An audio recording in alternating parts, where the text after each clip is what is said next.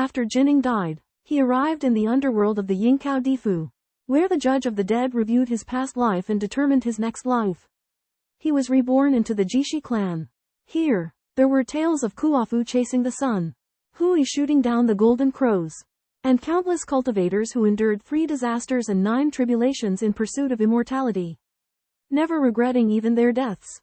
Jining also became a cultivator and began his own cultivation journey. In the netherworld, a spirit named Ji Ning emerged from the void. Bewildered by the unfamiliar surroundings, he witnessed ox-headed and horse-faced demons ruthlessly whipping newly arrived ghosts, including one who identified himself as a prince. Ji Ning realized he had died, questioning the existence of cavalry in modern society. As the procession moved on, Ji Ning encountered countless weeping, angry, and bewildered ghosts. Gradually accepting the truth of their demise, Ji Ning kept silent, fearing the whips of the ox-headed and horse-faced demons. Abruptly, a towering ox-headed ghost appeared, emanating a dark light. He enveloped Ji Ning in a golden radiance, separating him from the procession. The ox-headed ghost revealed he was ordered to fetch him. Ji Ning was brought to a study in the city of Fengdu, where he met Kui Fujun. Kui Fujun marveled at Ji Ning's talent, revealing his book of life and death. It turned out that despite suffering a terminal illness in the mortal realm, Ji Ning had accumulated merit by saving lives, prolonging his lifespan. Kui Fujun explained the concept of the 6 paths of reincarnation, informing Ji Ning he was to be reincarnated as a celestial, born of heaven and earth with astonishing cultivation speed. He also disclosed his own origins on earth and bestowed upon Ji Ning a cultivation method involving the visualization of the Nuwa diagram. The method would empower Ji Ning to excel among heavenly soldiers and generals, increasing his chances of ascending to immortality. Filled with anticipation, Ji Ning drank the Mengpo soup, erasing the memory of this encounter. Kui Fujun stated that when Ji Ning turned 16, the cultivation method would resurface in his consciousness, serving as his guide to greatness in the heavens. Accompanied by the Lord of Kui Mansion, Ji Ning embarked on the Yellow Springs Road towards reincarnation. He followed the crowded path into the mist-shrouded Nahi Bridge. On the bridge, he witnessed the gruesome punishments of the blood pool in the picturesque 3 lifestones. Arriving at the terrace of gazing homeward, Ji Ning beheld Meng Po offering the legendary soup of forgetfulness to erase the memories of the dead.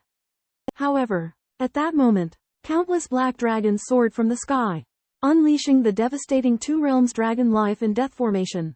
Meng Po confronted the dragons in the sky, while the Nahi Bridge collapsed, causing the 6 paths of reincarnation to tremble. Seizing the opportunity, Ji Ning broke free and leapt into the nearest abyss leading to the mortal realm. Agony engulfed him as if his head was being torn apart, until he crashed into icy coldness. Regaining consciousness, he heard the cry of an infant. He realized he had been reincarnated and was starting a new life. Ji Ning's eyes opened to find himself held by a giant in white fur which he guessed was his father. The room was elaborate in its carvings and luxurious in its items, but was otherwise stark due to being made entirely of rock, giving it an ancient aura. On the bed, a weak woman perspired heavily as she laid on a large beast hide while beside the bed stood a cold-faced man. Ji Ning's father, Ji Yichuan. From Ji Yichuan, a stream of coldness flowed into Ji Ning's body, causing him to feel comfortable. Ji Ning learned that he had been injured while in the womb, and that this was only partially treatable after his mother consumed a treasure from heaven and earth. After Ji Ning's mother rose from her bed, the family of 3 walked out only to be greeted by a snow-white dog and a giant black snake coiled on the ground. From Ji Yichuan, Ji Ning learned that the dog had saved Ji Yichuan. The dog was called Uncle Bai and the snake stood up and introduced itself as Uncle He. They were led into a garden where dozens of extraordinary guests were gathered at the center surrounded by all sorts of magical beasts. A silver-haired old man stepped forward and received Ji Ning, announcing his wish to make Ji Ning the successor for the position of Western Estate Master of the Ji clan. However, an old man with a venomous snake's body named Ji Lai questioned the decision, believing Ji Ning to be ordinary and not someone suited to be the estate master. As a way to prove Ji Yichuan's son, Ji Lai proposed a challenge to Ji Yichuan, saying that if he could kill 100 great demons, then he would give up on his own ambitions for the position. Ji Yichuan coldly harumphed but did not commit to the challenge. In the end, the silver-haired old man used the excuse of it not being proper to be rowdy after a child was just born to announce the start of the banquet. temporarily calming the dispute over the position of estate master. The grand banquet at the Snowdrift Palace lasted until late at night. Under the twinkling stars, the couple Ji Yichuan and his wife returned with their newborn baby. Little baby Ji Ning opened his eyes hazily, and the starry sky filled his vision. But before he could take in the sight, he fell fast asleep. Little did he know, his parents' conversation would decide his destiny. At the banquet, Ji Yichuan proposed letting his son seize the golden sword to become the lord of the mansion, which worried Wei Kai Shui. Ji Yichuan explained that while seizing the golden sword would be difficult, if successful, Ji Ning would assume the position of lord of the mansion with unparalleled prestige. Should he fail to seize the sword, he would shelter his son for the rest of his life. Wei Kai Shui had a sudden realization. She understood that being the lord of the mansion was not a carefree position. And if one was not up to it, they would instead suffer a miserable fate. She saw the good intentions in Ji Yichuan's plan. However, another force was stirring within the mansion. Ji Lai, Ji Yichuan's paternal uncle, was determined to seize the position of lord of the mansion. Upon learning of Ji Yichuan's plan, he flew into a rage and decided to secretly cultivate a young tribesman to thwart Ji Ning's path to seizing the sword. Meanwhile, the baby Ji Ning was gently placed on the bed by his mother and was filled with mixed emotions. He was a newborn but had already experienced countless hardships before coming to this unfamiliar world. However, he was not discouraged, knowing that cultivation was the key to gaining a foothold in this world. And so, after everyone had fallen asleep, Ji Ning closed his eyes and began to visualize the scroll of Nuwa passed down by the Fu Master Kui. Threads of primal energies slowly entered his body, washing over his soul. Despite being merely a visualization technique, it summoned the primal energies, which was an incredible feat. Unbeknownst to Ji Ning, his body was becoming purer, laying the solid foundation for his path to becoming an immortal cultivator. On a verdant spring morning, 4-year-old Ji Ning receives assistance from his servants in washing and dressing. Unlike his frail body in his previous life, Ji Ning is now incredibly robust and enjoys the service of his servants. Ji Ning's daily breakfast consists of 3 bowls of demon beast meat and a jar of hot water. This diet is extravagant for ordinary tribes, but for the heir to the Western manor of the Ji clan, it is a necessity to maintain his exceptional physique. Ji Ning's father, Ji Yichuan, and mother, Yu Qishui, treat him like a precious treasure, concerned that his damaged prenatal constitution might hinder his potential. However, with Ji Ning's astounding appetite and daily intake of demon beast meat, his physique gradually strengthens, paving the way for his future path of cultivation. From a young age, Ji Ning demonstrates extraordinary intelligence. Through contemplating the diagram of Nuwa and reading extensively, he gradually comprehends this world of immortals and demons and its complex social structure. The Great Xia dynasty has a long history, having ruled for tens of millions of years, while the Western manor of the Ji clan is merely a small force within this vast realm. Ji Ning becomes aware of his uniqueness in this world and decides to embark on the path of cultivation. Although he has had no prior exposure to cultivation, he trusts in his innate talent and unwavering determination. That evening, Ji Ning solemnly declares his decision to his parents: I want to cultivate. I want to achieve immortality. Despite his initial shock, Ji Yichuan, seeing his son's resoluteness, seriously questions his understanding of cultivation, laying the foundation for his future path. Ji Ning expresses his desire to cultivate immortality to his father, Ji Yichuan, who reveals the arduous journey of immortal cultivation, particularly the first barrier from mortal to innate, and the second barrier from innate to violet palace. Ji Yichuan explains that mortals cannot cultivate immortality directly, but through cultivation techniques passed down by wise predecessors, mortals can transform their bodies to resemble innate beings, thus stepping onto the path of immortality. However, it is incredibly difficult for mortals to become innate beings, with only 1 in 10,000 succeeding. Once one enters the innate realm, cultivators face the challenge of opening the Violet Palace. The Violet Palace is the origin and foundation of immortal cultivation, and only by truly opening the Violet Palace can one be considered a Violet Palace cultivator.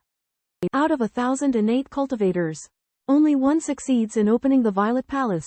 Moreover, it is said that once one embarks on the path of immortality, cultivators face a trial every 300 years and a great tribulation every 900 years. Without end. Therefore, Ji Yichuan warns Ji Ning that the path to becoming an immortal is long and filled with countless tribulations. Despite these daunting challenges, Ji Ning expresses no fear and reveals his plan to cultivate the divine demon body refining technique first, focusing on strengthening his body, and then combine it with qi cultivation in the future. Seeing Ji Ning's determination, Ji Yichuan and Wei Qishui instruct him to choose a simplified version from 19 divine demon body refining techniques to begin his cultivation. In the crucible of destiny, Ji Ning is confronted with a myriad of secret manuals for refining the body and soul. The most formidable, yet unparalleled in its might, the Crimson Bright 9 Heavens chart, captivates Ji Ning's gaze. Divided into 9 layers, the Crimson Bright 9 Heavens chart has the potential to elevate a cultivator to the zenith of the Purple Dominion realm, eclipsing all peers of the same level. However, its arduousness in cultivation is equally renowned. Undeterred, Ji Ning resolves to embark upon this challenge. For the Crimson Bright 9 Heavens chart boasts 3 distinct advantages: its unmatched potency, widespread circulation, and the ease of acquiring subsequent manuals. Though no one from the Ji family's 5 manners has ever achieved inborn divinity through this path, Ji Ning remains unwavering. His visualization technique, the Nuwa chart, provides him with a solid foundation. Ji Ning embarks on the initial steps of cultivating the Crimson Bright 9 Heavens chart, attempting to establish a connection with the supreme celestial bodies of the sun and moon.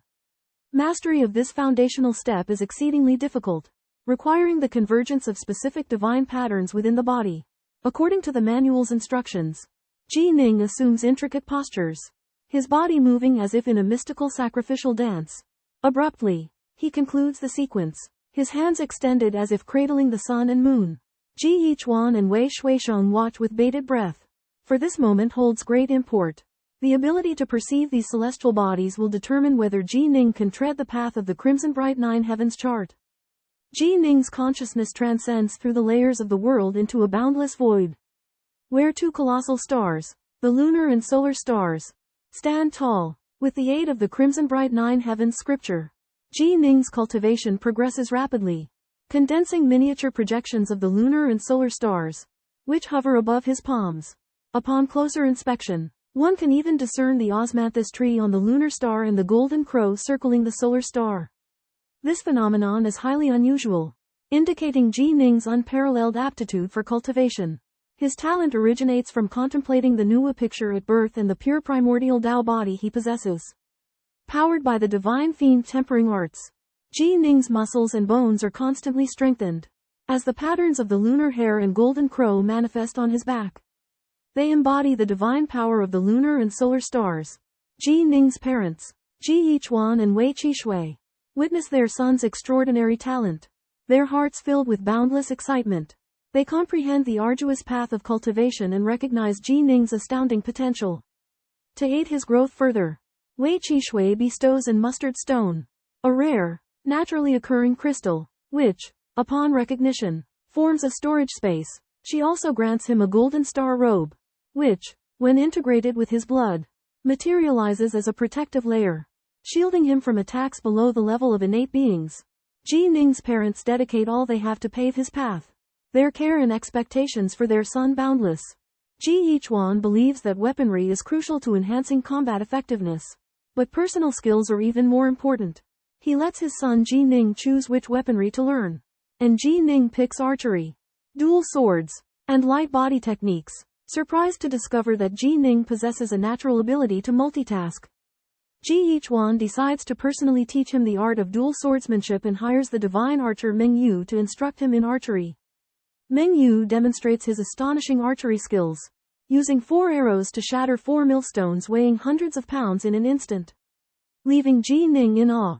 Meng Yu explains the construction of a bow and the differences between different types of bows to Ji Ning and states that archery has 2 stages: the basic stage, which aims for hand arrives, eye arrives, arrow arrives, and the mind arrow stage, which requires mind arrives, arrow arrives. Ji Ning begins learning the basic archery stance under Meng Yu's strict guidance, going through countless corrections and admonishments until he gradually masters the correct techniques.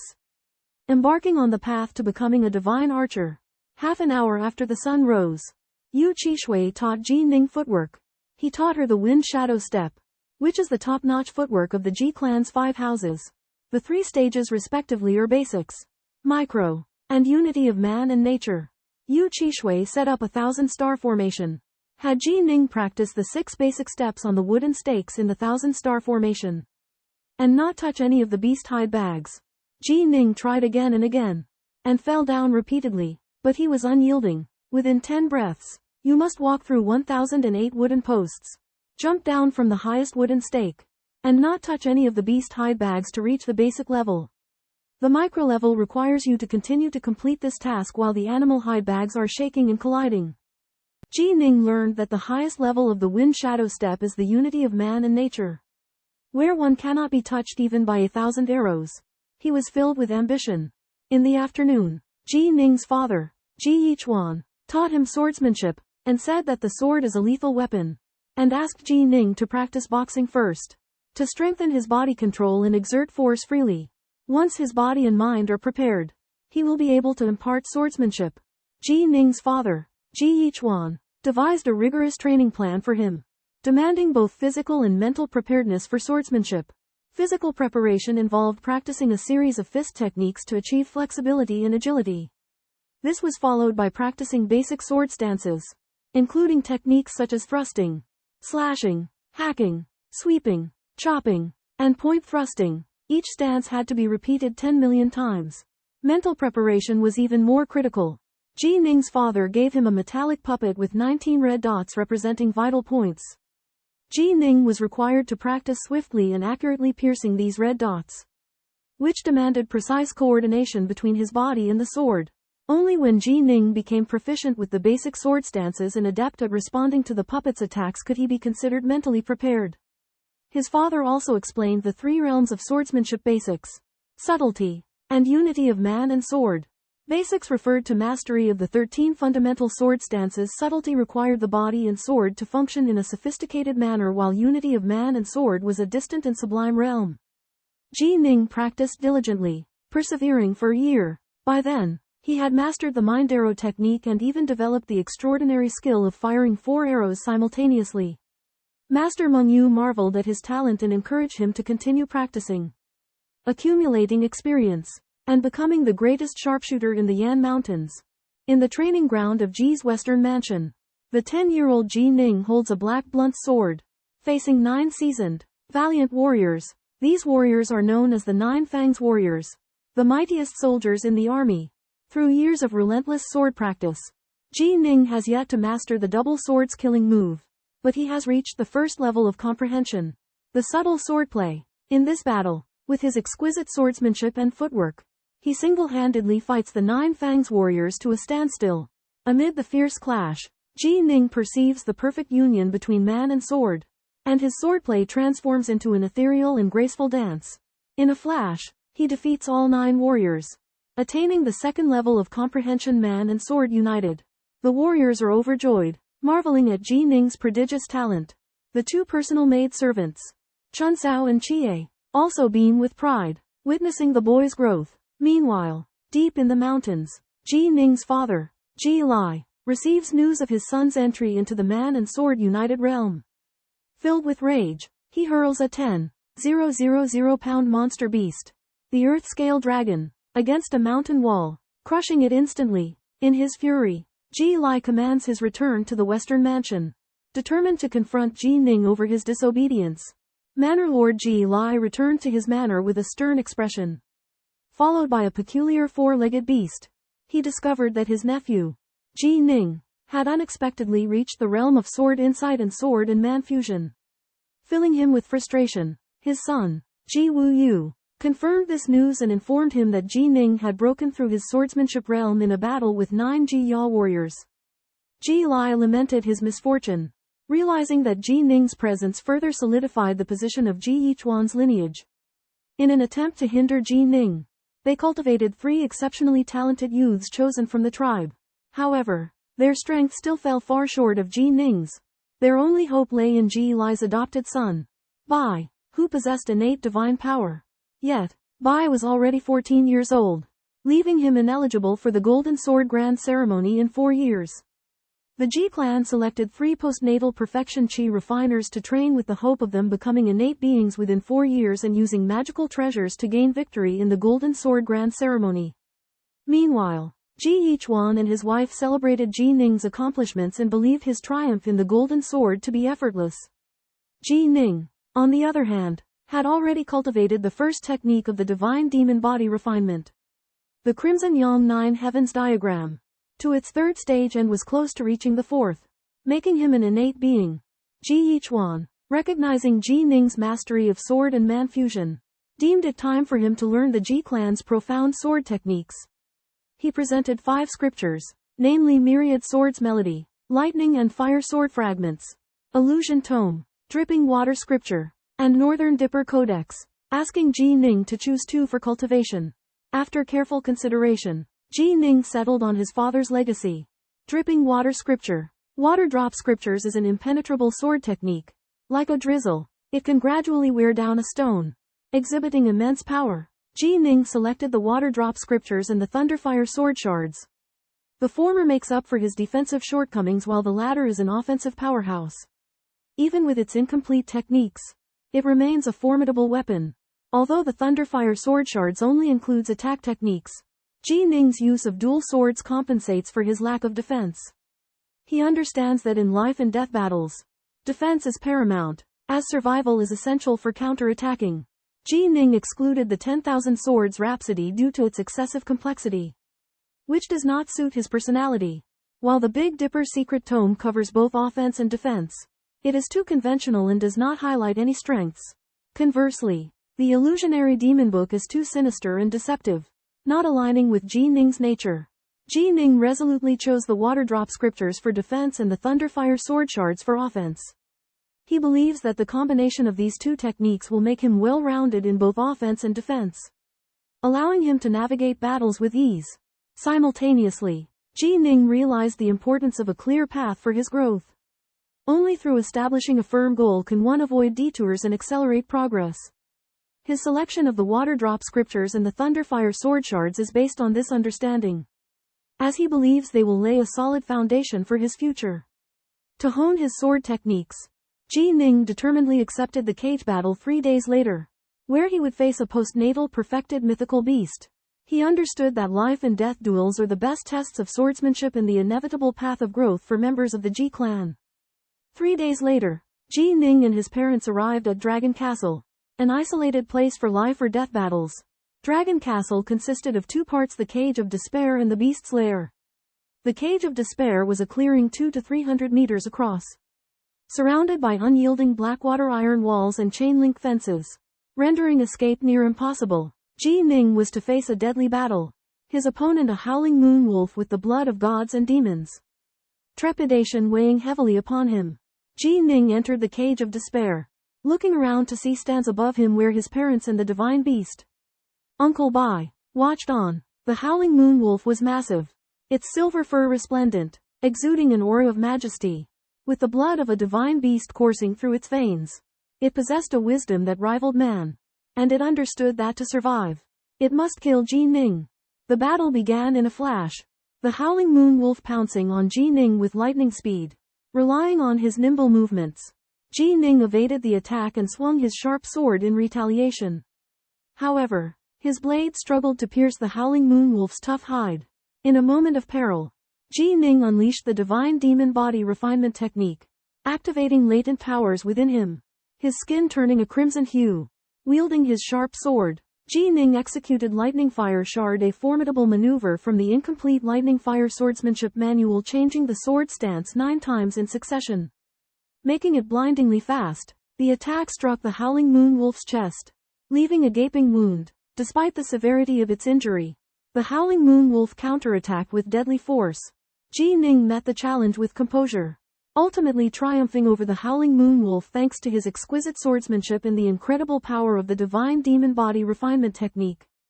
Having obtained the 2 supreme sword techniques, the dripping water scripture and the leftover chapters of the thunderfire sword, Ji Ning painstakingly practiced swordsmanship, significantly enhancing his prowess. Armed with a sharp sword, he engaged in a fierce battle with the divine beast, the howling moon wolf. The wolf possessed incredible speed, But Ji Ning's exquisite swordsmanship and footwork allowed him to control the fight and repeatedly inflict heavy wounds. During the life-or-death struggle, the Howling Moon Wolf unleashed a frenzied fury, tearing Ji Ning's animal skin with its claws despite its injuries. However, Ji Ning's divine and demonic body refinement granted him an astonishing recovery rate, quickly healing his wounds. The wolf's left forelimb was severed by Ji Ning's sword, and its right forelimb was damaged by its own claws, gradually diminishing its combat effectiveness.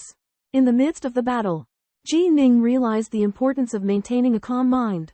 Wielding two swords, he relentlessly attacked the Howling Moon Wolf. In the end, he delivered a crossed sword technique that pierced through the wolf's skull, slaying it. As time passed, Ji Ning continued to hone his swordsmanship and footwork through battles with monsters. One day, the Ji clan's West Manor dispatched its black armored guards to hunt down a serpent demon that had wreaked havoc on more than 10 tribes. Ji Ning volunteered to assist, forming 30 search teams with the black armored guards to begin the pursuit. In a desolate mountain forest, the black armored guards of the western palace of the Ji clan surround a large crimson snake demon with a silvery white belly. With its sharp claws and a gigantic abdomen, it is trapped in a large net and struggling to escape. Under the watchful eyes of Black Armored Guards Commander Meng Yu, the underlings bind the crimson snake demon with chains, firmly restraining its head. Meng Yu says that this species of divine beast doesn't have a specific name, but its late-stage consummation cultivation makes it the ideal target for Ji clan's young Sir Ji Ning to practice his swordsmanship. In the meantime, in a cage in Dragon Castle, Ji Ning is fighting a late-stage consummation monster beast with his true chi and an ordinary sword. Lost in thought over his sword technique, his father, Ji Yichuan, arrives at Dragon Castle and asks about Ji Ning's progress with his sword technique. Learning that he hasn't made any breakthroughs, Ji Yichuan tells Ji Ning to go out and relax. Accompanied by his maid-servants Chunsao and Chuya, Ji Ning arrives at the bustling streets of Western Palace City, where he sees every kind of goods and spectacle. He notices a dark-skinned man selling 3 broken magical treasure divine weapons in a single scabbard for the price of 100 pieces of beast head gold. Ji Ning steps forward to inspect them and finds that although they are severely damaged, they are also incredibly sharp, able to pierce his golden zenith robes. He immediately offers to buy the weapon, making the dark-skinned man both happy and nervous, not daring to ask for a higher price. In the prosperous city of Zaifu, Ji Ning encounters 3 warriors from a remote tribe who have come to sell a set of damaged sword artifacts. Ji Ning makes a surprising purchase of these damaged artifacts, naming them the Biming Sword. Despite the mystic patterns on the swords being completely shattered, their sharpness far surpasses ordinary weapons, even capable of piercing the Jin Chen armor. Causing astonishment, Ji Ning's father, Ji Yichuan, examines them closely and realizes that these artifacts were once transcendent but have now been severely damaged, greatly reducing their value. However, Ji Ning's mother, Yu Kai Shui, believes that once Ji Ning reaches the realm of a chi-refining innate being, these damaged sword artifacts will be able to rival non-transcendent artifacts when infused with vital essence. Meanwhile, in the distant Serpent's Lake, the 1,000-year-old monster, Serpents, has been lurking. He learns that his most beloved son, Crimson Fang, a divine demon descendant, was ruthlessly murdered while secretly hunting humans. He is devastated by this news. Enraged, Serpents blames Ji for Crimson Fang's death and vows to retrieve his son and exact revenge on the Ji clan. It transforms into a black shadow and vanishes into the horizon, igniting the inevitable conflict. In a vast wilderness, a towering wooden fence surrounds a tribal village. A man clad in black approaches the village gates, inquiring about the whereabouts of a serpent demon. The village elder, a white-haired patriarch, reveals that the serpent demon has been captured by the black guards of House Ji and taken to the city of Zaifu. Upon learning his child has been taken, rage consumes the man in black, unveiling astonishing power. The man in black unleashes a freezing aura, enveloping the surrounding warriors and poisoning them to death with his dark wind. He transforms into a colossal winged serpent, circling the village and unleashing his fury over the loss of his child. The winged serpent flies to Zaifu, infiltrating the city in search of his child. However, the city is heavily fortified, preventing the winged serpent from entering the inner city. It circles above, observing and seeking an opportunity to strike. Meanwhile, Ji Ning, a young master of House Ji, prepares for the cage battle in the Dragon Castle. Excited to hear of the legendary Vermilion Serpent being delivered, Ji Ning watches as the serpent is unchained and enters the cage. Facing him in a standoff, Ji Ning fights a crimson serpent in a sealed cage to master the dripping water sword art. Using clever footwork and sword moves, he inflicts wounds upon the serpent, executing the drizzling rain, silky rain, and stone-piercing drips techniques. The serpent cries out in rage, its voice reaching the black-winged serpent above. The black-winged serpent is the mother of the serpent, and it swoops down swiftly, attacking Ji Ning with its massive bone wings and tail. Facing this formidable beast, Ji Ning senses danger and tries to escape the cage. But the passage is blocked. He uses the North Sea sword to sever the chains but is outpaced by the serpent's descent. The serpent's bone wings crush Ji Ning's North Sea sword, breaking his wrist and gravely injuring him. As the serpent prepares to strike again, Ji Ning uses the shadow wind steps to dart out of the cage.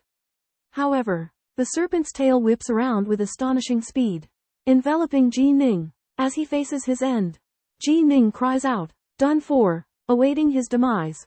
In the courtyard of Marquis Ji's western mansion, Ji Yichuan practiced swordsmanship, while his wife, Yu Zhishui, watched. Suddenly, they sensed a tremor in the air and leapt to the roof. A gigantic winged serpent appeared above Dragon Fortress and launched an attack. Yu Zhishui witnessed her son, Ji Ning, being struck by the immense tail. With his azure sword, Ji Yichuan unleashed a strike of cyan sword light towards the winged serpent and shouted to Ji Ning of aid. Using the wind shadow step, Ji Ning swerved through the serpent's tail, narrowly avoiding its attacks. Despite the winged serpent's relentless strikes, Ji Ning's mastery of the wind shadow step's transcendental state allowed him to dodge repeatedly. As the serpentine fiend prepared to escape, Ji Yichuan pursued it on his azure flame bird. Simultaneously, Ji Clan's western mansion's other innate immortal beasts arrived and attacked the serpentine fiend. Dragon Fortress was destroyed, its servants and black armored guards perishing. Amongst the ruins, Ji Ning retrieved his severed arm, reattaching it and utilizing the restorative powers of the divine demon refining to heal his wounds rapidly. Yu Zhishui wept with joy at her son's safety. Enraged and humiliated by the serpentine fiend's invasion, Ji Clan's western mansion's innate immortal beasts vowed to kill it, avenging the tragedy at Dragon Fortress. Ji Yichuan and the black-robed flower witch chase a winged serpent with scaled bone wings on the green firebird.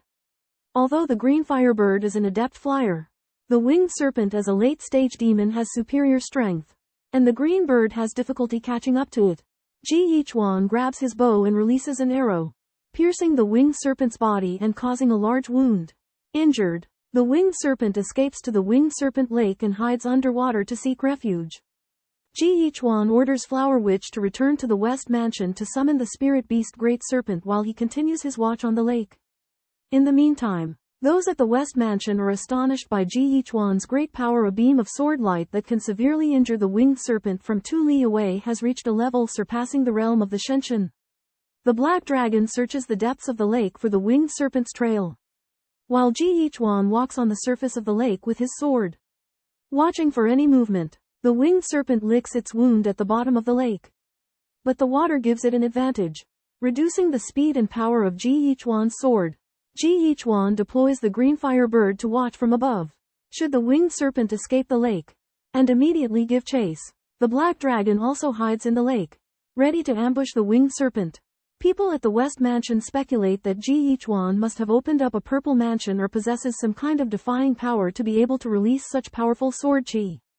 They are also puzzled by the miraculous recovery of Ji Ning's broken arm, speculating that he practiced some kind of divine and demonic body refining technique or has a miraculous treasure. Ji Ning practices his wind shadow steps on the martial field, reaching the realm of man and nature as one. Yu Zhishui encourages him to continue working hard, striving for his swordplay to also reach the level of man and nature as one.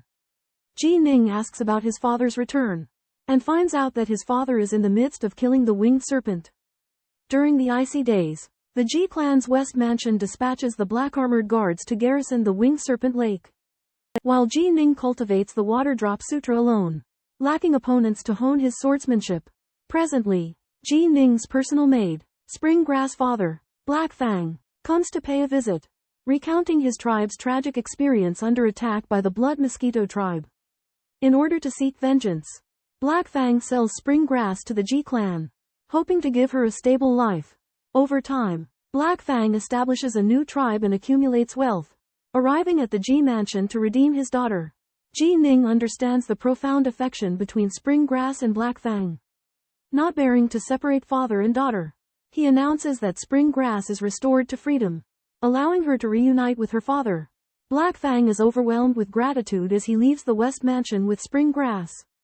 With spring grass departure and Black Fang's experience, Ji Ning's thoughts transform. He feels the West Mansion city is too confining, yearning to explore a wider realm, experience the survival methods of tribes, combat great demons, and embark on adventures.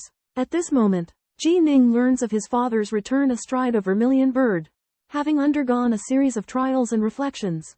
Ji Ning's determination to leave the West Mansion grows, driven by the desire to wander outside, leaving his mark on the vast expanse of the land. In the main hall of the Western Palace of the Ji clan, candles as thick as a boy's arm burned brightly. Ji Ning beseeched his father to grant him permission to venture out into the world. Although his father, Ji Yichuan, initially opposed the notion, upon learning that Ji Ning had survived a winged serpent attack by wielding his unity of man and nature technique, his attitude shifted. He informed Ji Ning that he must obtain the golden sword from the golden sword ceremony as a condition of his departure. While apprehensive, Wai Chi Shui agreed to allow Ji Ning to bring 2 servants Chu Yi to attend to his needs and Mo Wu for his wilderness expertise. Ji Ning read extensively about the Yanshan region, gaining a comprehensive understanding of the distribution of great demons and tribes. He charted a course for his venture, planning to visit the chief of the Black Fang tribe, Chun Cao's father. Simultaneously, he resolved to become an inborn being, with the winged serpent as his ultimate goal. As the once-in-4-year Golden Sword ceremony approached, countless tribal youths registered to participate. Ji Lai was astonished that Ji Ning had signed up for the ceremony prematurely. Recognizing his determination and prowess, the ceremony would be a grand event where tribal youths competed for fame and acquired secret techniques. And Ji Ning was poised to make his mark among them. The Ji clan arranged for their adopted son Shang to participate in the Golden Sword ceremony in order to obtain the Golden Sword. On the other hand, Ji Ning, the son of Ji Yichuan, the dripping water sword, was also designated as one of the top 8. On the last day of the Golden Sword ceremony, 8 young men competed on the battle platform. Ji Ning faced off against 7 other talented young men. Ji Yichuan proposed this competition format with the aim of giving Ji Ning experience. And Ji Lai agreed. Numerous innate creatures and tens of thousands of spectators witnessed the thrilling battle. Ji Ning used his astounding strength to deal with the siege of the 7 people, demonstrating his exceptional combat skills and unwavering will. After a long and tiring siege, Ji Ning seized the opportunity to defeat them one by one and ultimately emerged victorious.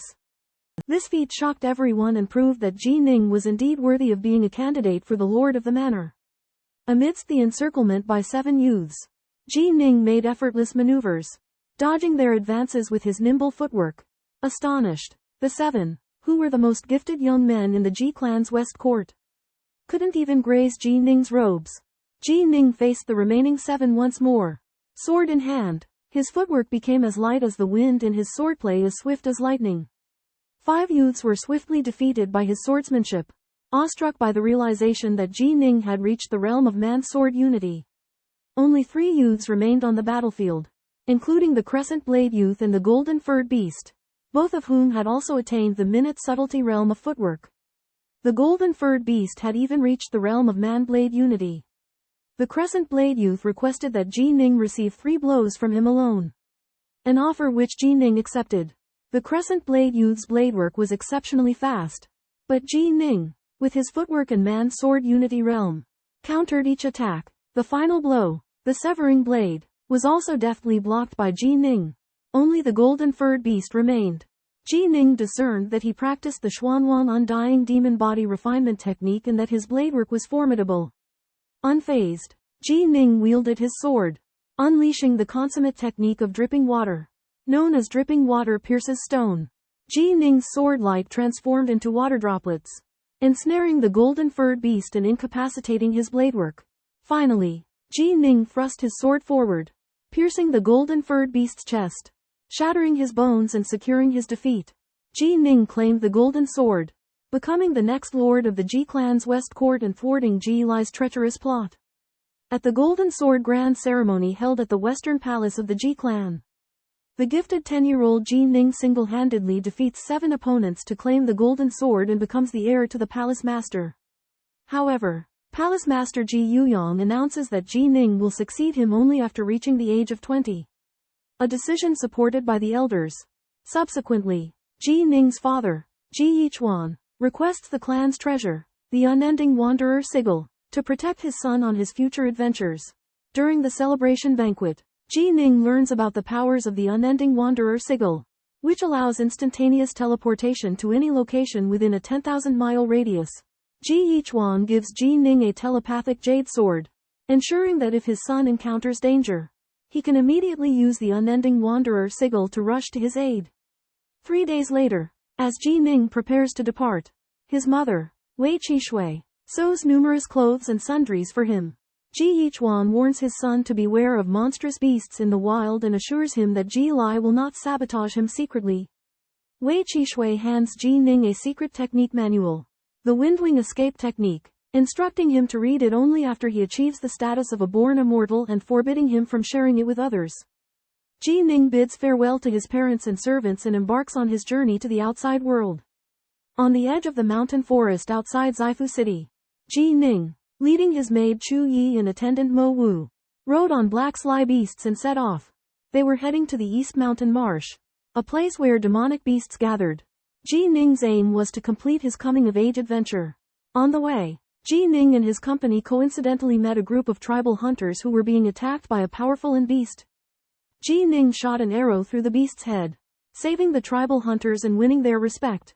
After learning that the hunter, Da Rushou, was familiar with the East Mountain Marsh, Ji Ning invited him to be their guide. After arriving at the East Mountain Marsh, Ji Ning and his company went their separate ways. Da Rushou continued to lead his group to hunt fish, while Ji Ning embarked on his adventure. The East Mountain Marsh was not only populated with many demonic beasts but also had complex terrain. However, relying on his superlative archery skills and cool-headedness, Ji Ning turned every dangerous situation to his advantage. After a period of hunting, Ji Ning had accumulated enough demonic beast materials and completed his coming-of-age adventure.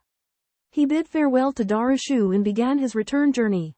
The people in Da Rushu's tribe were deeply grateful for Ji Ning's life-saving grace and guidance. Driven by their desire for formidable demons, Ji Ning and his 2 companions ventured into the sprawling Dongshan swamp. Guided by Da Rushou, a tribesman, they bypassed perilous marshes and dense waterweeds, gradually penetrating deeper into the swamp. En route, they encountered a group of guards who demanded to take Ji Ning and Da Rushou to a mound where hundreds of people were bound. At the center of the mound, a robust and towering heavily armored giant sat on a stone chair. His lips still stained with leftover blood, he was the target sensed by the demon stone that had grown hot in reaction to the scent of demon aura. Ji Ning keenly detected the giant's formidable aura and deduced that he was the Water Rhino King, one of the 12 great demons lurking in the Dongshan swamp. The guard's leader negotiated with the Water Rhino King, demanding the release of the captive Tiemu clan members or facing a war with the clan. However, the Water Rhino King remained calm and collected, threatening to devour the guards if they dared to harm anyone. The tension thickened as both sides stood on the brink of conflict. Ji Ning secretly rejoiced, believing he had finally found the long-awaited formidable demon opponent, and his killing intent gradually rose. In the towering East Mountain Marsh, the cruel Rhinoceros King has imprisoned over 500 people and commanded his Azure Guards to keep capturing humans. Only when they have captured 1,000 people will he release the prisoners. The young master of the Ironwood clan and his Azure Guards are forced to commit evil deeds, their hearts filled with resentment. As the Rhinoceros King is preparing to feast, a handsome young man named Ji Ning appears.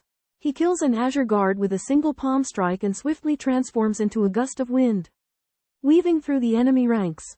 With each slap, he effortlessly kills over 20 Azure Guards. Sensing danger, the Azure Guards flee in panic. But Ji Ning's speed is unmatched. He instantly pierces their hearts or slits their throats. In the blink of an eye, over 300 Azure Guards are dead. The Rhinoceros King is shocked and realizes that Ji Ning is no ordinary opponent. He reveals his true form. transforming into a giant beast that is over 10 rods tall and prepares to kill Ji Ning in one blow. However, Ji Ning's sword technique is superb, and he pierces the Rhinoceros King's colossal fist with a single strike. A fierce battle ensues.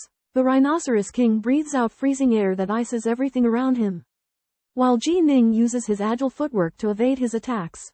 Finally, Ji Ning severs one of the Rhinoceros King's arms, giving the surviving humans a glimmer of hope. However, the Rhinoceros King unleashes his ultimate ice technique, freezing everyone within a radius of several rods into ice sculptures. Enraged, Ji Ning shouts and rescues the remaining hundreds of survivors. Rushou and his clansmen escape the imminent danger, but they watch with bated breath as Ji Ning and the Rhinoceros King continue to duel in the distance. On an icy mound, the bodies of over 600 innocent victims ignited Ning's killing intent. Facing the formidable and fierce Water Rhinoceros King, Ning, despite being only a postnatal cultivator, remained fearless. Ning invoked the divinity and demon body refinement technique, amplifying his strength. Dual-wielding the North Dark Sword, he nimbly dodged the Water Rhinoceros King's charges. Utilizing the introductory sword technique of the Drizzle scripture, raindrop becomes thread, he tore through the king's thick hide. The Water Rhinoceros King fled with injuries, but Ning's agile movement let him give chase. In desperation, Ning used Moth to the Flame, one of the 3 finishing blows of the remnant Thunderfire sword arts, to pierce the Water Rhinoceros King's unyielding skull. The king collapsed, and Ning harvested its precious gallstone. Upon learning that the Water Rhinoceros King was a subordinate of the Azure Serpent King, Ning made a hasty escape, running across the water. However, the vast surface suddenly trembled, revealing a monstrous whirlpool that obstructed his path. While in the East Mountain Marsh, Ji Ning encounters the Azure Serpent King, a divine beast whose true form is an azure serpent known for its agility. Ji Ning attempts to escape by using his Humanas One with the Heaven's agile techniques, but the Azure Serpent King pursues him. The Serpent King questions Ji Ning about the death of a water rhinoceros. Despite denying it, Ji Ning remains a prime suspect as he is the only human who appeared near the water rhinoceros corpse.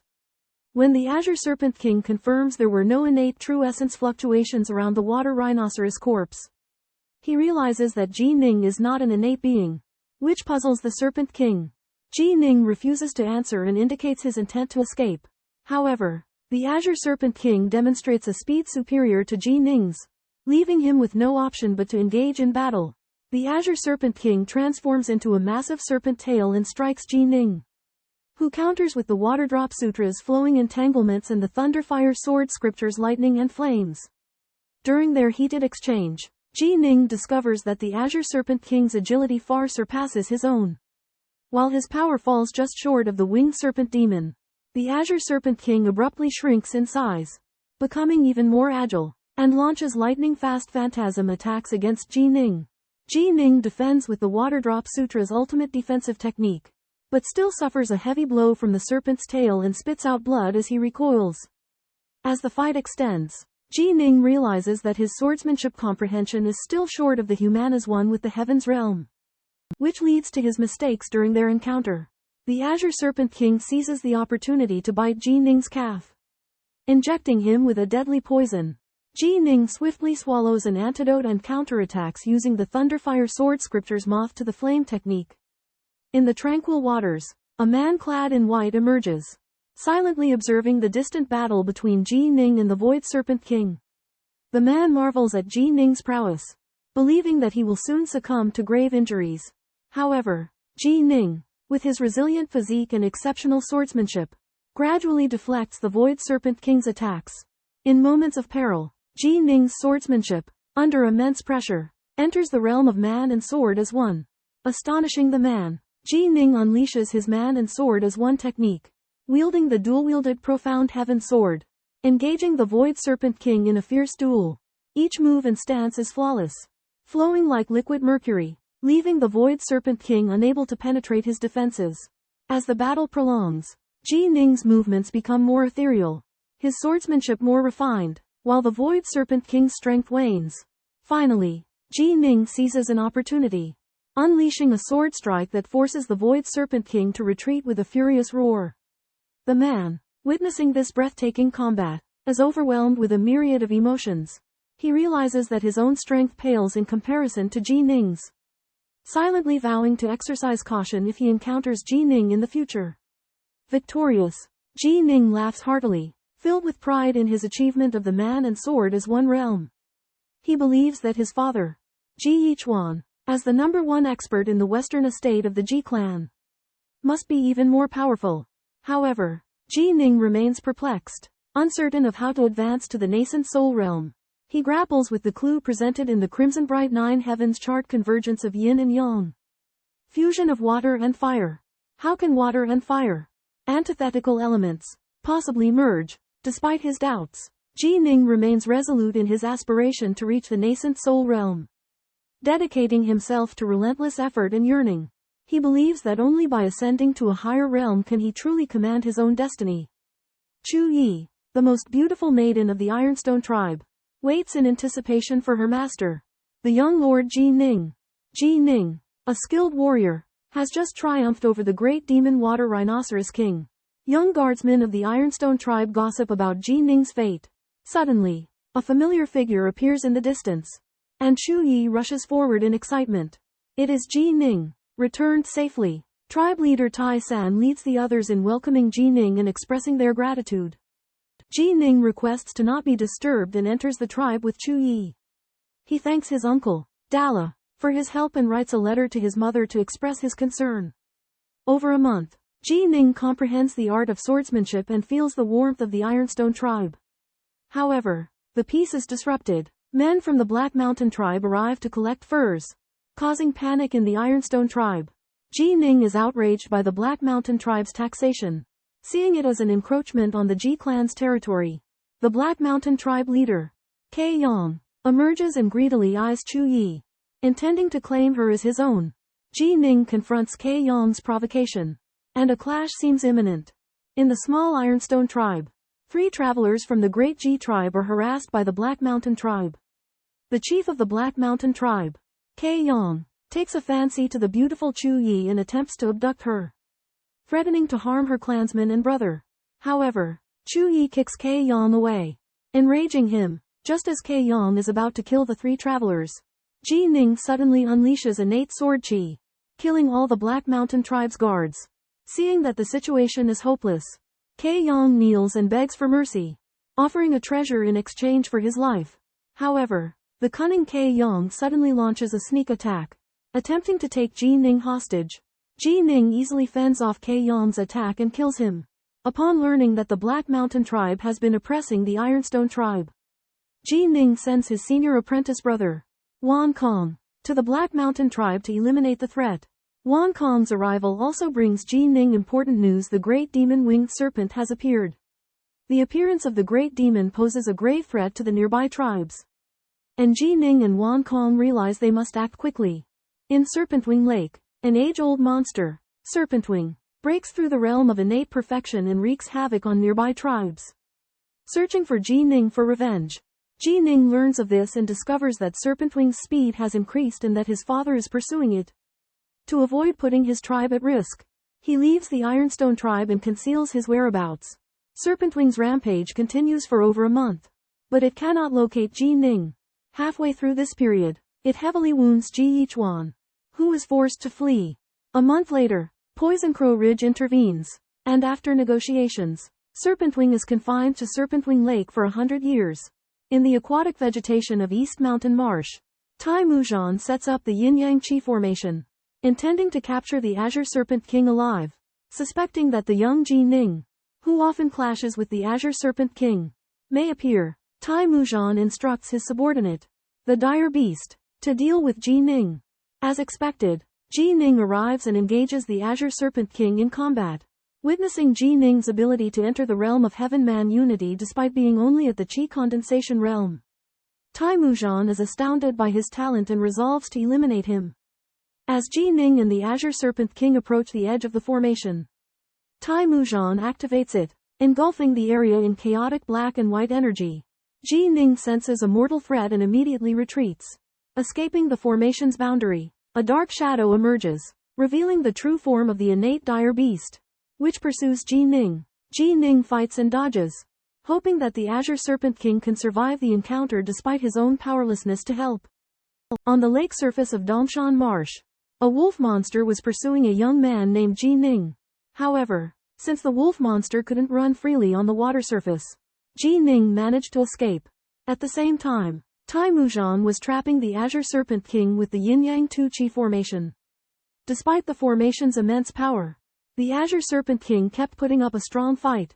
Tai Muzhan taunted the Azure Serpent King, wishing to subdue it, but the Azure Serpent King refused to yield. After a fierce battle, the Azure Serpent King was severely injured.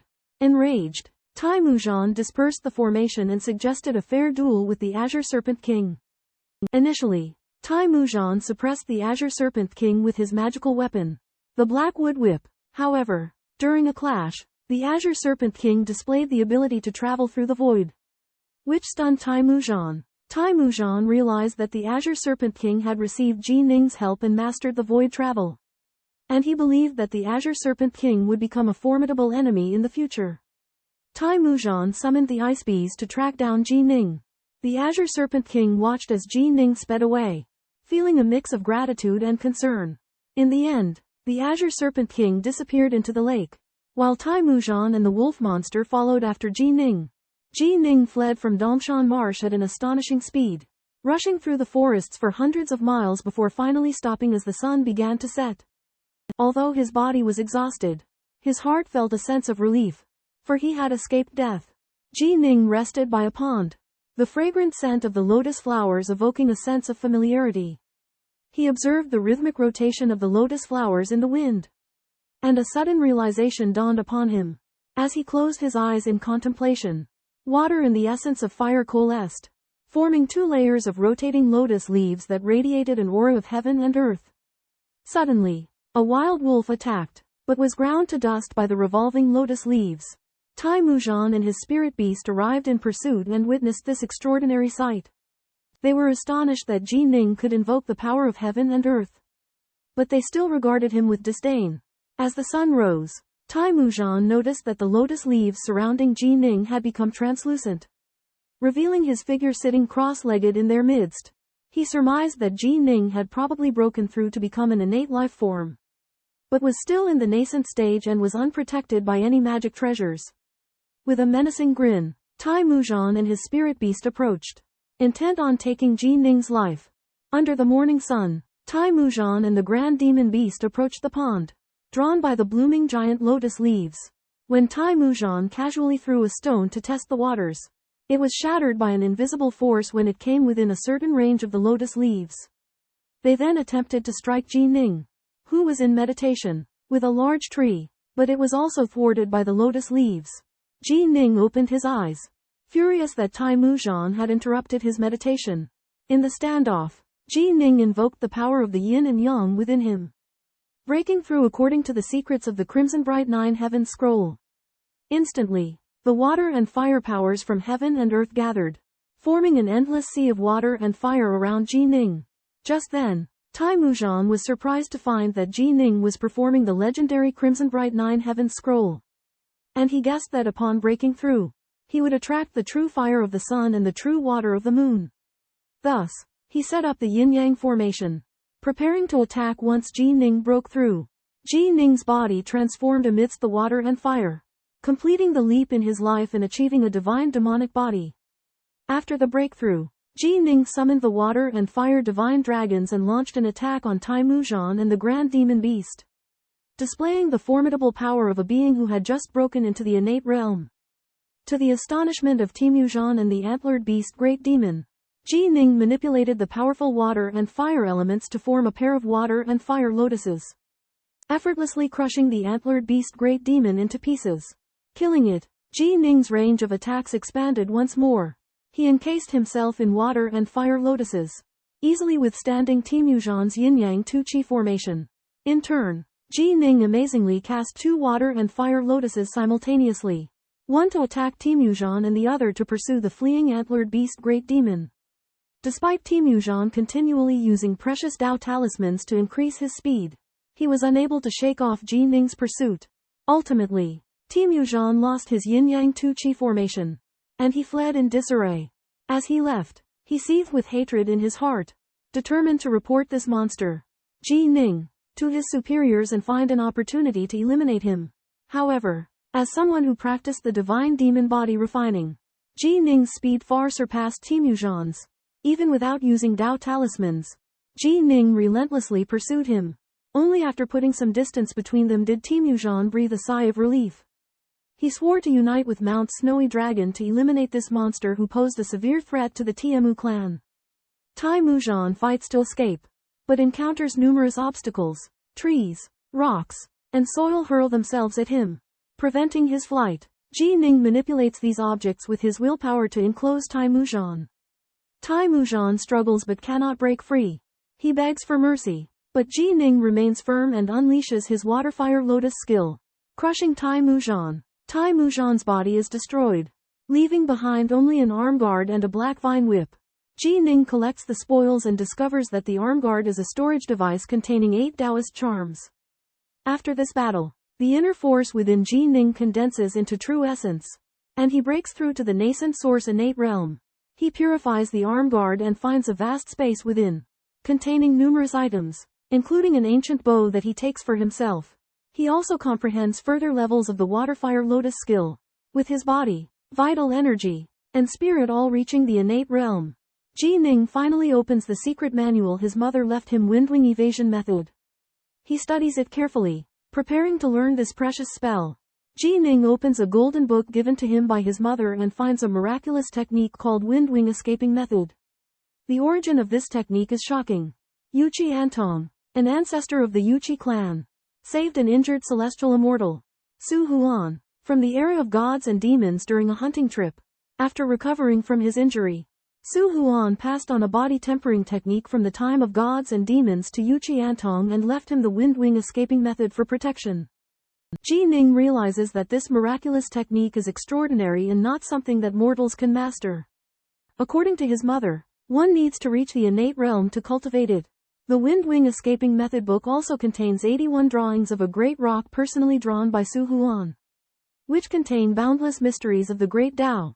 Ji Ning speculates that the Yuchi clan may have been exterminated, and this secret manual is the only remaining copy. As a result, he concentrates on studying the great rock drawings, from which he grasps the profound meaning of body techniques. 1 month later, after a breakthrough cultivation, Ji Ning feels that his strength has increased greatly. He decides to return to the Ironstone tribe and plans to go to Winged Serpent Lake to challenge the great Winged Serpent Demon.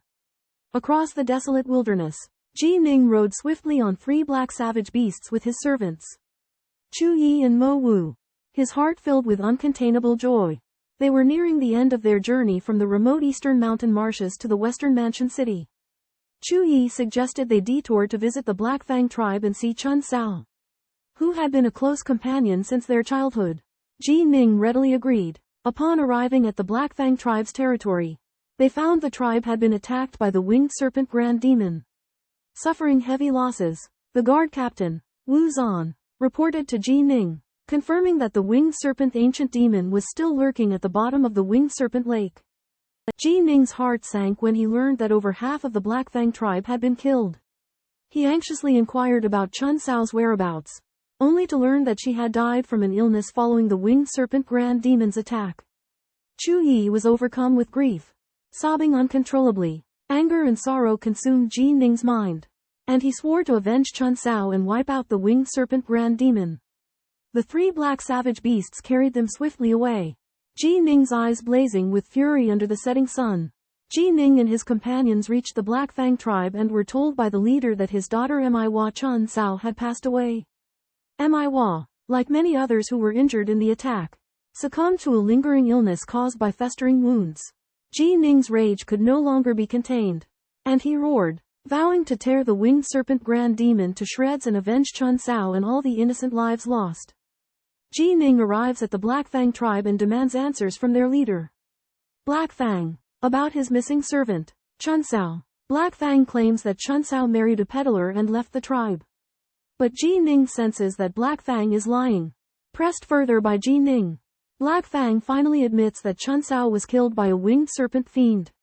He recounts Chun Sao's happy time after returning to the tribe and her encounter with the peddler she fell in love with. Ji Ning learns that Chun Sao had left a letter for him before she died. In the letter, Chun Sao expresses her gratitude and longing for Ji Ning. She writes that although she was only a servant, Ji Ning's visit to her made her life complete. Ji Ning is overwhelmed with grief and begs Black Fang to tell him the truth about Chun Sao's death. Torn with anguish, Black Fang confesses that Chun Sao sacrificed herself to save the tribe from the winged serpent fiend. Filled with rage, Ji Ning vows to avenge Chun Sao by killing the winged serpent. Black Fang pleads with Ji Ning to spare him so that he can lead the tribe to safety. Ji Ning eventually agrees with Black Fang's request but stays in the tribe. Waiting for an opportunity to avenge Chun Sao, Haiya's emotional vortex erupted, and Jining fell silent as he witnessed his pain. Haiya confessed his actions and led Jining to a cemetery at the back of the tribe. They stopped at a tomb inscribed with woman, Miwa, erected by Father Hei. Jining realized that buried here was Chun Sao, one of his beloved in this life. Her departure tore at Jining's heart, causing him deep sorrow. Haiya recounted Chun Sao's return. She had returned to the tribe with high hopes, only to lose her younger brother in a winged snake attack. The tribe was in turmoil, and Hei had to seek refuge from the large tribe, Riverside Tribe. However, the leader of Riverside Tribe, Zhonghe, coveted Chun Sao's beauty. He attempted to force Chun Sao to marry him on the condition of protecting Hai's tribe. Chun Sao refused to submit, but for her father, she was forced to yield.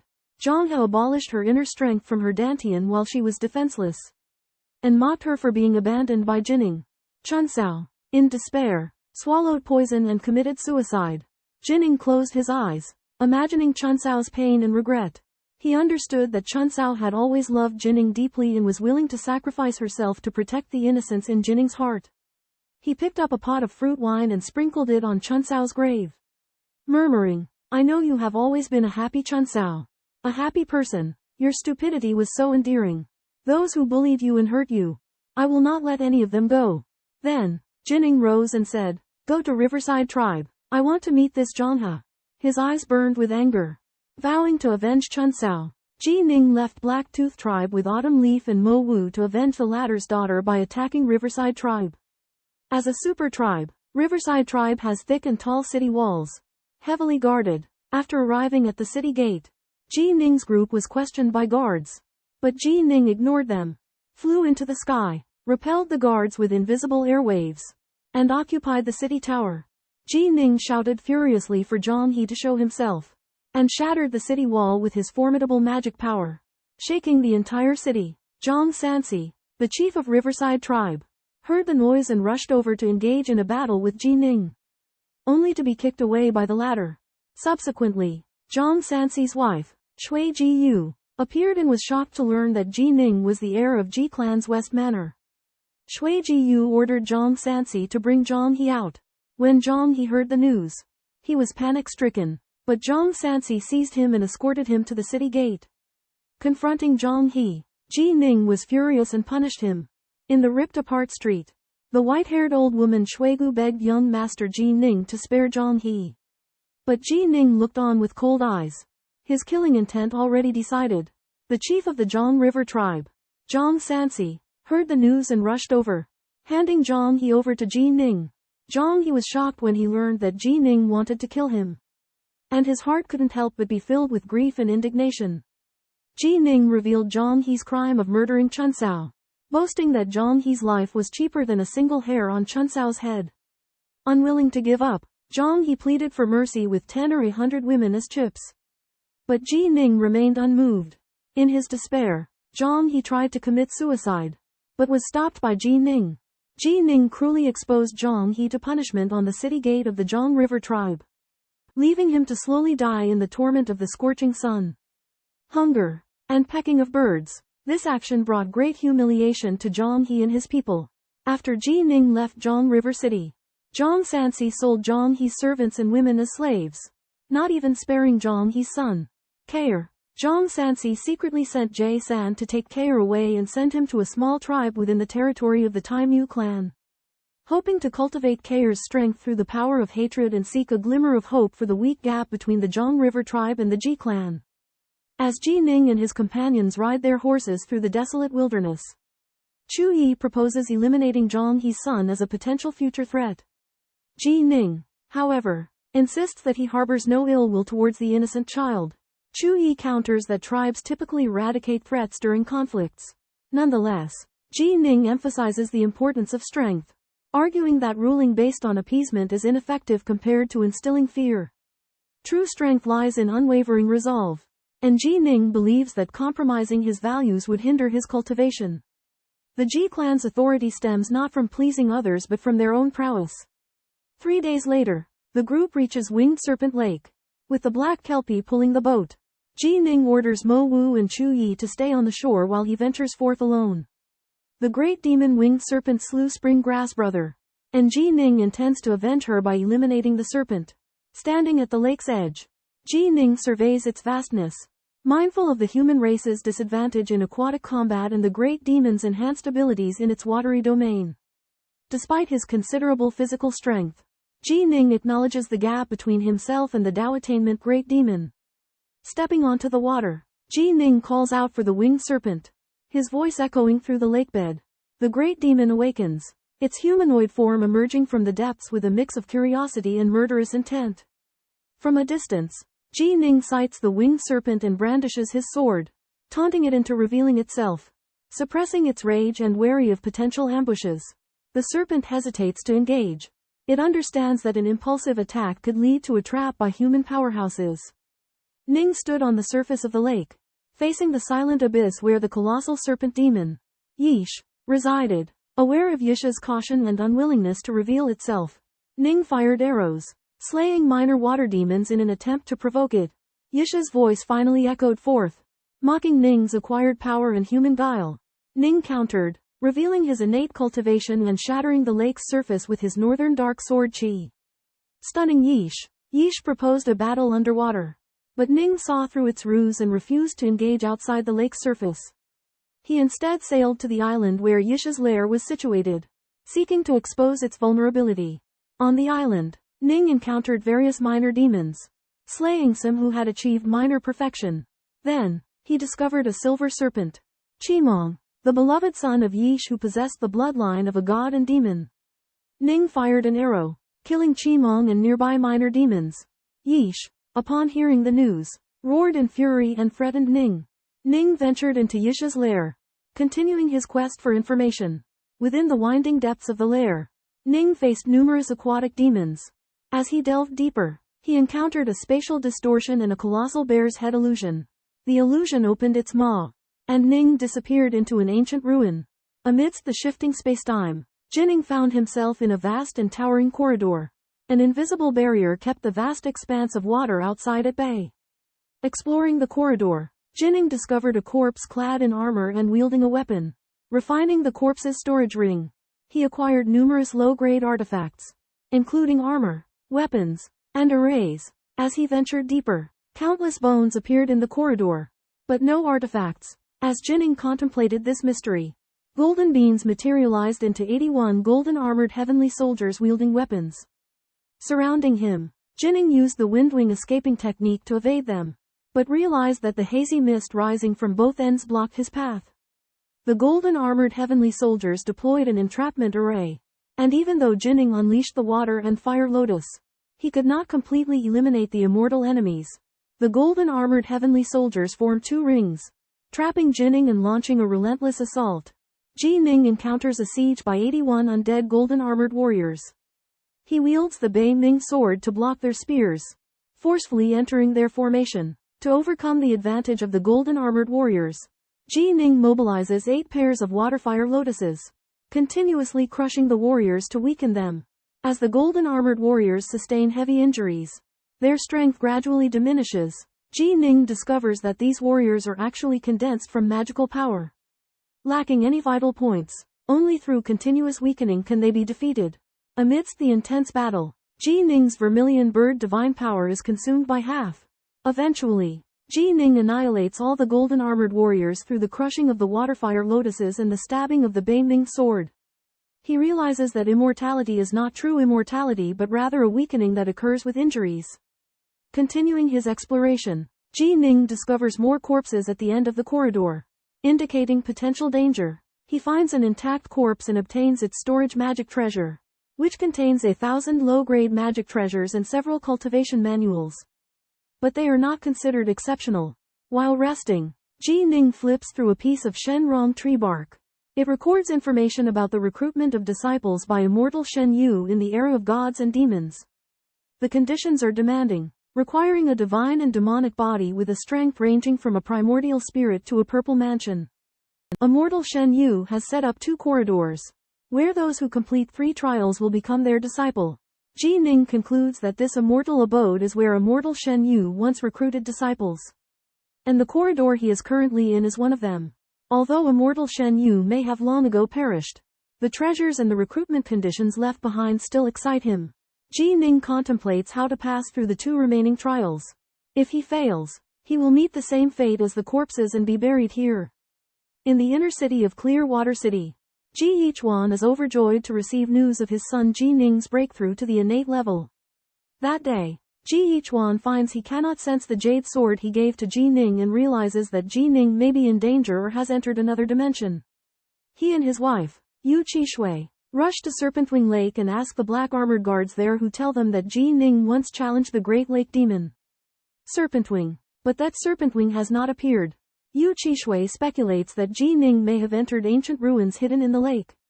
But they cannot find out any details. The couple anxiously await by the lake, confident that Ji Ning will return safely. Meanwhile, in the depths of the mysterious ruins, Ji Ning stands up after his divine power recovers and starts walking forward. At the end of the dim corridor are the corpses of countless people. And there are unknown dangers ahead. Ji Ning resolves to live, and strides toward the bodies. Ji Yichuan and Yu Qishui keep watch by the lake, waiting for Ji Ning to return. Alone in the ruins, Ji Ning fights for his life. What fate awaits him is still unknown. In the ancient corridor, Ji Ning proceeded, holding his beaming sword. Suddenly, a cerulean light flashed, and 9 indigo seeds emerged, transforming into 9 grotesque giants clad in Taoist warrior armor and wielding stone clubs. These giants possessed intelligence and were ruthlessly brutal. Ji Ning was astonished. The Taoist warrior armor was imbued with numerous runes, unifying the giant's strength into the formidable illusion of a giant centipede. Ji Ning realized that these giants were innate fiend god beings, and only the army of the great Xia dynasty would have such powerful Taoist warrior armor. Ji Ning engaged in combat with the giants, discovering that even at full force, he could only inflict superficial wounds. Their consciousness could not be extinguished, and they could thus regenerate. The giants relentlessly pursued, with Ji Ning narrowly evading them using his windwing evasion technique. As his divine power dwindled, Ji Ning fell into despair. He recognized his weakness. His Scarlet Heaven 9 feather painting wasn't yet perfected, and his divine power wasn't potent enough. This corridor was originally designed for innate fiend god beings who cultivated the body refining lineage, and he fell far short of their level. Ji Ning realized that he couldn't pass the second stage, and even if he did by chance, he likely wouldn't survive the third stage. In a somber corridor, Ji Ning is pursued by 9 colossal extraterrestrial giants. After an arduous battle, his divine powers are depleted, and his life hangs in the balance. At this critical juncture, Ji Ning comprehends the true meaning of the sword technique taught by his father. Ji Yichuan, the essence of the drizzling water. Harnessing the might of the essence of the drizzling water, Ji Ning executes the dripping water pierces stone technique, sending a strike that penetrates through the skull of a giant, allowing him to claim his Tao soldier's armor. Utilizing the fire and water lotus, Ji Ning vanquishes the remaining giants one by one, storing them within his storage artifact. After defeating the giants, Ji Ning recognizes that he has yet to refine the essence of the drizzling water. Through a month of cultivation, he integrates the flowing long stream and silk rain into threads truths, elevating his prowess further. Upon reaching the 3rd level, Ji Ning encounters an extraterrestrial garbed in black fur, exuding an aura of death. The alien's colossal hands, saturated with deathly energy, send Ji Ning flying, severing his fingers and destroying the North Sea sword. Ji Ning's body is torn open, blood erupting violently, leaving him in dire straits. This battle represents a life or death confrontation, as Ji Ning embarks upon his most formidable challenge, where his destiny shall be determined. Battered and fallen, Ji Ning lay still, enveloped in an eerie silence. Deaf and numb, he relied on his formidable divine power to heal his wounds swiftly. Upon regaining his senses, Ji Ning found himself staring at a monstrous, black-furred creature exuding an aura of death. The creature revealed that Ji Ning only needed to wound it to pass this trial. Ji Ning learned that the monster had existed since the era of gods and demons, and only the Taoist talisman of immortal sovereign Yu Hua had ever harmed it. Ji Ning attacked with full force, utilizing 2 Taoist talismans and the windwing evasion technique to dive and pierce the black-furred creature. However, his sword's tip merely left a shallow mark on the creature's face, failing to penetrate its resilient hide. The creature sighed, lamenting its long wait and Ji Ning's inability to harm it. As the black-furred creature advanced, Ji Ning realized its speed and strength far surpassed his own. In his desperation, Ji Ning remembered a technique, controlling thousands of magic treasures with his divine will and concentrating all his innate primordial essence. In an instant, countless sword, blade, and spear beams surged forth, bombarding the black-furred creature simultaneously. A deafening crash echoed through the corridor as a blinding light illuminated everything. The relentless assault of magic treasures overwhelmed its target, and the black-furred creature collapsed, its body dissolving into a miasma of deathly energy. Ji Ning had successfully passed the trial, his unwavering will to survive and his formidable divine will turning the tide in his favor. Ji Ning, with his formidable soul power, incredible demon god body refinement, and thousands of magic treasures, heavily injured the black-furred monster guarding the 3rd level. The monster suffered severe injuries but possessed remarkable recovery abilities, leaving only a deep green bloodstain on its chest. Ji Ning emerged victorious and became the new owner of this ancient immortal palace. Upon entering the palace, Ji Ning discovered a vast hall containing hundreds of enormous cushions. Unable to access any of the corridors, he found himself trapped within the hall. While pondering his escape, an ancient black ox emerged from a kilometer-high corridor. The ox introduced itself as the spirit of immortal Juehua's personal magic treasure and revealed the death of the palace's former master. He informed Ji Ning that the black-furred monster he had defeated was a soul-implanted puppet. Enduring endless loneliness, Ji Ning also learned that he had cultivated the most formidable body refinement technique of the demon god era. Crimson Bright 9 Heavens Diagram, through his mastery of the sun and moon divine runes. However, due to his insufficient cultivation level and divine power, he could only reach the 4th level. The ox praised Ji Ning's talent, predicting his boundless future. It declared Ji Ning as the 5th master of the palace and stated that he would effortlessly pass the 3rd level upon reaching the 6th level of Crimson Bright 9 Heavens Diagram. Heartened by this revelation, Ji Ning resolved to continue cultivating within the palace, aiming to refine it and attain even greater heights. Ji Ning becomes the 5th master of the mysterious immortal mansion. But to his puzzlement, his previously inferred 1st master, immortal Juehua, has become the 3rd. The immortal mansion's Dharma treasure spirit, the black old cow, slowly reveals the mansion's past.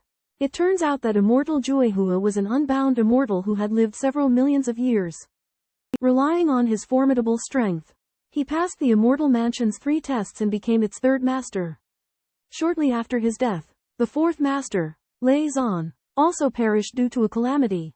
After that, no one was able to control the immortal mansion, until Ji Ning's appearance. The black old cow also unveils the immortal mansion's astonishing origin. It originally belonged to a powerful god demon, which is why everything within the immortal mansion is enormous. Immortal Juehua was able to withstand countless disasters and live for so long due to his long lifespan and the shelter of the immortal mansion. Although Ji Ning can only stay in the main hall at first as the immortal mansion's new master, he learns of a contemplation method left behind by immortal Juehua, the inner vision bright moon Buddha. This secret cultivation method can refine souls, greatly aiding in Ji Ning's own cultivation. The black old cow also imparts to Ji Ning the small thousand swords formation technique from its memory. This sword formation technique comes from a great enemy that immortal Juehua once killed.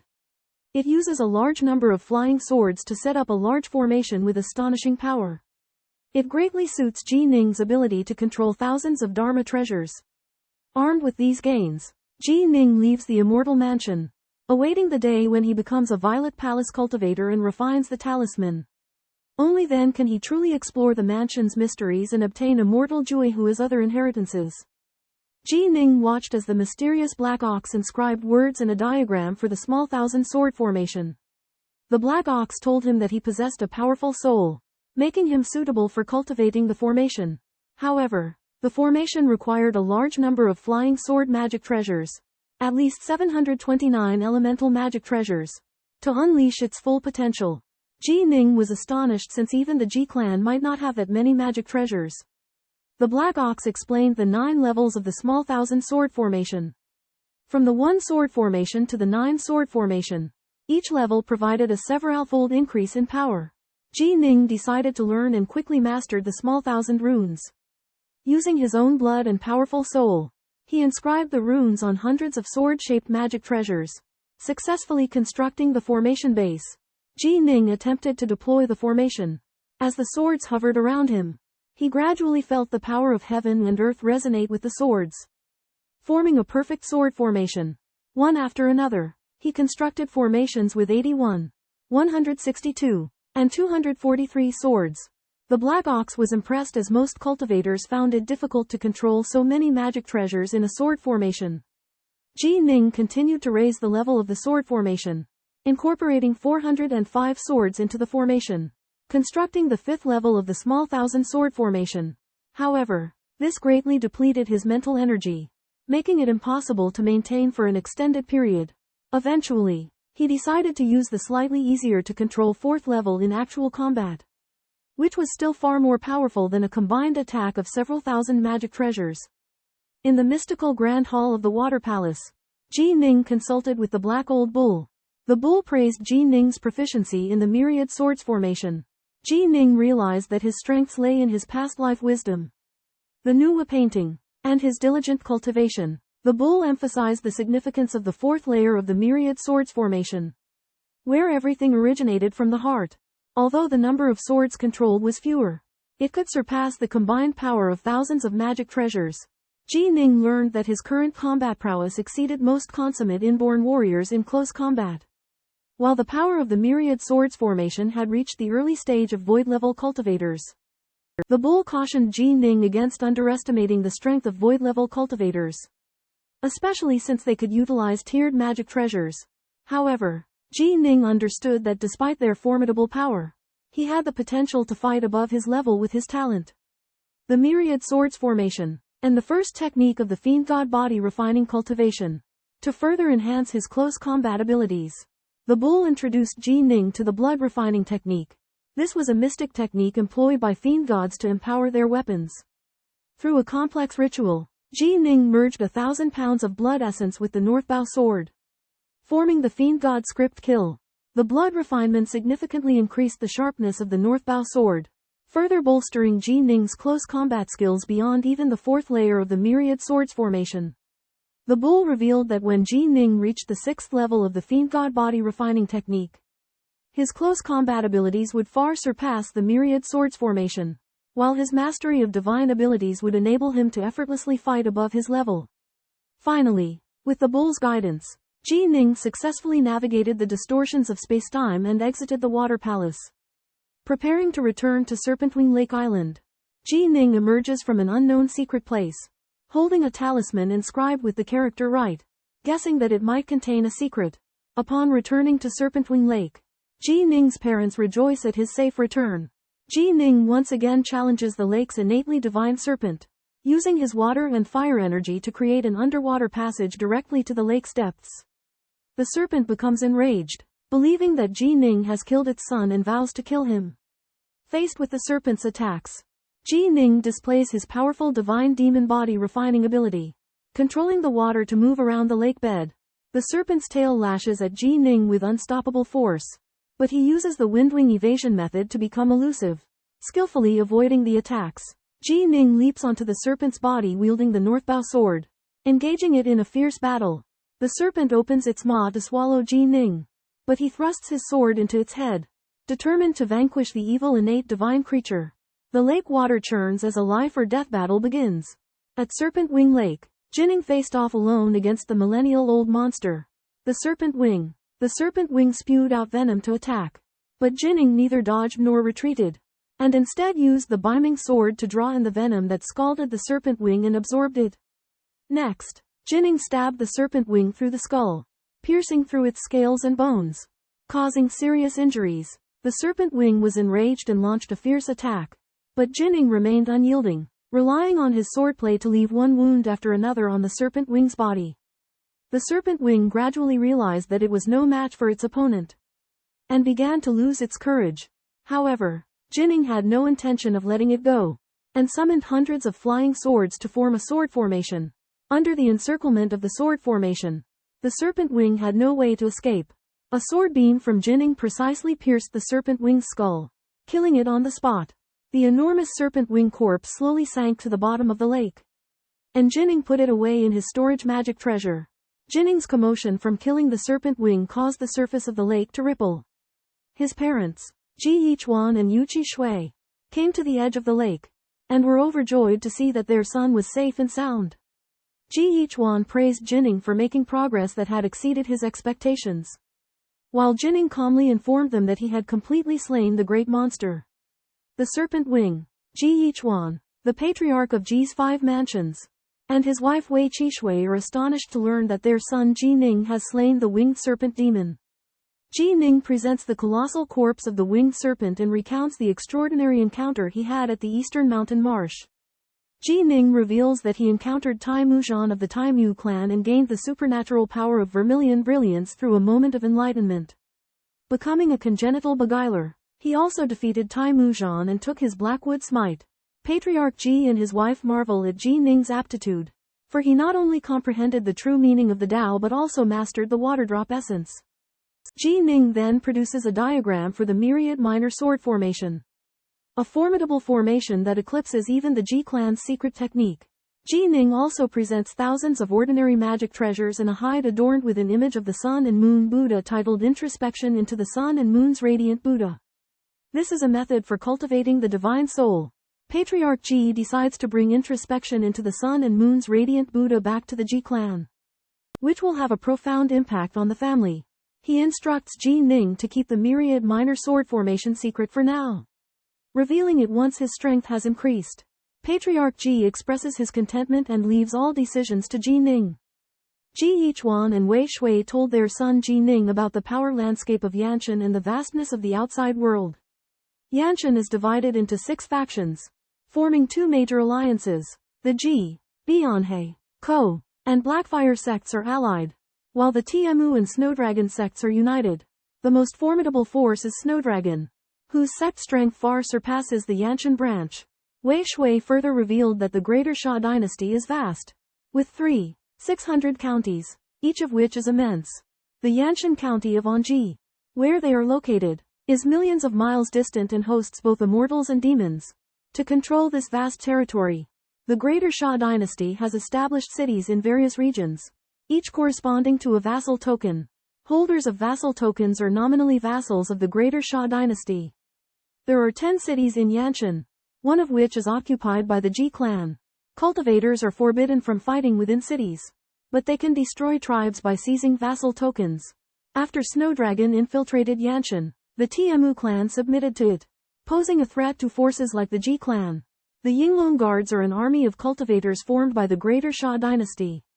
They are formidable and should not be provoked.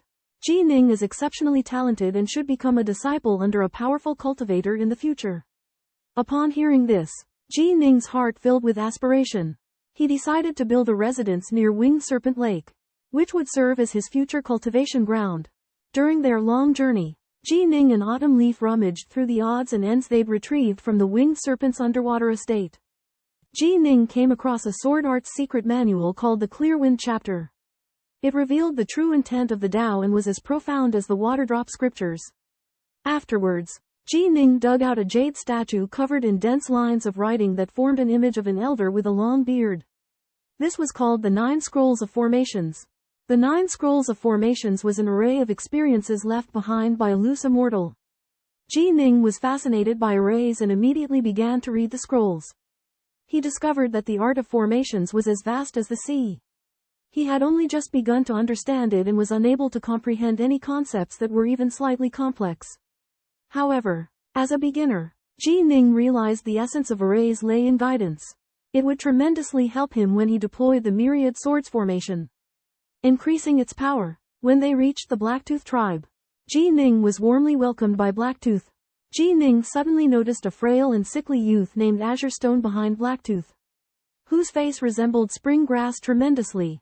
Ji Ning couldn't help but to mutter to himself and muse about Azure Stone's origins. Amidst the tranquility of their tribe, the young Qingxi follows Ji Ning to a somber visit at his sister Chunsao's grave. Ji Ning shares the tragic demise of Zhang He and the winged serpent with Chunsao, vowing to Qingxi that he will nurture the boy. Meanwhile, the tribe's perimeter rumbles with the approach of thousands of warriors. Ji Ning swiftly senses the approaching force and orders his tribe to prepare for battle. He then heads toward the main gate to investigate. A burly, bald chieftain from the Firewing tribe demands Blackfang's surrender. Fear grips the Blackfang tribe, but Ji Ning remains composed. The Firewing chieftain disregards Ji Ning's status, ordering his warriors to attack. As waves surge towards them, the Firewing warriors falter. Ji Ning intervenes, manipulating water currents to strike down 3,000 warriors. He then propels himself to the side of the Firewing chieftain, capturing him. Under Ji Ning's fierce presence, the Firewing chieftain is forced to apologize to Blackfang and withdraw his army. Ji Ning's actions safeguard Blackfang while upholding the honor of the Ji family. With Ji Ning's guidance, Qingxi experiences unprecedented growth. Before departing from the tribe, Ji Ning bids farewell at Chunsao's grave, promising to reside at Winged Serpent Lake for an extended period. He assures them that if Blackfang requires his help, they can locate him at the lake.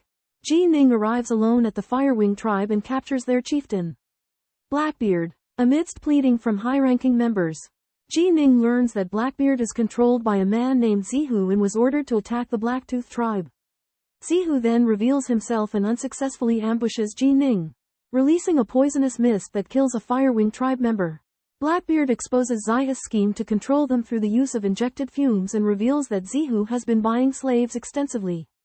Following the lead, Ji Ning tracks a group of slave handlers. As he ventures deep into the forest, he finds himself surrounded by a black fog, trapped in an array. Simultaneously, an eerie laugh echoes, foretelling Ji Ning's imminent harm. With his twin swords in hand, Ji Ning prepares to face an unknown foe. Trapped within an eerie formation cloaked in black mist, Ji Ning encounters ghastly cries of tormented slaves. He suspects that a clandestine force is exploiting the slaves for nefarious purposes. Seeking to escape, Ji Ning changes directions repeatedly, but the black mist persists. He realizes that this is not a mere maze but an abstruse array supported by an infernal-grade Dharma artifact, likely the work of a nascent soul cultivator. Suddenly, a piercing laughter echoes as a shadow emerges from the mist, but Ji Ning's protective lotus shield repels it. The shadow dissipates into black mist, reforming into an otherworldly beast. A chilling voice declares that Ji Ning poses no threat unless he is a nascent soul cultivator. The beast's tailbone spikes pierce towards Ji Ning, but the water and fire lotus leaves intercept them. The beast's crushing claws are repelled by Ji Ning's netherworld sword, and he employs the gale wing evasion to slay a postnatal pinnacle beast. Ji Ning deduces that this is a shadowy faction lurking within the Swallow Mountain range, with at least one nascent soul cultivator in their ranks. He contemplates the formation, seeking weaknesses to exploit. Meanwhile, the Ji clan gathers at the Snowdrift Palace in West City, discussing recent disappearances of innate beings. As the missing include formidable cultivators, the Ji clan seethes with righteous indignation, vowing to uncover the culprit. Ji Yichuan suggests that the abductions might be the work of exiled tribes or rogue cultivators, their motives ranging from inciting war to acquiring territory or practicing sinister techniques. He emphasizes the need to ascertain the enemy's true nature before taking action. In the western mansion of the Ji clan, Ji Yichuan was lost in thought, concerned about the well-being of the Ji clan. Suddenly, a maid came rushing in, reporting that his wife, Wuqishui, had fainted. Ji Yichuan was horrified and rushed to Wuqishui's room. The clan's shaman, Cao, examined her but expressed his inability to save her, suggesting they seek help from the patriarch, Ji Jihuo. With no other option, Ji Yichuan sent someone to the Zong clan in Wanjian City for assistance. Meanwhile, Ji Yichuan's son, Ji Ning, was training in the mountains when he found himself trapped in a maze. Inside the heart of the mountain, a group of men and women were torturing captured slaves and innate beings. At that moment, a passage on the mountain belly opened, and a surge of cold air poured out. 6 men and women bowed reverently and exclaimed, Master. In a gloomy cave, a chilling voice commanded the handsome youth Little Seven to eliminate the approaching enemy. Little Seven respectfully accepted the order and stepped into the formation filled with black mist. Little Seven sacrificed his talisman and whisk. Hundreds of white silk threads enveloped Ji Ning like sharp blades. Ji Ning maneuvered the water and fire lotus leaves, effortlessly neutralizing the silk thread attack. Sensing Ji Ning's identity as a divine demonic body cultivator, Little Seven drew out a long whip that transformed into a black serpent head and bit at Ji Ning. Ji Ning relied on the water and fire lotus to resist the whip, then cast a windwing escape technique to pursue Little Seven. Little Seven vanished by escaping into the talisman's projection. Ji Ning realized that he could not escape within the formation and decided to find the main organizer. Little Seven returned to the mountain cave and informed his senior brother and sisters that Ji Ning's strength was formidable. Having reached the pinnacle of divine demonic body cultivation and possessing formidable magic treasures, his senior siblings were shocked and concluded that only their eldest brother could deal with Ji Ning. Meanwhile, the eldest brother returned to the mountain cave, bringing with him 3 co-prisoners whose dantians had been crippled. He ordered his servants to torture these mortal beings, driving them mad and frenzied. The eldest brother's cruelty and tyranny terrified the 6 men and women. Ji Ning, a formidable cultivator at the celestial immortal level, finds himself trapped within an illusionary formation created by a cultivator at the nascent soul stage. Despite the perils within the formation, Ji Ning's understanding of formations, born from his past life experiences and the remnants of an immortal, grants him an advantage. Meanwhile, the black-robed eldest brother, tasked with hunting down innate beings, subdues a chi refinement innate being with ease using intoxicating dragon saliva. Upon learning of Ji Ning's presence, he surmises that Ji Ning is an innate being at the grand completion level and confronts him directly. The black-robed eldest brother deploys intoxicating dragon saliva, aiming to render Ji Ning unconscious. But Ji Ning's deified demon physique allows him to resist its effects. Recognizing Ji Ning's extraordinary power, the eldest brother reveals that he has captured numerous innate beings from Ji Clan's western prefecture, including Ji Wuyu, Ji Shan, Hua Chong, Zhen Tu, and Meng Yu. The eldest brother's words ignite Ji Ning's wrath as he realizes that nearly 100 innate beings from the Yan Mountains region have vanished, including many who are his kin from the Ji Clan's western prefecture. Enraged by the black-robed eldest brother's cruelty, Ji Ning resolves to break the formation and rescue his clansmen. In a dark cavern, Meng Yu, bound to an iron pillar, endured excruciating pain. His body shuddered violently upon hearing laughter outside. Young Master Ji Ning, flee quickly. Here, cultivators are refining an evil artifact. Meng Yu and Ji Wu Yu's desperate screams echoed. They knew their end was near. Ji Wu Yu mustered her strength to warn Ji Ning, a genius of the Ji Clan's western palace with boundless potential, not to meet his demise here. Simultaneously, Ji Ning outside the cavern heard these cries. His fury igniting, he charged inside, his gaze fixated on the figure in black robes.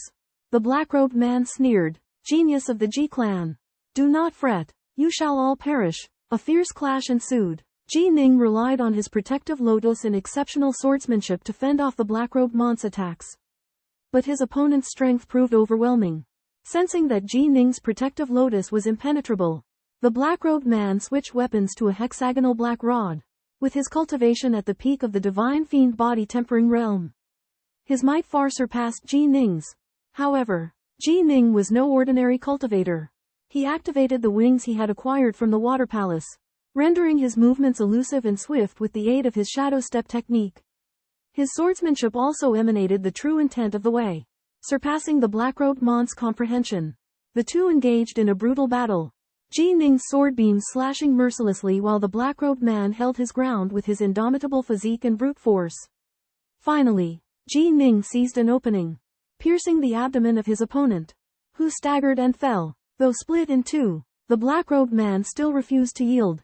He produced a vial of white mist which left Ji Ning enfeebled upon inhalation.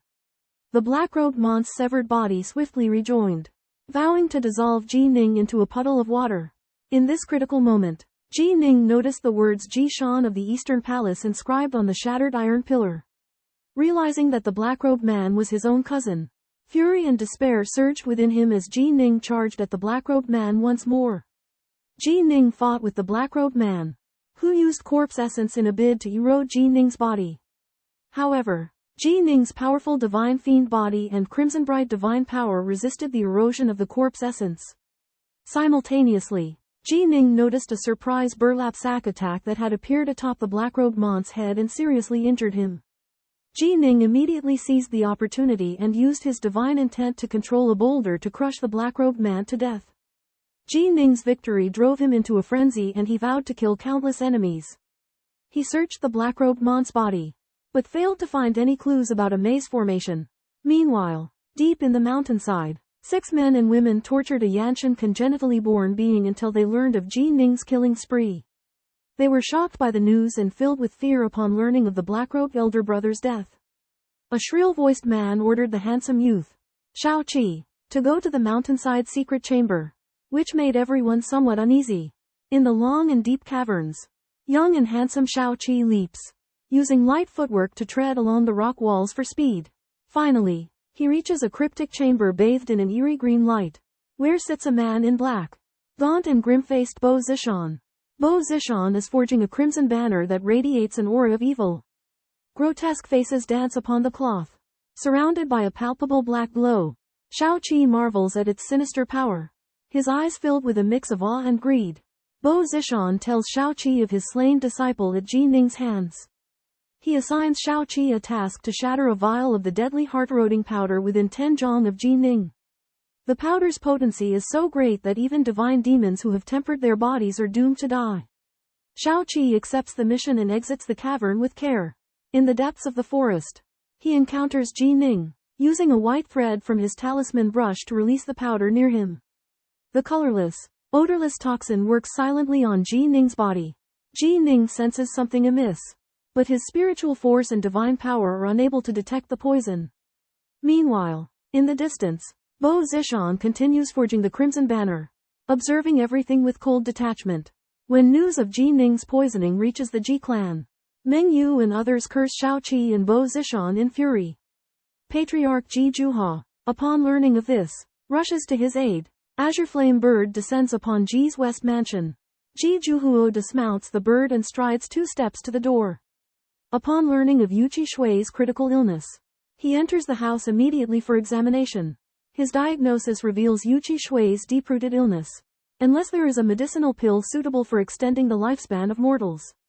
Her days are numbered. Ji Yichuan is devastated to hear about the dwindling life of his wife. Ji Zhuhuo delivers the medicinal pill, informing Yuqi Shui that she has 3 months left. Yuqi Shui accepts her fate calmly and requests to see her son. Ji Ning. Ji Yichuan dispatches Black Serpent and Azure Flame Bird to inform Ji Ning of the situation. Black Serpent and Azure Flame Bird race to the mountain peak where Ji Ning is located. Calling out, "Young Master Ji Ning, Lady Yuqi is critically ill. Return with haste." The 6 tormented disciples in the mountain's belly are delighted to hear of Ji Ning's mother's illness. Ji Ning's heart is filled with anguish upon hearing the cries from above. Trapped within the formation, he is separated from his mother by the boundaries of life and death. This profound suffering fuels his determination. He closes his eyes and desperately studies the formation. Finally, Ji Ning discovers the key to breaking the formation. He pulls out the array flag and disperses the black mist. The 6 disciples are shocked and furious to see the formation broken. They declare their intent to kill Ji Ning. However, at this moment, Ji Yichuan removes the array flag, setting Ji Ning free to return to his mother's side.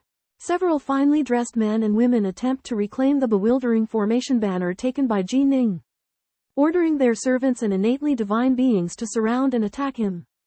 Faced with an onslaught of attacks, Ji Ning retaliates with endless flames and water and fire lotuses, swiftly killing several innate divine beings.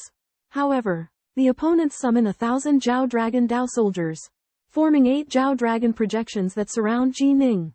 Realizing the Dao soldiers are insufficient, the men and women join forces with the Dao soldiers, transforming into the 8 Zhao Dragon projections. Simultaneously, Bo Zishan, in the midst of refining an evil Dharma treasure, is forced to interrupt his refining, summoning a Blackford zombie to join the battle. The Blackford zombie possesses the strength of a purple mansion cultivator, making the situation more dire.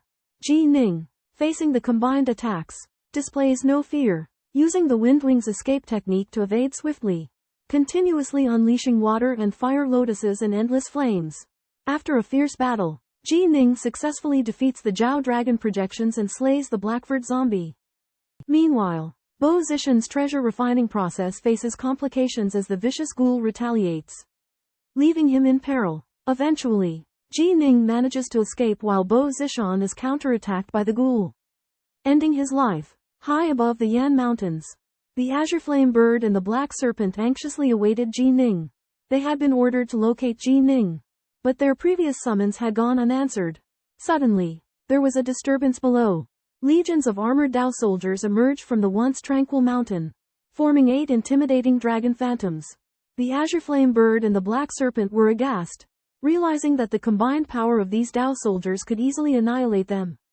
Then, before the thousands of Dao soldiers, a young man dressed in animal skins appeared. Ji Ning. Faced with such a formidable enemy, Ji Ning did not flee. Instead, he unleashed his ultimate weapon, the Myriad Swords formation.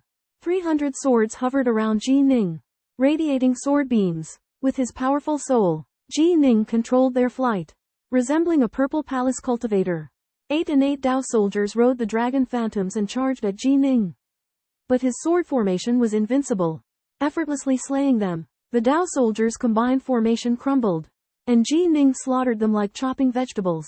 Meng Yu, Ji Wuyu, and the others, who were bound inside a mountain cave, were astonished. They realized that Ji Ning was, in fact, a purple palace cultivator. At that moment, a black figure leapt out of the cave. It was the Blackfur zombie.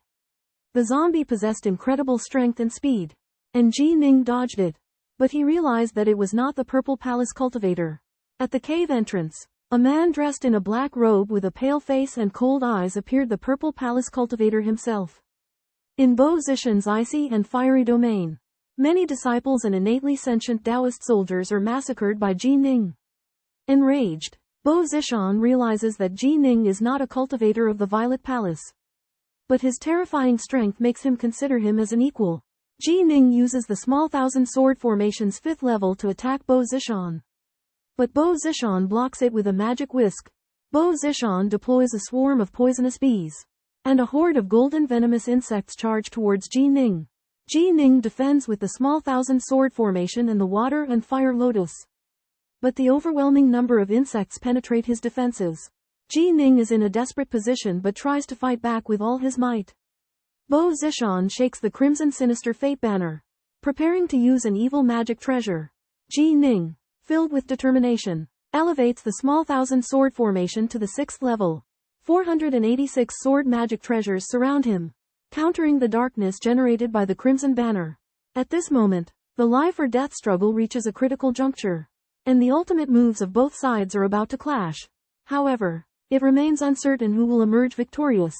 In a moment of desperation, Ji Ning unleashed the 6th level of the lesser thousand sword formation, forming a sharp sword beam. In response, his nemesis, Bo Zishan, controlled a demonic banner, summoning countless fierce ghosts to attack Ji Ning. As the ghosts threatened to devour him, Ji Ning grew terrified. Suddenly, he recalled the Nuwa painting and envisioned the Nuwa Celestial. Her radiance enveloped the ghosts, dispelling their evil aura and allowing them to reincarnate, becoming a great deed for Ji Ning. Freed from the ghosts, Ji Ning turned the tables, unleashing 4 sword beams. Bo Zishan fought back, but the sword beams pierced his armor and struck his vital points, killing him. A golden bug then emerged from Bo Zishan's body, which Ji Ning recognized as his life-bound Jiu worm. As the Jiu worm attempted to flee, the sky darkened, stars and a full moon appeared, and the moonlight condensed into a giant hand that crushed the worm. When the night sky returned to daylight, Ji Ning realized that a grand astral divinity had saved him. The divinity criticized Ji Ning for his carelessness, explaining that he should have destroyed Bo Zishan's life-bound Jiu worm to fully eliminate him after killing his main body. Ji Ning expressed gratitude to the powerful cultivator and was filled with a mixture of shock and disbelief upon learning that he had killed Bo Zishan.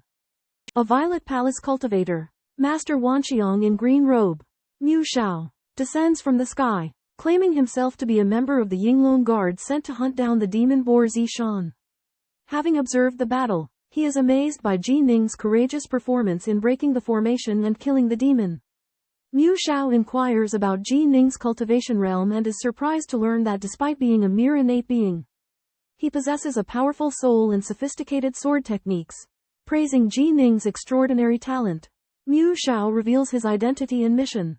Informing Ji Ning about the crimes of Bo Zishan, whom he is pursuing, he then extends an invitation to Ji Ning, requesting him to join the Yinglong Guard Reserve Army, offering him access to cultivation resources and clan's favor. Mu Shao emphasizes that the threshold for entering the Yinglong Guard Reserve Army is extremely high. But considering Ji Ning's aptitude in breaking through the innate realm by cultivating the Crimson Nine Heavens chart, he can be directly enlisted. Ji Ning hesitates, torn between his urgent need to go to the Western Mansion City to treat his mother and the alluring conditions offered by the Yinglong Guard Reserve Army. After some deliberation, he declines Mu Shao's invitation, stating that his mother is critically ill, and he cannot leave at this time. Understanding Ji Ning's filial piety, Mu Shao presents him with an Yinglong Guard token to be used in emergencies. Upon learning of the death of Bo Zishan, a cultivator of the Purple Mansion from the Snow Dragon Mountain, Ji Ning is stirred. He pleads with Taoist Woodfalcon to travel to the Western Mansion City of the Ji clan to rescue his gravely ill mother.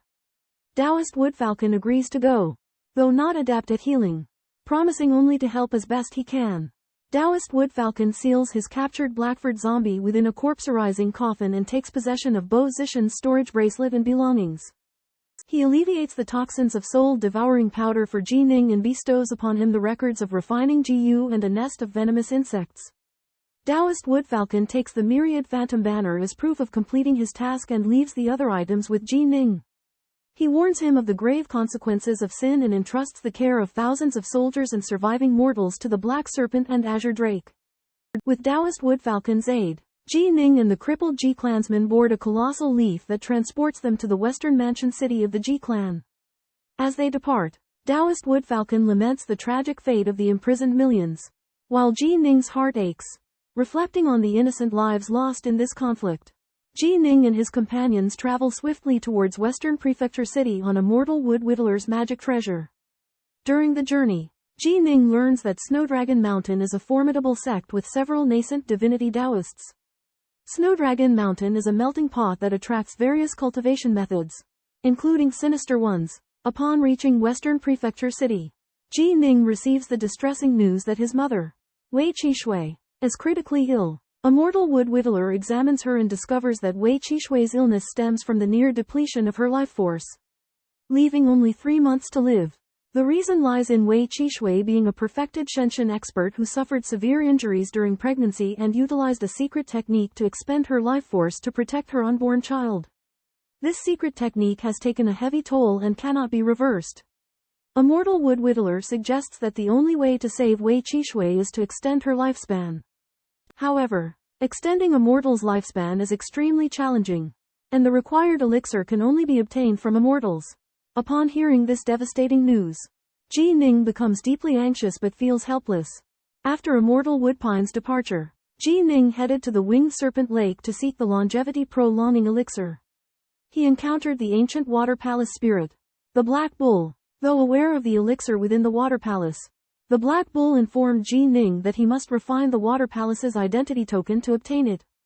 Desperate, Ji Ning returned to his mother's side, spending her final moments with her. During this time, he learned from his father that his uncle, Yu Qishan, who had escorted them in the past, had sacrificed himself to save them. However, the mastermind behind his uncle's death remained unknown. Filled with grief and anger, Ji Ning resolved to uncover the murderer responsible for his uncle's demise and find the elixir to cure his mother's illness. But he understood the arduous journey ahead. He would first need to cultivate diligently and increase his strength. Thus, Ji Ning devoted himself to practicing cultivation while keeping watch over his mother. In the meantime, he quietly investigated his uncle's death, biding his time for the opportunity to avenge him. Ji Ning comes to learn the truth of his birth, that he is the son of a disciple of the Xuanyuan mountain sect and that his grandfather was a powerful nascent soul Taoist. However, the enormous influence behind them gives the Ji clan pause, and Ji Ning's parents have thus far kept the truth hidden. Ji Ning's father warns him that vengeance would only bring annihilation, and tells him to wait until he reaches the Verge realm before he reveals his true name. He emphasizes that the Xuanyuan mountain sect is but a stepping stone on Ji Ning's path to immortality, and that there are far more powerful forces in the outside world. Ji Ning's mother, Yu Kai Shui, is in poor health and has premonitions that her time is short. She sews him a beast fur robe and expresses her pride in her son, hoping that he will someday accomplish great feats and make the likes of the Xuanyuan mountain sect bow to him. Yu Kai Shui has Ji Ning use the windwing evasion technique, letting him reminisce about the time he reunited with his uncle, as Ji Ning uncontrollably immerses himself within the essence of the wind. Yu Kai Shui calmly closes her eyes, a peaceful smile on her face. Devastated by grief, Ji Ning leaves West Prefecture City after scattering his mother's ashes over Serpentwing Lake, and comes to reside on Lake Heart Island. He often sails a small boat on the lake, feeling as though he can sense his mother's embrace there. Throughout time, Brightheart Island on Serpentwing Lake has remained a secluded paradise, adorned with vibrant flowers and captivating landscapes. Azure Stone held lively conversations with Autumn Leaf, who spoke highly of Jinning's archery teacher, Meng Yu, praising his exceptional skills and urging Azure Stone to diligently learn. In the distance, a vessel approached, bearing the emissaries of the Ji clan manor. 6 young prodigies had been entrusted with the mission to pay their respects to Jinning. Among them, Ji Mo stood out, recognized as the most promising youth within the Ji clan's younger generation. Ji Mo recounted the visit of Shadow Mother to Brightheart Island, recalling her profound evaluation of Jinning's swordsmanship as unfathomable, leaving the 6 visitors astounded. They speculated that Jinning might have ascended to unprecedented heights in swordsmanship, their hearts filled with both curiosity and trepidation. As the ship docked, the emissary group disembarked onto Brightheart Island, marveling at the breathtaking scenery. Jinning's residence was situated on the opposite end of the island, a secluded and austere abode where he forbade outsiders from entering. Only Jinning was occasionally granted the privilege of accompanying his father, Ji Yichuan, with their ferry moored ashore. The emissaries prepared to approach Jinning and witness firsthand the enigmatic swordsmanship shrouded in legend. 6 young disciples of the Ji sect arrive at Brightheart Island and are greeted by the steward, Chuyu. They present animal skins, indicating that they have been sent by the sect leader to visit nobleman Ji Ning. Chuyu arranges for the 6 to stay on the island and says he will notify Ji Ning. Ji Mo and the others are slightly annoyed by Ji Ning's seeming neglect but wait patiently. In the evening, Ji Ning's ship approaches the island. He removes the animal skin clothing that disguises his enchanted armor, revealing it. Greeted by Chuyu and Qingxi, Ji Ning walks across the water to the shore. Chuyu informs Ji Ning of the visitors from the sect. Ji Ning decides to test them at the sword training terrace. The 6 are impressed by Ji Ning's handsome face and natural demeanor. Ji Mo claims to have mastered the 10,000 sword melody and demonstrates his swordsmanship to Ji Ning. Ji Ning deflects Ji Mo's sword with just his fingers, explaining that the essence of the 10,000 sword melody lies in its melody.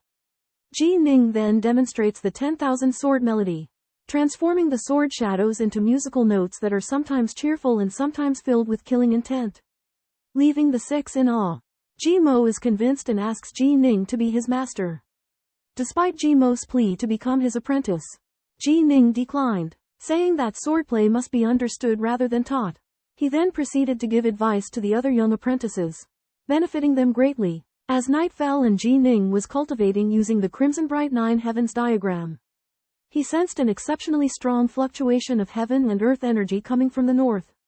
The intensity of the fluctuation was astounding and filled him with awe. At the same time, Ji Yichuan discovered the anomaly and joined Ji Ning in investigating the north. As they approached the source of the fluctuation, Ji Ning estimated that it was several thousands of miles from the West Prefecture City. Ji Yichuan suggested that such a strong fluctuation could be caused by immortal beings fighting, relics emerging, or the appearance of an immortal treasure, all of which could have dire consequences for the Ji clan. Ji Ning was equally concerned, as the source of the fluctuation was located in the heartland of the Ji clan's territory. Ji Ning instructed Chu Yi to guard Brightheart Island and set off with Ji Yichuan to investigate the north. Leaving no stone unturned, a colossal, multicolored vortex abruptly appeared in the sky above the desolate wilderness, thousands of miles from Myriad Sword City in the territory of Anzhou. Channeling straight down into the depths below, this vortex agitated the celestial qi in all directions. triggering violent fluctuations. From the apex of the vortex, a figure materialized out of thin air, clad in a black robe and a tall hat. His piercing gaze fell upon the vortex's source, speculating that the beneficiary could be Taoist Yuan of the Heavenly Saint sect. The vortex abruptly dissipated, revealing a crimson-clad man carrying 3 enormous swords on his back. Sensing the presence of a formidable foe, he located a man in a black embroidered garment standing in the distance. This man was none other than Luo Shao, the loose immortal of the Baishan clan, the Marquis of Anzhou. He approached the crimson-clad man and introduced himself as Taoist Fire Dragon, stating that he had fortuitously attained a breakthrough upon his return to Anzhou. Luo Shao expressed his intent to recruit Taoist Fire Dragon, inviting him to visit Anzhou City and meet the Marquis. While Taoist Fire Dragon was not eager to pledge allegiance, he had embarked on this venture to seek vengeance for his clan and descendants. Meanwhile, Ji Juha, Shadow Mother, and an elderly servant from Myriad Sword City also detected the anomalous disturbance in the celestial chi. They arrived in the skies above the wilderness, and the servant descended to investigate. Upon his return, the servant reported that there was an abundance of spirit stones beneath the surface, including high-grade spirit stones. The 3 members of the Ji clan were overjoyed, realizing that they had stumbled upon a spirit stone mine that would greatly advance their clan's development. At dawn, Ji Ning and his father Ji Yichuan hurried to the source of the fluctuation of heaven and earth elemental energy. Ji Ning was astonished by his father's swift movement after opening the purple mansion. But Ji Yichuan was reluctant to talk about it. They discovered many traces of elemental stones on an ancient tree. Ji Yichuan used the earth escape technique to detect it and found a rich elemental stone vein about 300 miles deep. However, at that moment, a golden light shot up into the sky, which was the summoning order. Ji Ning and Ji Yichuan rushed to the assembly point and met their clansmen, such as their 9th uncle Ji Jihuo and Shadow Granny. They learned that the size of the vein was enormous, with a depth exceeding 300 miles, which excited and worried everyone. Ji Jihuo pointed out that such a large elemental stone vein was not a blessing but a curse to the Ji clan. Once it was mined, its value would far exceed the Ji clan's capacity, attracting the attention of powerful forces. Among them, the Snow Dragon sect near the Ji clan's territory was a major sect with a nascent soul Taoist, posing a great threat to them. Thousands of miles away from the Ji clan's Myriad Sword City, a cloth banner hung in the air. 5 purple mansion cultivators stood on it. Looking down below, the leading man in a black robe was Dong Ziki from the Snow Dragon Mountain branch. Dong Ziki received news from the burly man, Ju San, that there was a gigantic spirit stone mine within the Ji clan's territory, extending over 300 miles deep. The 5 men were astonished and saw this as a great opportunity for the Snow Dragon Mountain. However, the mine was located within the Ji clan's territory, and according to the laws of the Great Xia dynasty, it belonged to the Ji clan. Dong Ziki realized that he had to act quickly. They were worried that the Ji clan would transfer the mine to the Great Xia dynasty, ruining the Snow Dragon Mountain's plan. To buy time, Dong Ziki planned to collude with the military general stationed in Yanshan. Once they seized the minister's order of Myriad Sword City, the Snow Dragon Mountain would become the legal owner of the mine. And even if the Great Xia dynasty sent people, the Ji clan would not be able to sign the transfer contract. At this time, Yanshan forces including the Tiemu clan and the Bianhe clan were also exploring the mine. However, the Great Xia dynasty's garrison force remained calm and did not intervene. On the other side, the Ji clan members were gathering to discuss countermeasures. Suddenly, Dong Ziki's voice came, causing their expressions to change drastically. The Yan Mountain Ji clan faces pressure from Dong Ziki, a cultivator from the Purple Mansion of Snow Dragon Mountain. Dong Ziki covets the primordial stone mine in the Ji clan's territory and claims to forcibly seize it. Although Ji Juhuo, the Ji clan patriarch, endures with all his might, he makes it clear that the Ji clan will not yield and proposes to sign a heavenly Dao oath with Snow Dragon Mountain. According to the oath, Snow Dragon Mountain will be allowed to mine the vein without interference from the Ji clan. But they must withdraw once the mining is complete. Dong Ziki is hesitant, believing that the Ji clan is merely stalling to force the Snow Dragon Mountain sect's leadership to take the oath, thus buying time for the Ji clan to sign a contract with the Great Xia dynasty. Ji Zhuhuo insists that the Ji clan's fate hinges on this and demands that the oath be sworn by the myriad phenomena true man. Dong Ziki pressures the Ji clan to hand over the command token of Myriad Sword City, claiming that it is only a temporary loan, to be returned after the mine is depleted. The Ji clan members are outraged, seeing this as Snow Dragon Mountain's relentless oppression. Dong Ziki recognizes the potential of Ji Ning, a young Ji clan genius, and fears that he could become a threat to Snow Dragon Mountain. He conspires with Mu Si, a gray-clothed man, to launch a surprise attack and capture Ji Ning, using him as leverage to force the Ji clan to submit. Mu Si confidently believes that his enhanced spells will enable him to subdue Ji Ning instantly. A sinister conspiracy against the Ji clan is quietly brewing, threatening the safety of the clan and the life of Ji Ning. Dong Ziki and his men from Mount Shuilong attack the Ji clan to seize the retainer's token. Dong Ziki's junior fellow disciple, Mu Si, tries to trap Ji Ning, the future pillar of the Ji clan, underground using the Eternal Greenvine technique. However, Ji Ning uses his formidable physique and superb swordsmanship to break free from the vines with the Waterfire Lotus and Yearning Silken Rain technique. The 5 men from Mount Shuilong are shocked, especially Mu Si. His Eternal Greenvine technique was easily countered by a 16-year-old boy. Ji Ning's strength impresses everyone. The Ji clan members are overjoyed and relieved that Ji Ning is safe. The Mount Shuilong group is horrified, realizing that the Ji clan is not as weak as they had thought. Dong Ziki's plan to obtain the retainer's token fails. He leaves in disgrace with his men, leaving the Ji clan members with a mix of anger and amazement. When Dong Ziki witnessed Ji Ning defeating his junior apprentice brother, he realized Ji Ning's formidable power and decided to take action. He was confident in his ability to kill Ji Ning, but he also understood the Ji clan's strength, and a conflict would result in losses on both sides.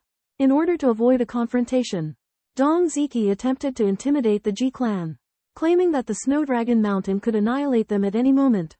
The Ji clan members were enraged, but in order to protect his people, Ji Zhuhuo endured the humiliation and decided to transfer the primal stone mines to the Great Xia dynasty in exchange for protection. However, this would take time, and the Ji clan might face retaliation from the Snow Dragon Mountain in the meantime. Ji Zhuhuo turned to Ji Ning, placing his hopes in his future as a world-level cultivator to lead the Ji clan to prosperity. He encouraged the Ji clan members to remember the humiliation of today and strive to become stronger. Seeing that the Ji clan had yielded, Dong Ziki made a final demand: the Ji clan must surrender the vassal order seal, and the Snow Dragon Mountain would grant them a vassal order seal for another city. Ji Zhuhuo reluctantly agreed, indicating that the Ji clan was willing to leave their territory in exchange for a new place to settle. A massive surge of celestial energy triggered the opening of the Snow Dragon Mountain Purple Mansion cultivator Dong Ziki's cave. Leading 5 fellow disciples, he trespassed into the territory of the Ji clan, demanding the Ji clan to surrender the citizen token of Myriad Sword City. The Ji clan, unwilling to abandon their homeland, agreed to an exchange. However, Dong Ziki outrageously proposed stripping the Ji clan of their Myriad Sword City citizen token and returning it only after the excavation of spirit stone mines was complete. Heartbroken and indignant, Ji Zhuhuo refused to yield. He secretly set up a maze and seized the opportunity to hurl a thunderfire pearl, forcing Dong Ziki and his associates to scatter for cover. Simultaneously, Ji Zhuhuo dispatched his men to escort the Ji clan's descendants to safety and report the incident to the Yanshan dynasty. Preparing for a decisive battle, within the maze, Dong Ziki and his companions were separated, causing panic. The Ji clan seized the advantage and encircled them, taking them down one by one.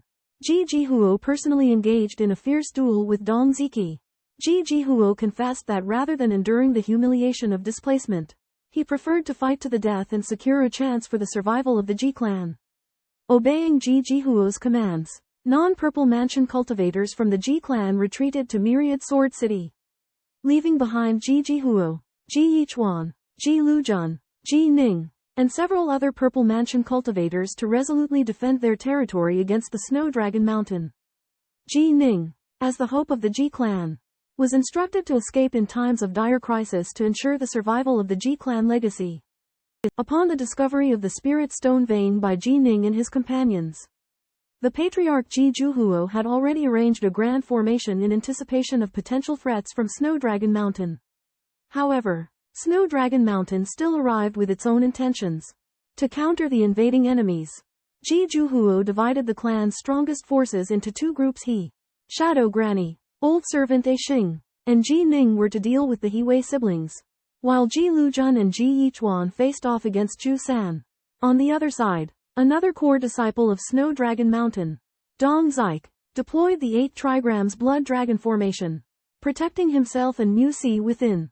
Mu Si then cast the primeval green vine technique, attempting to break the illusion formation. However, Ji Ning's father, Ji Zhuhuo, launched the first attack, releasing sharp sword blows followed closely by Shadow Granny and Old Servant A Xing. Although the He-Wei siblings used protective treasures to defend themselves, they were still gravely injured by Ji Ning's strike that pierced their golden light. Meanwhile, Ji Lujun and Ji Yichuan engaged in a fierce battle with Zhu San. The bloody confrontation unfolded within the illusion formation, incurring heavy losses on both sides. At the same time, Dong Zik and Mu Si continuously fought against the illusion formation, with Mu Si employing his primeval green vine technique to cover new areas in an attempt to break through. The battle reached a stalemate, with both sides employing their utmost abilities, determined to fight for their own interests. Ji Ning's myriad swords array launched a sharp sword gleam directly at the graceful lady. He Xing, panic-stricken, unleashed a green light curtain in defense, but the sword gleam pierced through it with ease, leaving behind only a faint wisp of light. Helpless, He Xing and her brother He Yu employed a forbidden technique, causing their power to spike as they engaged in a fierce battle with 4 Purple Mansion cultivators Ji Choui, Shadow Granny, and Old Servant Ah Xing. Despite the He siblings' forbidden technique, the 4 Purple Mansion cultivators still held the advantage, besieging them and putting them in great danger. At a critical juncture, the He siblings produced 2 Dao talismans, releasing dozens of black lights that struck the foursome. Ji Ning managed to resist them using the Waterfire Lotus and the Bright Moon Sword, but sustained a severe injury to his abdomen. Realizing he could not delay any longer, Ji Ning unfolded his magic treasure wings and charged towards the He siblings. He Xing fought back frantically, but Ji Ning, relying on his powerful body refinement, forcefully traded blows, killing He Xing with a single sword strike. He Yu, filled with grief and anger, self-detonated his purple mansion, releasing a vast amount of quintessence. Ji Ning was engulfed by the torrent of power, leaving his fate unknown. Ji Ning used the Windwing evasion technique in an attempt to evade the impact of Purple Mansion Lake's explosion, but still suffered heavy injuries. However, his astonishing vitality quickly healed the wounds. At the same time, Dong Ziki, in the 8 diagrams Blood Dragon formation, learned of the self-detonation of the He brothers and sisters, and was filled with rage. He vowed to exterminate the Ji clan. Ji Fuyue and his group planned to go and fight Dong Ziki, while Ji Ning received a mission to go and help his father Ji Yichuan and clansman Ji Lujun deal with Jushan. Ji Yichuan and Ji Lujun joined forces to deal with Jushan, and Ji Ning joined the battle, using his superb swordsmanship and Waterfire Lotus entanglement technique to kill Jushan. Ji Ning and the 3 of them met up with Ji Fuyue and the others, and prepared to fight Dong Ziki and Mu Si to the death. Dong Ziki and Mu Si cast spells, manipulating the vines to spread, intending to merge with Jushan. Ji Fuyue and the Lady of Shadows and others obstructed Mu Si, preventing the vines from spreading. Ji Ning, Ji Yichuan, and Ji Lujun fought Dong Ziki with all their might, relying on teamwork and Ji Ning's formidable strength to finally kill Dong Ziki and Mu Si. Thus, the Ji clan thoroughly defeated the enemy forces, achieving a glorious victory. In the octagonal Blood Dragon formation, 6 Ji clan Violet Palace cultivators joined forces against Dong Ziki and Mu Si. Ji Ning used the Lesser Thousand Sword formation, yet after defeating only 1 dragon, he exhausted his true essence. Realizing the formation's remarkable power, despite the 6 Ji members attacking together, they were unable to break through the 8 dragons' defenses. Dong Ziki arrogantly provoked, vowing to eliminate the Ji clan. Ji Zhuhuo, after weighing his options, decided to cease fighting temporarily to preserve their strength and delay. Meanwhile, Mu Si sensed their vines had extended beyond the formation and guided Dong Ziki to escape.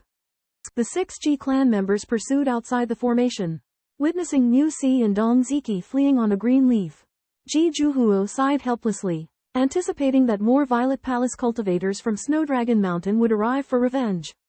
He proposed two strategies: one, to hide, which might lead to the Snowdragon Mountain slaughtering the Ji clan; two, to openly set up a formation to attract the Snowdragon Mountain for battle, banking on their status as a powerful sect to avoid provoking the Ji clan. After weighing their options, Ji Ning and others agreed with Ji Zhuhuo's second strategy, deciding to openly form up to meet Snowdragon Mountain in battle. Amidst swirling mist, Ji clan's patriarch, Ji Zhuhuo, and 5 other elders resolved to confront the impending attack from Snowdragon Mountain. Among them are Shadow Granny, Old Servant A Xing, Ji Yichuan, and Ji Lujun. Only Ji Ning, a youth of exceptional talent and the family's hope, is ordered by the patriarch to preserve his life. Ji Yichuan confides in Ji Ning that during his explorations in the North Sea, he had broken through to the Violet Palace realm. However, catastrophe struck, damaging his Violet Palace, rendering him unable to improve further and limiting his use of forbidden techniques to once. Thus, the chance to protect Ji Ning was once his. But now that Ji Ning is an adult, he is unburdened and willing to fight for his clan. Ji Ning also voices his determination, refusing to seek safety despite possessing the myriad miles unseen talisman that could secure his escape. After deliberation, the 6 members of the Ji clan decide to deploy layered formations to delay their enemies while delving underground to explore a newly discovered massive elemental stone vein, speculating that it may house treasures left by immortals. Using the Aqua Flame Lotus, Ji Ning swiftly drills into the depths of the earth, uncovering a vein of exceptionally high-grade elemental stones. As they venture deeper, they encounter an unyielding rock formation that the Aqua Flame Lotus cannot penetrate. Clearing away the surrounding stones, Ji Ning reveals the entrance to an enormous stone chamber, its door potentially sealed by an enchantment. Ji Zhuhuo commands Ji Ning to remotely manipulate a treasure to push open the stone door, triggering a thunderous rumble as a surge of potent heavenly energy rushes out. The group is elated, convinced that the stone chamber holds invaluable treasures. Amidst a potent concentration of celestial essence, Ji Ning and his companions cautiously ventured into a stone chamber. After using a GU worm to ensure its safety, they entered and discovered a pool teeming with vibrant green liquid. Ji Zhuhuo surmised that an immortal once cultivated within these walls and had amassed this essence of vital liquid. Vital liquid, a refined essence of celestial energy, could be swiftly absorbed and refined, bypassing the arduous process of regular cultivation. The assembled group was filled with excitement, yet they recognized that the vital liquid would be of greatest benefit to Ji Ning. His exceptional talent had propelled him to a certain cultivation level, and this vital liquid promised to aid him in forging a purple dominion, laying the foundation for his path to immortality. Ji Ning sat cross-legged by the pool, circulating his water origin technique. The vital liquid cascaded into his body like a torrent. Refined celestial energy relentlessly gathered within his dantian, forming a turbulent tempest. As his true essence accumulated, his dantian abruptly expanded, creating a vast and ethereal purple dominion space. Within the purple dominion, spiritual energy coalesced, forming droplets that amassed to become a small lake.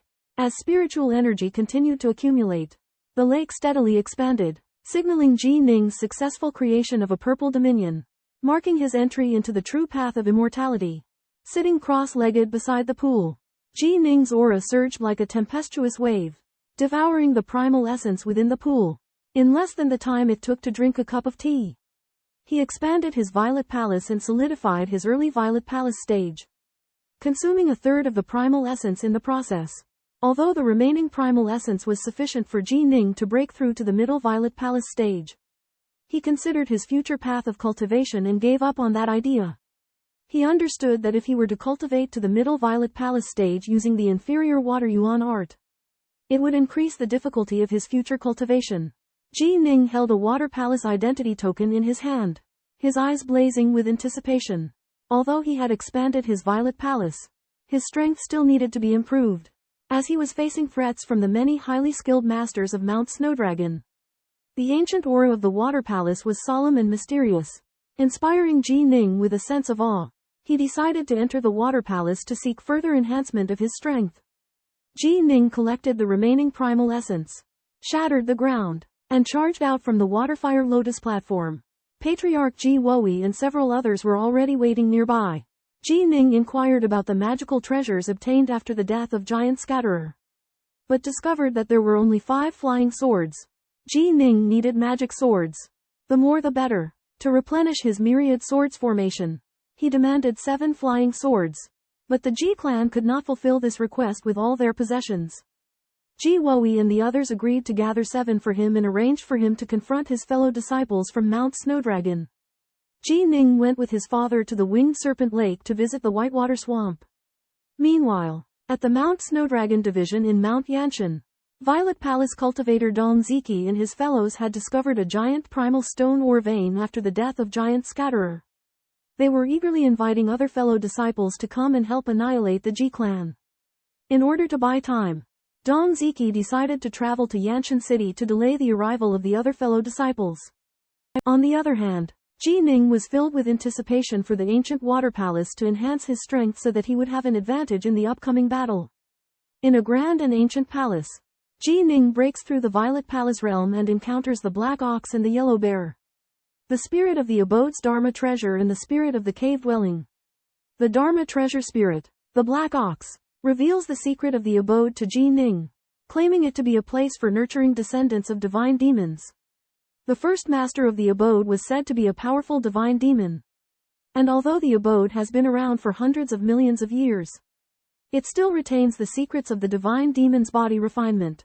The cave-dwelling spirit, the Yellow Bear, guides Ji Ning to the important areas of the abode. The 4 grand palaces. The treasure palace contains countless priceless treasures. But to obtain one must meet the conditions set by the first master. The Dharma Palace, on the other hand, is only open to descendants of divine demons who are under 10 years of age and have reached the blood rebirth realm. Ji Ning learns that while he has broken through the Violet Palace realm, he is unable to enter the Dharma Palace because he is over 10 years of age, filling him with regret. However, both the Dharma treasure and cave-dwelling spirits encourage Ji Ning to focus his efforts on body refinement, suggesting that as he advances on the path to becoming a divine demon, the secrets of the abode will gradually unfold. Ji Ning, a young boy of humble origins, obtained a divine and demonic body at the age of 11 by chance, setting forth on his path to transcendence. Now 16, he is still less than 5 years old in terms of divine and demonic age. In the past, Ji Ning was taken to an ancient corridor by the mysterious spirit of the Water Dominion, which contained 4 sub-halls and a main hall. The spirit informed him that he could only enter the Divine Arts Hall and obtain the divine arts left by the master after reaching the Purple Dominion realm. At the end of the corridor was a towering bronze gate adorned with an imposing hand. The spirit called it the God of War Hall, the most dangerous yet most rewarding place in the entire Water Dominion. Beside it was another bronze gate engraved with an axe and a spear, known as the Treasure Hall, which housed treasures left behind by the previous masters. An alternative way to obtain treasures from the Treasure Hall was to pass the God of War Hall. The God of War Hall had 10 levels, each with increasing difficulty. As a Shenshin realm being, Ji Ning only had 2 chances to challenge the God of War Hall. However, the Black Ox cautioned him that with his current strength, he had less than a 10% chance of passing even the first level. Faced with opportunity and challenge, Ji Ning hesitated. Should he gamble in the God of War Hall or seek enlightenment in the Stellar Hall? He had to make a choice. Worried about his slim chances of success in the Cosmic Palace, Ji Ning decides to visit the Treasure Palace instead. However, despite the countless treasures, he feels indifferent and realizes that it's better to focus on action. Ji Ning then proceeds to the Starry Palace, where he is warned by the Black Ox not to stay for more than 6 hours. Upon entering, he finds himself before a verdant mountain peak, with a stark contrast between the barren wilderness and a lush forest separated by a clear stream. Awestruck by the ethereal scenery, Ji Ning enters a thatched hut and finds the ancient text Starry Sky left by its first owner. The Black Ox urges Ji Ning to recite it aloud. As he does, his voice carries a strange power, leading him into a mysterious realm. Immersed in it, Ji Ning comprehends the Tao contained in the rocks, stream, and stars. When he looks up at the starry sky, one star draws his attention, evoking memories and warmth that fill him with a sense of being held in his mother's arms. Rising to his feet, Ji Ning brandishes his fingers like swords. unleashing his swordsmanship imbued with the Tao of nostalgia.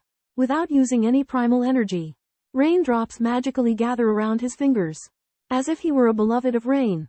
Witnessing this, the Black Ox marvels at how Ji Ning's years of accumulating insights into the Tao have culminated in this moment, marking a qualitative breakthrough. Amidst the rain, Ji Ning was engrossed in his swordsmanship, fully immersed in becoming one with the downpour.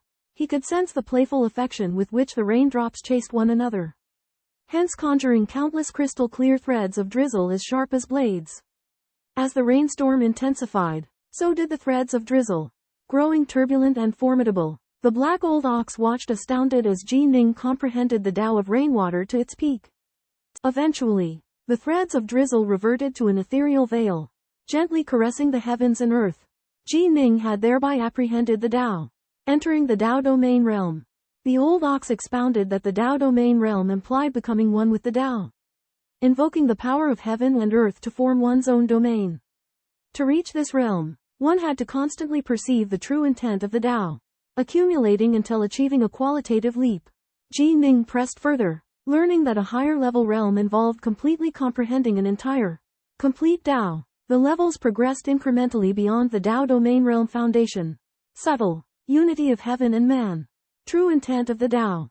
Tao domain realm. A complete Tao. The Old Ox reminded Ji Ning that after comprehending the rainwater sword domain, he was qualified to join any major sect. Ji Ning promptly changed his name to Rainwater Sword Domain. At this moment, Ji Ning learned of an opportunity to challenge the Divine Temple, and resolved to undergo the trial. Meanwhile, the Violet Palace cultivator Fuxi from the Yan Mountain branch of the Snowdragon Mountain was on his way to Mount Dire, hoping to persuade the Violet Palace perfected the legendary beast Doretto join their faction, so as to eliminate the Ji clan. Ji Ning and the Black Ox visited the ancient war god's palace in the Water Mansion. Ji Ning chose the first level of the trial, but the cave spirit gave him a seemingly simple task to cut a black wooden stake before an incense stick burned out. However, Ji Ning soon discovered that the wooden stake was unusually tough, and even when he used a powerful sword technique fused with his rainwater sword domain, he could only leave a small wound on the stake. Time passed by, and Ji Ning realized that he could not complete the test with brute force alone. In order to find a way to break through, Ji Ning carefully observed the grain of the wooden stake and surmised that cutting along the grain would make it easier to break. He concentrated his mind and raised the power of his rainwater sword domain to the extreme, and launched another fierce attack.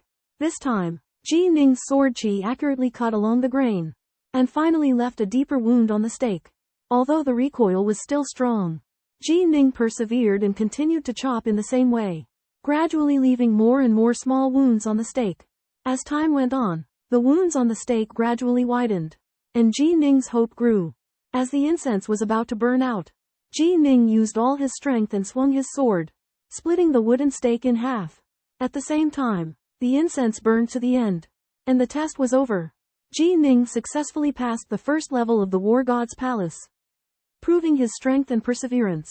Ji Ning enters the first layer of the war god hall, proving his power is in the early stage of the image phase by effortlessly cutting through a wooden pillar. Successfully passing the level, eager for a greater challenge, Ji Ning chooses to attempt the second layer. However, he underestimates the dangers within, and is forced to give up after only 10 seconds, having been attacked by dozens of panther-like alien beasts. Though passing the first and second layers both grant human-grade treasures, the value is vastly different. The second layer allows Ji Ning to select any item of equivalent value to a human-grade treasure from the Hall of Treasures, including some rare and valuable curiosities. Ji Ning peruses the treasures in the Hall of Treasures. Amazed at their quality, he is drawn to the 9 Yang sword formation, 9 human-grade superior flying swords, believing they will greatly enhance the power of his 1,000 swords formation. He also discovers a special ability treasure, an egg for growing a 3-eyed firebug, and a puppet comparable to an image immortal. Ultimately, he chooses the Nether Dragon Skylock formation, believing it will play a crucial role in the Ji clan's defense against external threats. Ji Ning chose the Dark Dragon Lock Heaven Array, suitable to the Ji clan, from the Golden Book of Treasures of a faction that was protected by a grand formation. The formation, comprised of a core dragon pearl and 4 formation discs, can be controlled by 5 Violet Palace cultivators and is renowned for its strength. Meanwhile, Ji Ning's father, Ji Yichuan, prepared to fight to the death against the Snow Dragon Mountain and requested Ji Ning and Baishuiza to follow him. Ji Yichuan imparted all his knowledge and experience to Ji Ning, greatly bolstering Ji Ning's power. The Ji clan made their final preparations for the confrontation against the Snow Dragon Mountain, hoping that the envoy sent by the Great Xia dynasty would arrive in time. However, General Dong, who led the garrison in Yanshan City, intentionally delayed the envoy, refusing to meet with them or report their arrival. Ji Jiahui was forced to shout outside Yanshan City, offering a large primeval stone mine, which compelled General Dong to appear. Finally, Ji Yichuan, Ji Ning, Baishuiza, and the Ji clan members gathered in the wilderness, setting up their grand formation and awaiting the arrival of the Snow Dragon Mountain. Facing a life or death battle, they were filled with both anxiety and determination, sworn to defend the Ji clan to the end. Ji Yichuan and his companions, anxious about the survival of the Ji clan, decide to engage in a battle with Snow Dragon Mountain even if it offends the garrison commander. Clan leader Ji Juhuo selects Bullhorn Mountain as the battlefield and deploys 6 grand formations that he has spent centuries refining. Ji Ning claims to possess a grand formation and produces a mysterious dragon pearl and scales that he has obtained. After refining them, Ji Juhuo is astonished to discover that it is a profound grand formation called the Nether Dragon Sealing Heaven Formation. This formation requires 5 nascent soul cultivators to deploy and allows them to share their energy, significantly increasing their defensive power. The formation can also summon the power of a dragon soul to attack, allowing the cultivators to avoid direct combat. Additionally, it possesses a formidable maze effect, capable of sealing off the heavens and earth, making it difficult for Snow Dragon Mountain to locate the Ji clan. The Ji clan members are elated and their confidence soars as they prepare to confront Snow Dragon Mountain. During the formation deployment and drills, the Ji clan members gradually comprehend the intricacies of the Nether Dragon Sealing Heaven Formation. Clan leader Ji Juhuo, who has reached the peak of the nascent soul stage, shares his energy with other nascent soul cultivators, enabling cultivators like Ji Ning, who is in the early nascent soul stage, to unleash energy surpassing that of peak nascent soul cultivators, thereby elevating the power of the small thousand sword formation to unprecedented heights. Ji Ning is filled with confidence and resolves to fight a decisive battle against Snow Dragon Mountain. On Bullhorn Mountain outside 10,000 Sword City, the Ji clan, with Patriarch Ji Juhuo and Ji Ning at its helm, had set up a grand formation, practicing their defensive tactics against the Snow Dragon Mountain cultivators. Meanwhile, within the Snow Dragon city of Snow Dragon Mountain, perfected Purple Palace cultivators gathered. Dong Ziki issued invitations, summoning 19 perfected Purple Palace cultivators from the Yanshan region, including the formidable Tong Yu and the Array Master Nong Zidao. Upon learning that the Ji clan had established a formation on Bullhorn Mountain, they scoffed. Tong Yu, confident in his divine powers, boasted that he could single-handedly resist the myriad manifestations true man and proclaimed that the Snow Dragon Mountain comrades would overwhelm the Ji clan. Nong Zidao was even more confident in breaking their formation, believing that although the Ji clan had a history of thousands of years, they were ultimately just a small tribe, and their formation was nothing to be feared. At the insistence of Tong Yu and Nong Zidao, the 19 perfected Purple Palace cultivators decided to set off for Bullhorn Mountain at once. They boarded their grand tapestry, exchanged toasts, and flew leisurely towards Bullhorn Mountain. On Bullhorn Mountain, the Ji clan also detected the approach of Snow Dragon Mountain. Ji Ju's eyes were filled with anticipation for battle, declaring that at least dozens of Snow Dragon Mountain cultivators would perish before their formation could be broken. Ji Ning, eager to contribute, volunteered his origin liquid, to be used at a critical moment. As the sun dipped below the horizon, the perfected Purple Palace cultivators of Bullhorn Mountain and Snow Dragon Mountain were about to clash in a fierce battle of formations. Dong Ziki and other Violet Palace cultivators looked ahead to Oxhorn Mountain, discovering it hidden within a bewitching formation. After Nong Zidao effortlessly broke the formation, Ji Juhuo, the patriarch of the Ji clan on Oxhorn Mountain, released a thick, black fog, forming a fog formation. As both sides confronted each other, Nong Zidao dispatched Dong Ziki to lead 12 Violet Palace cultivators to explore the fog formation first. Using the combined formation technique to resist attacks, the Ji clan had long since set up the Nether Dragon Lock Heaven formation. with Ji Zhuhou assigning the formation's different positions to Ji clan members and Ji Ning. Their plan was to use the combined power of the Grand Formation to raise Ji Ning's strength to its peak, serving as the formation's flexible support and trump card.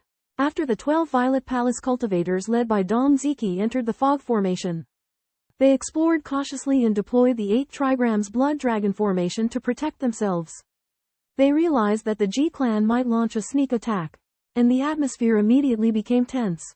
Amidst a thick black fog, the Ji clan cast the Infernal Dragon Sealing Heaven Formation, trapping 12 Violet Palace cultivators from the Snow Dragon Mountain. In the fog, the gigantic dragon's head coiled and twisted, its scales and whiskers gleaming with an intimidating luminescence. From within the formation, Ji Zhuhou, the Ji clan's patriarch, closely monitored the battle through the black fog illusion formation. Noting the Snow Dragon Mountain cultivators' excessive caution, he ordered Ji Lujun to patiently bide his time and wait for them to lower their guard before launching a decisive strike. Abruptly, the colossal dragon's head broke through the Bagua Blood Dragon Formation, swallowing 3 Violet Palace cultivators in one gulp. Seizing this opportunity, Ji Lujun summoned his piercing awl, fatally wounding 2 more cultivators who were too slow to react. Faced with this sudden attack, the Snow Dragon Mountain cultivators hastily deployed a white Bagua Grand Formation. 4 Snow Dragon Mountain cultivators perished in the assault, leaving survivors such as Dong Ziki to grasp the devastating might of the Infernal Dragon Formation. They attempted to locate the formation's flags, but their vision was obscured by the black fog. Driven to desperation, Dong Ziki crushed a jade talisman bestowed upon him by Nong Zidao, sending out a plea for aid. Awaiting him outside were 7 Violet Palace cultivators, including Tong Yu and Nong Zidao. Upon receiving the distress signal, they immediately entered the formation, accompanied by 2 Violet Palace spirit beasts. Simultaneously, Ji Zhuhou commanded Ji Lujun to pursue them relentlessly, aiming to eliminate the Snow Dragon Mountain cultivators one by one. Amidst the darkness, the infernal dragon's head roared, while the white Bagua Grand Formation resisted its attacks, initiating a fierce and intense struggle. Amidst the swirling mist of the Dark Dragon Sealing Heaven Formation, Ji Ning lurked within the massive dragon's tail, guiding the Ji clan members as they ambushed the cultivators of Snow Dragon Mountain's Violet Palace. Ji Yichuan provided 6 profound grade flying swords, significantly enhancing the power of Ji Ning's myriad sword formation. Meanwhile, Nong Zidao and Tong Yu, along with other Snow Dragon Mountain cultivators, found themselves in a dilemma. Nong Zidao managed to break the outer illusion formation but soon discovered that the Ji clan had activated the inner labyrinth formation, which was even more challenging.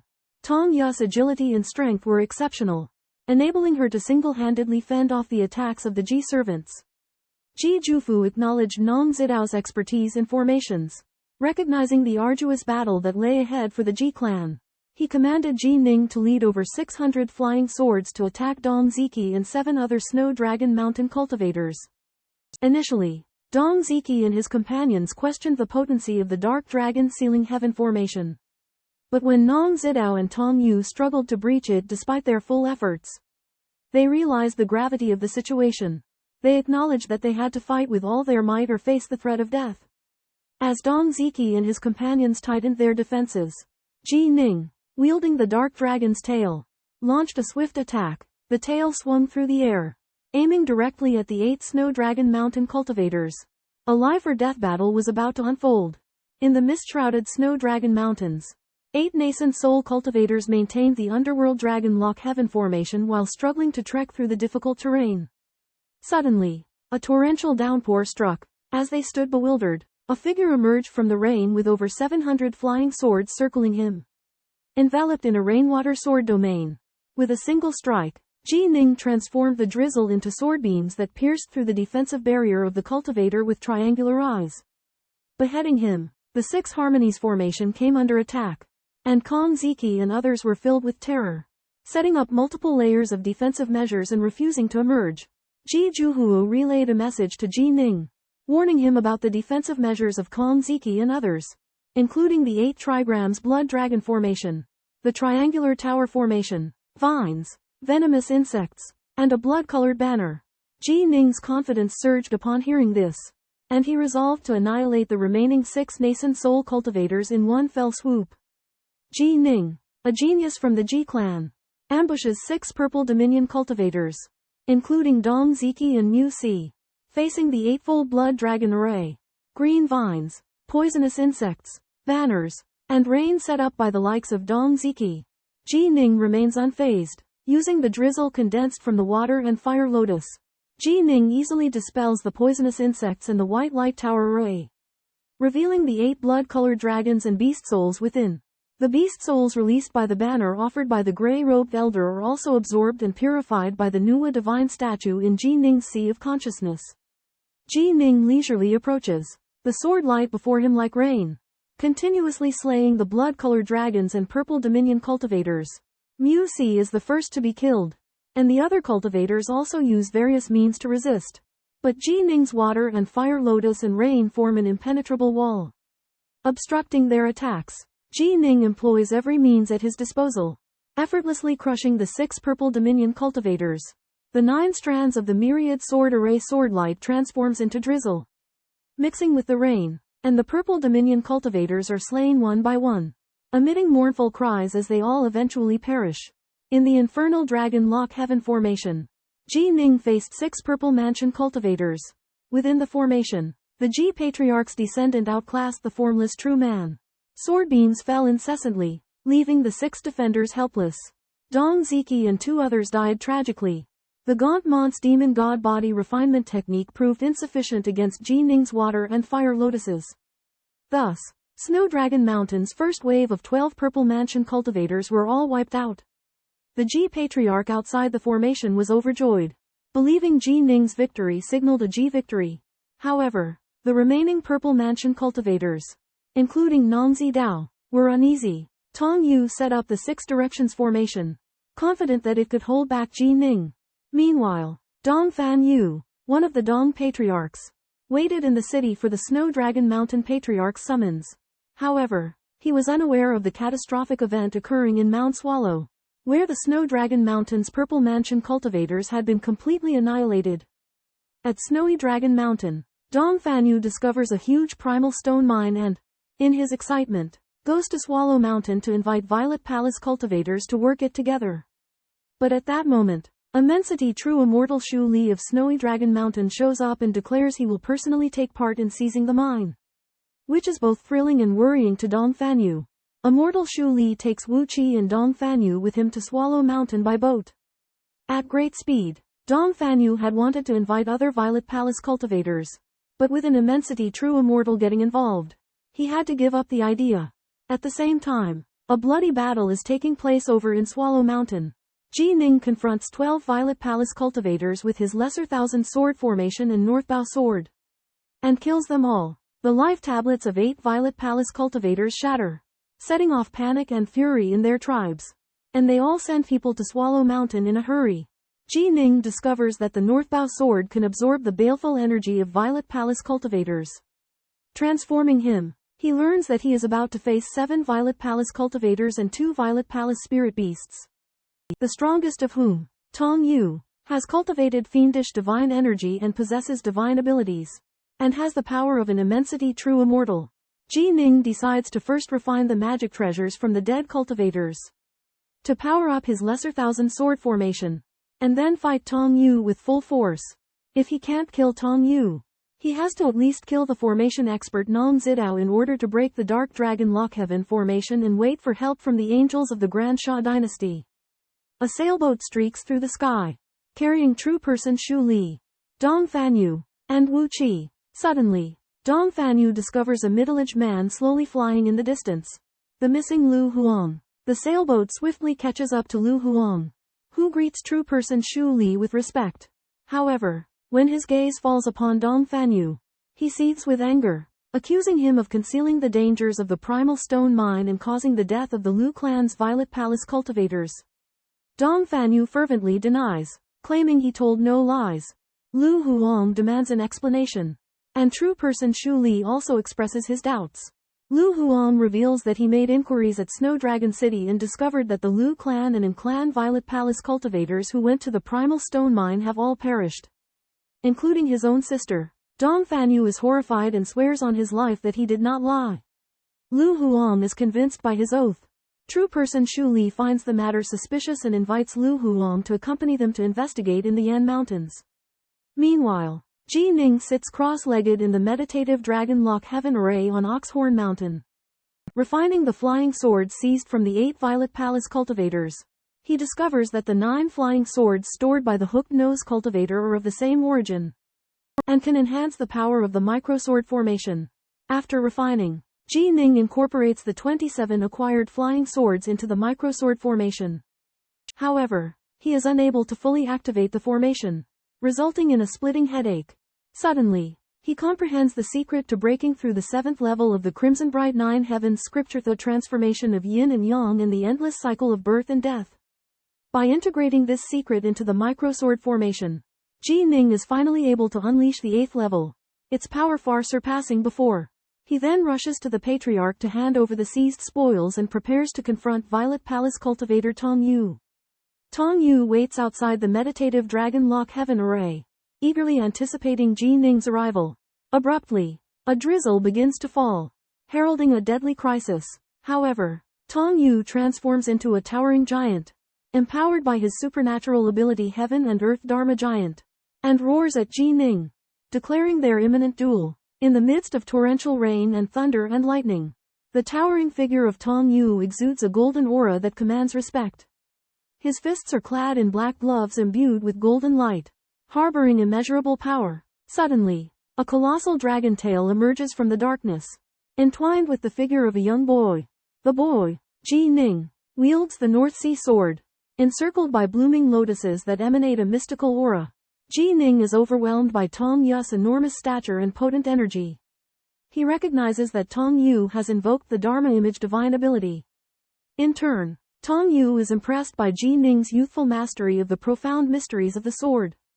Abruptly, Zidao of the Snow Dragon Mountain sect appears, extending an invitation to Ji Ning to join the sect. He pledges to train him as the successor.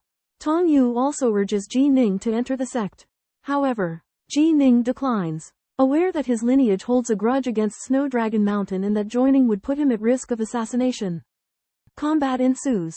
Tong Yu unleashes the Starry Sand, a maelstrom of countless golden particles that surge towards Ji Ning. Ji Ning attempts to shield himself with a water barrier, but Tong Yu's fists shatter it with ease. Tong Yu's astonishing speed and strength make it impossible for Ji Ning to counter him. Ji Ning employs his wind wing evasion technique, nimbly evading Tong Yu's attacks. Simultaneously, he activates the myriad sword formation, unleashing 6 sword beams that resemble a gentle rain, quietly approaching Tong Yu from all directions. Thus, a heart-stopping battle unfolds. In the secret realm of Yanshan, the Purple Mansion cultivator, Ji Ning, was attacked by the giant Tong Yu. Tong Yu used the magical power of the Dharma aspect of heaven and earth. His body massive and his strength astonishing, easily neutralizing Ji Ning's 6 sword beams. Ji Ning used the Rainwater Sword domain to trap Tong Yu in layers of rain curtains and used the Water and Fire Lotus to hinder his movements. The two fought intensely, but Ji Ning's Myriad Swords formation's 9th level sword beam failed to seriously injure Tong Yu. Ji Ning discovered that Tong Yu needed to consume a huge amount of divine power to maintain the divine aspect of heaven and earth. He cleverly used this by continuing to use the Rainwater Sword domain and the Water and Fire Lotus, constantly restraining and draining Tong Yu's divine power. After about half an hour of fierce fighting, Tong Yu's divine power was exhausted. His body shrank, and his head was cut off by one of Ji Ning's sword beams. The other Purple Mansion cultivators were shocked and despaired, but Nong Zidao used a secret technique to escape, leaving behind the Earth Dragon and the Immortal Crane. The Immortal Crane cried sadly, mourning Nong Zidao's sacrifice and its own fate. Bolstered by the Dark Dragon World Sealing formation, Ji Ning demonstrates strength comparable to a nascent Soul Realm cultivator, effortlessly defeating 5 Violet Palace cultivators and 2 Violet Palace demonic beasts. However, one of the Violet Palace cultivators, Nong Zidao, escapes using a lesser teleportation talisman. Patriarch Ji Jihuo opines that while Nong Zidao has escaped, the threat from Snow Dragon Mountain has significantly diminished as reinforcements cannot arrive within a short period. He subdues the 2 Violet Palace spirit beasts, temporarily postponing their allocation. Sensing a revelation, Ji Ning departs to find a place to cultivate. The patriarch and others oversee the distribution of spoils. After his escape, Nong Zidao recognizes the gravity of underestimating his opponents and resolves to warn the Snowdragon Mountain disciples who are on their way. However, he learns that True Monarch Myriad Phenomena and True Monarch Shu Li are already leading a team to Oxhorn Mountain. Nong Zidao is dispatched by Mount Snowdragon to provide support to Mount Bullhorn. And he learns along the way that 8 nascent soul realm cultivators led by fellow cultivator Shu Li are also heading to Mount Bullhorn. Worried that these cultivators might recklessly enter the Grand Formation, he sends a wooden puppet to wait at the entrance, warning them of the danger posed by the Mount Bullhorn Grand Formation. In the meantime, the Ji clan camps within Mount Bullhorn, refining their magical treasures while awaiting the protection of the Great Xia dynasty. They reckon that the reinforcements from Mount Snowdragon will not be too powerful, as Tong Yu and Nong Zidao have both fallen. However, fellow cultivator Shu Li is a 10,000 phenomena true man who possesses strength far surpassing that of ordinary nascent soul realm cultivators. In order to test the Grand Formation, fellow cultivator Shu Li unleashes 10,000 phenomena Dharma body with a square seal, launching a long-range attack in an attempt to break through the Grand Formation. The Ji clan members put up a valiant defense with their Netherworld Dragon Lock the Heavens formation. But the enormous power unleashed by the square seal makes them struggle. Meanwhile, Ji Ning is cultivating in the Grand Formation. He ponders over the conversion of yin and yang, leading to the emergence of the Sun True Fire and Lunar True Water, forming a colossal waterfire lotus that envelops him, enhancing the defensive power of the Grand Formation. In the end, fellow cultivator Shu Li is unable to breach the Grand Formation and is forced to withdraw, allowing the Ji clan to remain safe. The Ji clan laid out an eerie formation, using the convergence of water and fire to form a giant flower. Inside, Ji Ning was breaking through the 7th layer of the Crimson Bright 9 Heavens drawing, undergoing the baptism of the energy of the sun and moon stars. The Snowdragon Mountain learned of Ji's anomaly and sent myriad phenomenon immortal Shu Li to lead many nascent soul cultivators to encircle and suppress them. Shu Li cast Dharma form spells, summoning moonlight seals to bombard the formation, but they were resisted by the nether dragons within the formation. Patriarch Ji Jihuo informed Ji Ning of myriad phenomenon immortal's terrifying strength, advising him to flee decisively in times of danger. Ji Ning sensed the danger in the depths of his being and decided to proceed cautiously. Meanwhile, Nong Zi, who had comprehended the formation, arrived at Snowdragon Mountain and informed Shu Li that the formation was unusually eerie. Hearing this, Shu Li decided to observe the situation and wait for the right moment to act. Within the formation, Ji Ning successfully broke through to the 7th layer of the Crimson Bright 9 Heavens diagram, gaining the assistance of the Lunar True Water and the Solar True Fire. His divine power surging and his vitality flourishing, he was confident that he could confront and resist Purple Mansion late-stage powerhouses and even kill a myriad phenomenon immortal who had just entered the realm but had mastered divine abilities. However, Ji Ning felt deeply uneasy about Shu Li, who was in the mid-stage of myriad phenomenon, wielded an earth-grade Dharma treasure, and whose comprehension of Tao far surpassed Tong Yu's. He realized that this crisis was beyond his imagination. The situation takes a drastic turn with the arrival of Nong Zidao. He unravels the secrets of the Nether Dragon Lock sky formation that entraps perfected Master Shu Li and the nascent soul cultivators, and proposes a way to break it. Nong Zidao is the first to break through the Black Fog Illusory Formation illusion formation, revealing the Nether Dragon Lock sky formation shrouded lingering over Oxhorn Mountain. The source of the nether chi that confines their enemies lies within the formation's 5 labyrinthine sections. While Nong Zidao cannot dispel the main formation, the Nether Dragon, he proposes that perfected Master Shu Li use his Earth-ranked magical treasure to sever the primal Earth Force primal Earth veins, thereby causing the nether chi to dissipate. In order to prevent the Ji clan from escaping, perfected Master Shu Li deploys a sealing formation, isolating Oxhorn Mountain from the outside world. At this point, the Ji clan members fall into despair, realizing they have no way out. Only Ji Ning, at the tender age of 16, with his astonishing strength and comprehension of the Dao domain realm, poses a significant threat to perfected Master Shu Li. Nong Zidao asks perfected Master Shu Li to lend him a small teleportation talisman as a means of self-preservation. With perfected Master Shu Li consent, Nong Zidao's confidence grows, and he resolves to venture deep into the Nether Dragon Lock Sky Formation. Sever the primal force veins, and dispel the Nether Chi labyrinths. Perfected Master Shu Li and 7 nascent soul cultivators follow Nong Zidao into the Nether Chi, ready to annihilate the Ji clan and seize the royal subject order. However, the Ji clan members are prepared to fight to the death, led by Ji Ning, whose prodigious talent and swordsmanship force perfected Master Shu Li to take him seriously.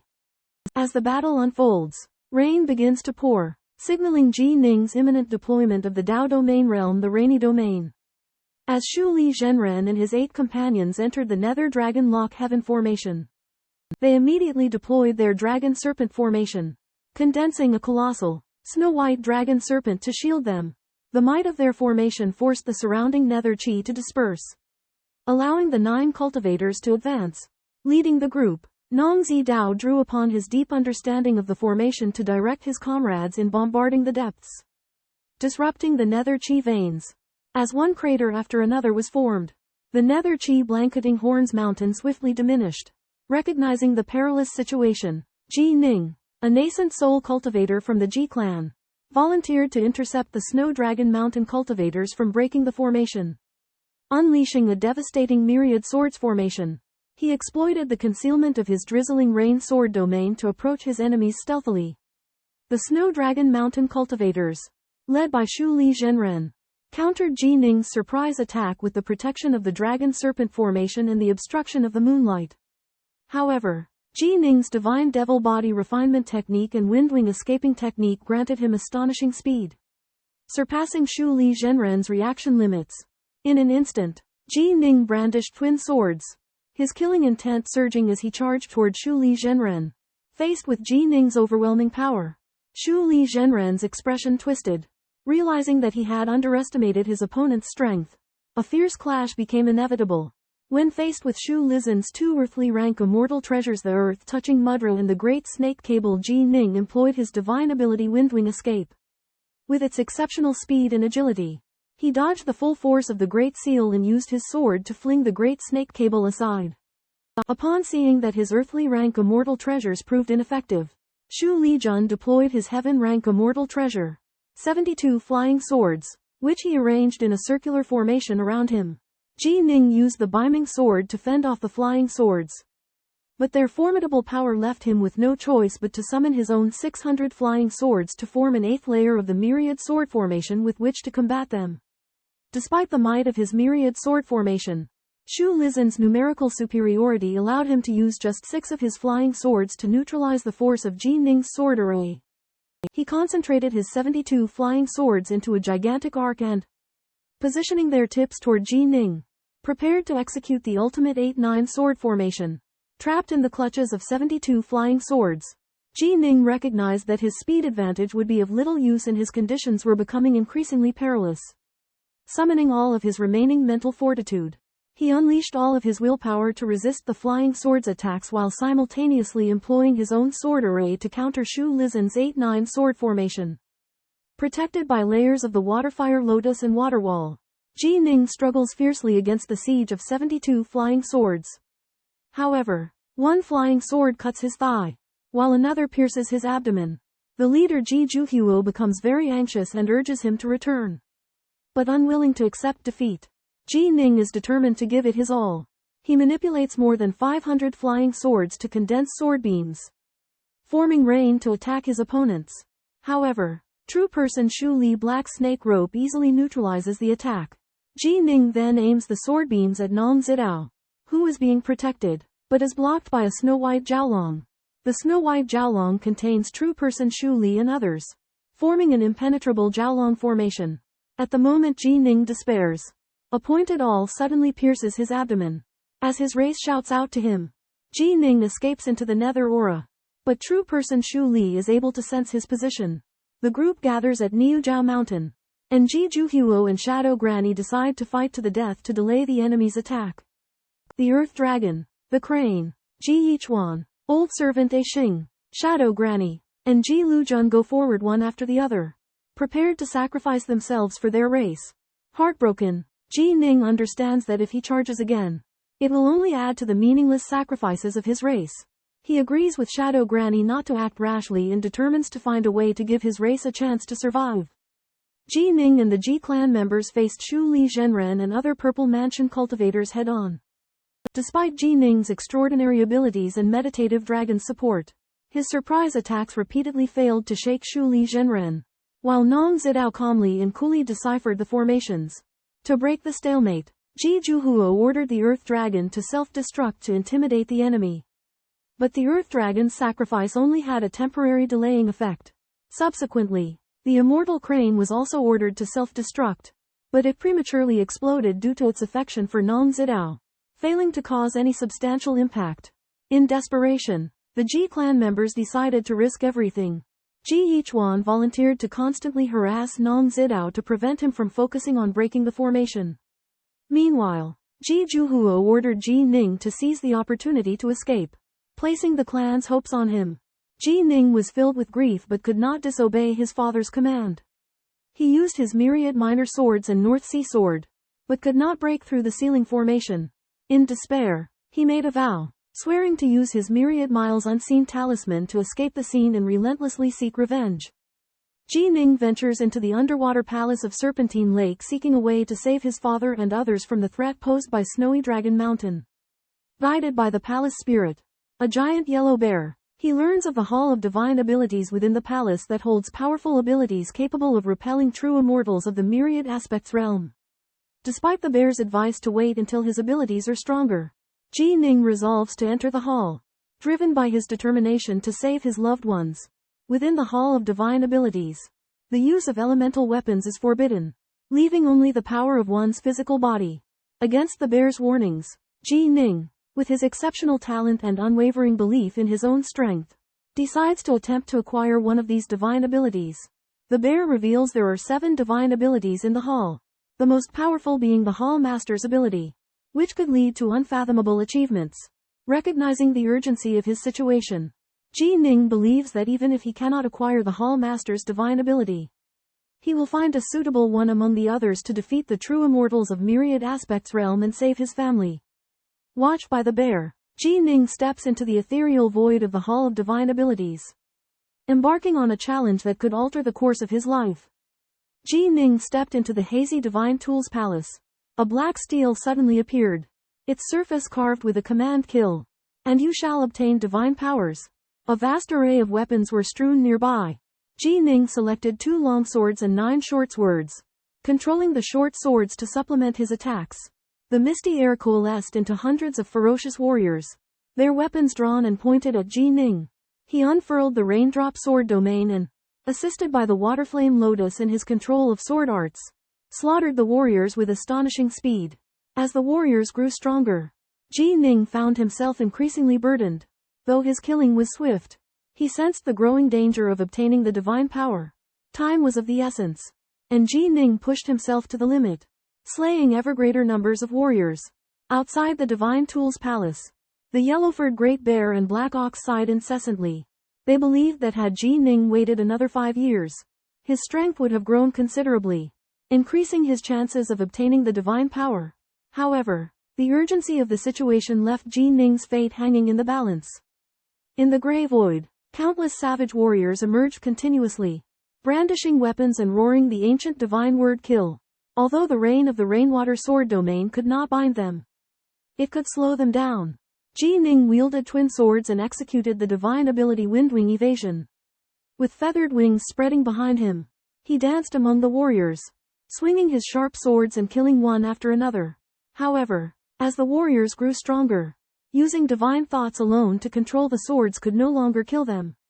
Ji Ning could only rely on his twin swords to hold on desperately. But the warriors kept pouring in, and he began to feel overwhelmed. At this moment, a mystical aura appeared as the divine beast Whitewater Marsh broke through. Whitewater Marsh was skilled in formations and used formation flags to influence the underground spiritual veins. This increased the difficulty of deciphering the Netherworld aura formation and provided more time for the Ji clan. In the Divine Ability Palace, Ji Ning and the warriors fought fiercely, blood flying, with his superb swordsmanship and the formidable power of divine and demonic body refinement. He managed to kill only one warrior at a time. However, the warriors kept coming, surrounding him and putting him in a precarious situation. In the Hall of Divine Abilities, Ji Ning engages in a fierce battle, utilizing his divine sense to control 9 swords to defend against the relentless force of warriors. Amidst this peril, he tempers his Tao heart, leading to the transformation of his divine soul, the opening of the heavenly eye, and the manifestation of divine consciousness. The awakening of divine consciousness bestows extraordinary power upon Ji Ning. He instantly discerns the composition of the warriors, gaining insight into their vulnerabilities. He commands 100 swords, unleashing their might with unprecedented force, obliterating the warriors with ease. Aided by his divine consciousness, Ji Ning's ability to manipulate objects with his divine sense soars, imbuing each sword with the combat prowess of the Violet Palace realm. With nearly 100 swords striking as one, their efficiency in vanquishing the warriors remains formidable even as their strength escalates. Ultimately, Ji Ning annihilates all the warriors, becoming the recipient of the first divine ability of the Hall of Divine Abilities. He is then whisked away by the enigmatic yellow-furred bear, destined to inherit the legacy of the first master of the Water Mansion. Within the inheritance realm, the flow of time is severed from the outside world, allowing Ji Ning to fully embrace his inheritance while time remains virtually still. With anticipation coursing through him, he eagerly awaits the revelation of the divine abilities bequeathed by the first master. Ji Ning and Yellowfur Bear arrive in a misty void where a majestic golden structure appears in the distance. Bear urges Ji Ning to ascend the steps at the base of the structure, each step granting him an ancient power inheritance from a profound expert of the 3 realms. With each step Ji Ning takes, archaic information embeds itself into his soul, culminating when he reaches the top of the altar. Ji Ning comprehends the divine ability of star-plucking hand, which allows him to pluck stars and crush gods and demons with a titanic hand spanning billions of miles. Then, the ethereal figure of the one-armed 3 lives Taoist appears and bestows 5 radiant lights upon Ji Ning, imprinting star-plucking divine marks into the palms of his hands, signifying the completion of the first revolution of 6 revolutions of star-plucking. Yellowfur Bear reveals that star-plucking hand is the original divine ability, while Windwing escape spell that Ji Ning practiced before was merely a simplified version. 3 Lives Taoist was an ancient deity whose divine abilities were unparalleled, their legacy still formidable even after eons had passed. Ji Ning develops a deep fascination for this enigmatic mentor, though his identity and past remain unknown. Ji Ning acquires the star-plucking hand divine ability from Taoist 3 Lives and learns that the Taoist is a powerful godfiend of chaos. Godfiends are born with different levels of aptitude, with those born with higher aptitude having greater potential, although those born with lower aptitude also have the chance to become great beings. Ji Ning decides to head to the Precious Hall to choose a mortal tier magic treasure. Browsing the catalog, he discovers an exceptional mortal tier magic treasure, the Silent Demon Slaying Sword. This magic treasure is forged from silent crystal gold and has an aura of silence, making it ideal for ambush attacks. Ji Ning's powerful divine sense allows him to control the Silent Demon Slaying Sword for close-range strikes, giving him an advantage in combat. Yellowfur Big Bear reminds Ji Ning that he still has opportunities to challenge the God Palace. But Ji Ning, aware of his limited Vermilion Bird energy, decides against challenging a higher-level God Palace for now. They return to the inheritance space, where Ji Ning retrieves the Silent Demon Slaying Sword and prepares to head towards Oxhorn Mountain. As night fell, Ji Ning was transported from the depths of the Aqua Palace to the Serpentine Lake. He held the Silent Annihilation Sword and flew swiftly towards Oxhorn Mountain using the wings of the Wind Evasion. This magic treasure was perfect for assassination, filling Ji Ning with confidence. En route, Ji Ning learned that Oxhorn Mountain was sealed by the Nether Dragon Locks the Heavens formation, and his father, Ji Yichuan, was in danger. He rushed into the formation without hesitation, his divine sense enveloping the entire mountain range to locate his father and perfected Shu Li. Ignoring the Nether Chi mist, Ji Ning charged straight towards perfected Shu Li. Patriarch Ji Zhuhuo and Ji Yichuan were filled with anxiety and urged Ji Ning to leave. However, Ji Ning ignored them, releasing his star-plucking hand divine ability and unleashing his most powerful sword technique, instantly slaying perfected Shu Li and the formation expert Nong Zi Dao. The Purple Palace cultivators within the formation were horrified, unable to believe that perfected myriad phenomena, Shu Li, had been instantly killed. Ji Yichuan rushed to the scene and was shocked to see the corpses of Shu Li and the others. The Snow Dragon Mountain cultivators let out a mournful roar. Vowing revenge, Ji Ning reassured his father and patriarch, saying he would explain the situation later. Filled with anger and a sense of purpose, he continued to fight against Snow Dragon Mountain, battling for the future of the Ji clan. Ji Yichuan was shocked to see that Archmage Shu Li and Taoist Nongzi had fallen, while Ji Ning was unscathed.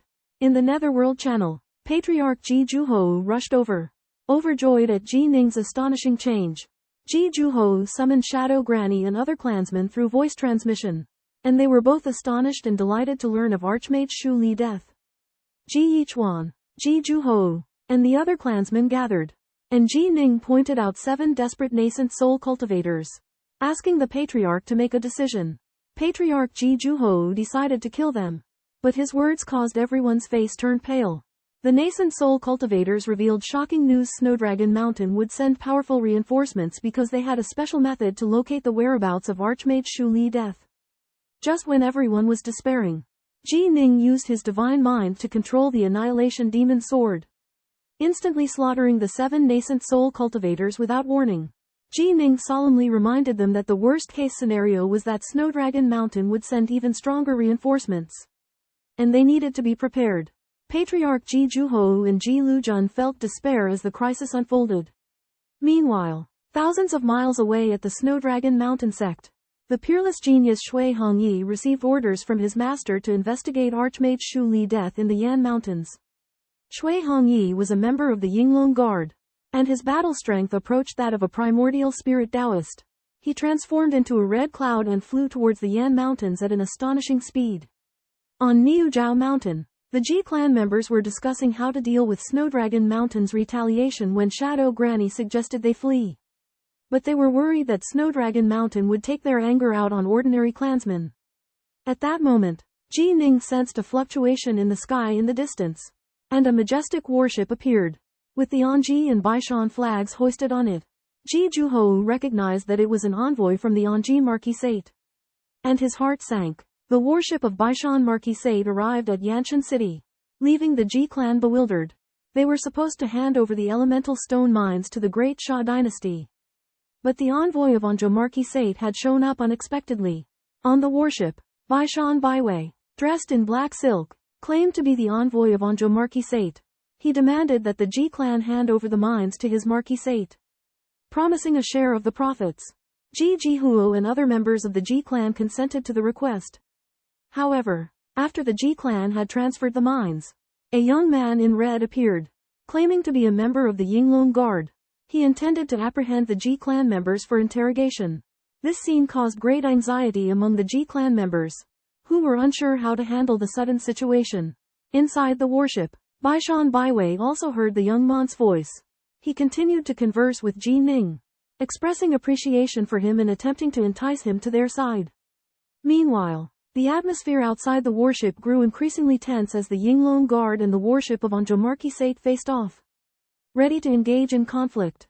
On the Ji clan's warship, Ji Zhuhun and the others were shocked to hear that the Yinglong Guards were coming to capture them. They knew they were innocent and speculated that the Yinglong Guards might have come from Snow Dragon Mountain to seek revenge.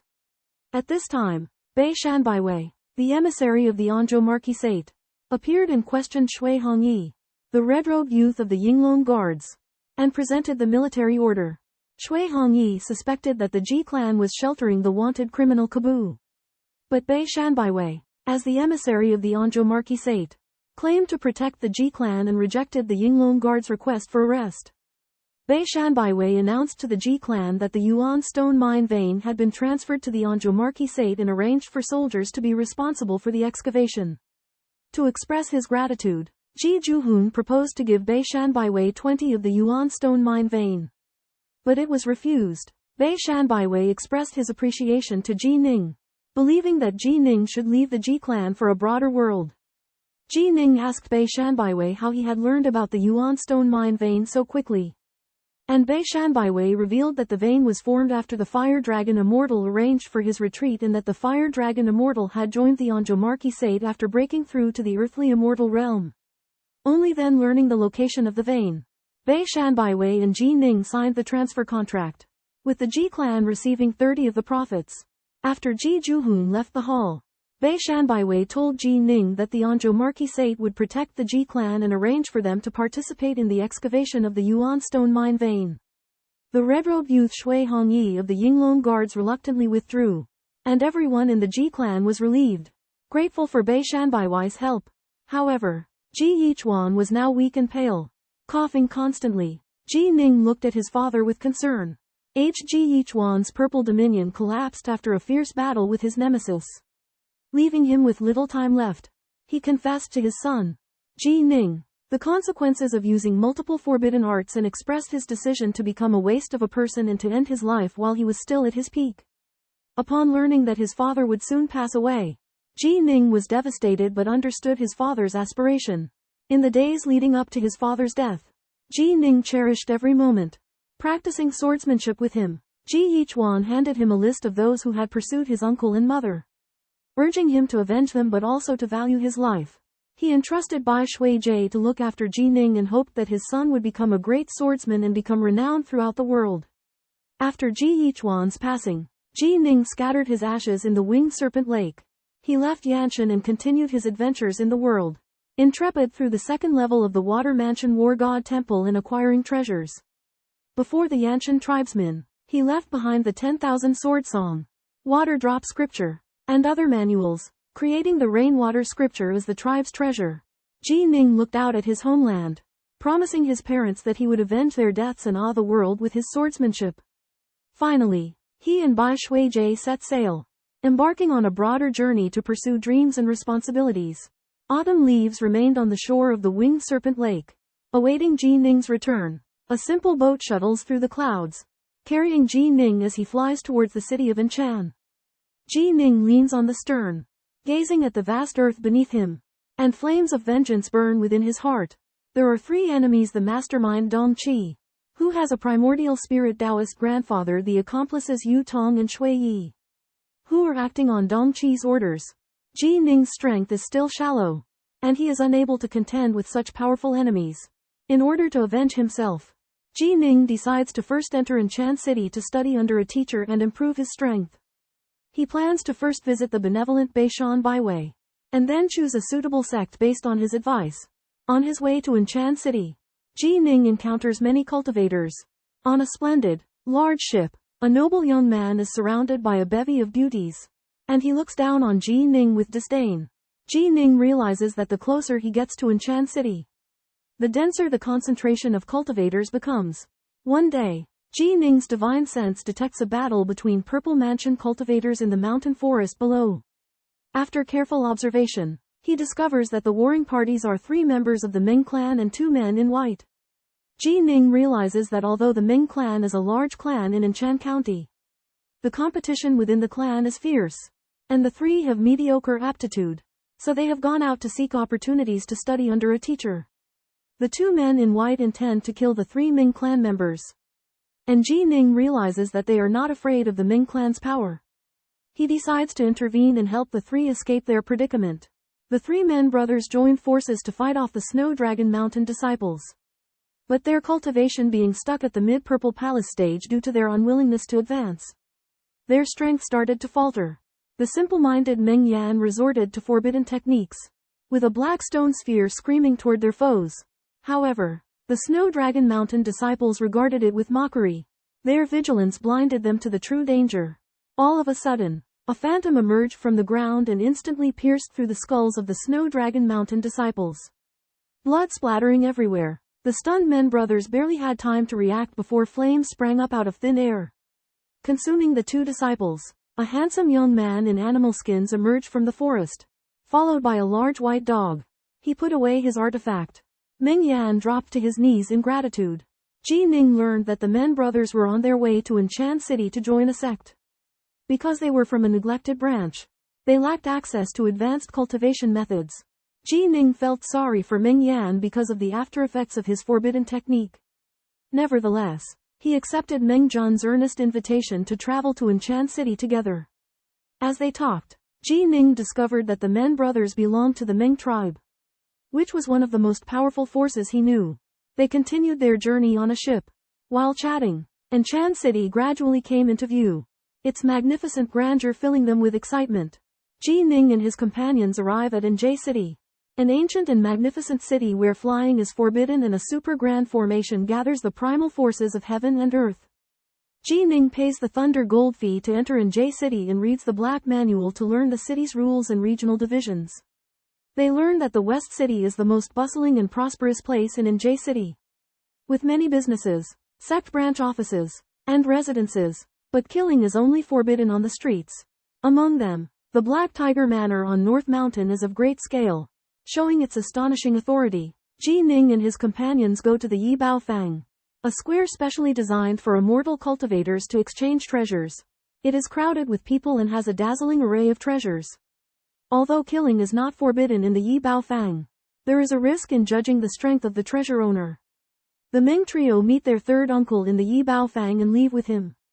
Ji Ning continues to explore alone and eventually arrives at the Black Tiger Manor on North Mountain. A row of soldiers guards the manor's gate. Ji Ning reveals his identity with the token given to him by Beishan Bai Wei and is allowed to enter.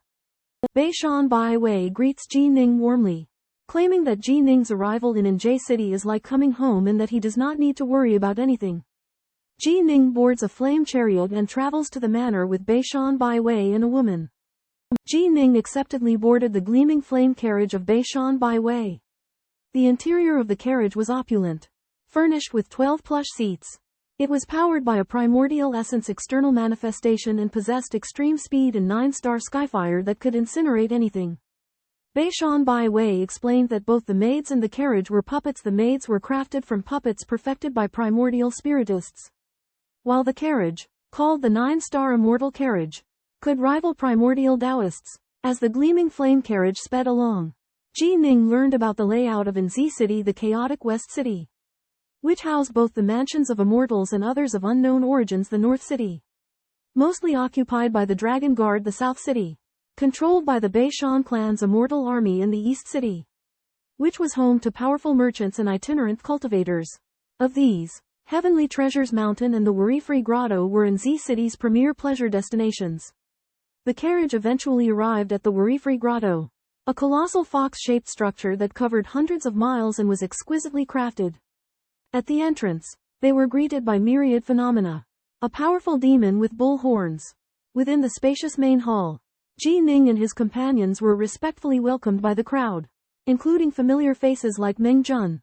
At that moment, the hall erupted in unison with greetings as Beishan Bai Wei and Ji Ning entered side by side, astounding everyone. Ji Ning's friends, like Meng Jun, were awestruck by the opulent scene, marveling at the grandeur of Anzi City's nobility. Ji Ning arrived at Anchan City and ran into Meng Jun and others, whom he had helped in the wilderness. Meng Jun felt mixed emotions, regretting his previous disdain for Ji Ning. Led by Beishan Bai Wei, Ji Ning entered the luxurious Wu Yu cave and was awestruck by its magnificence. A pink-clad woman named Ziyi greeted them and led them into an elegant private room.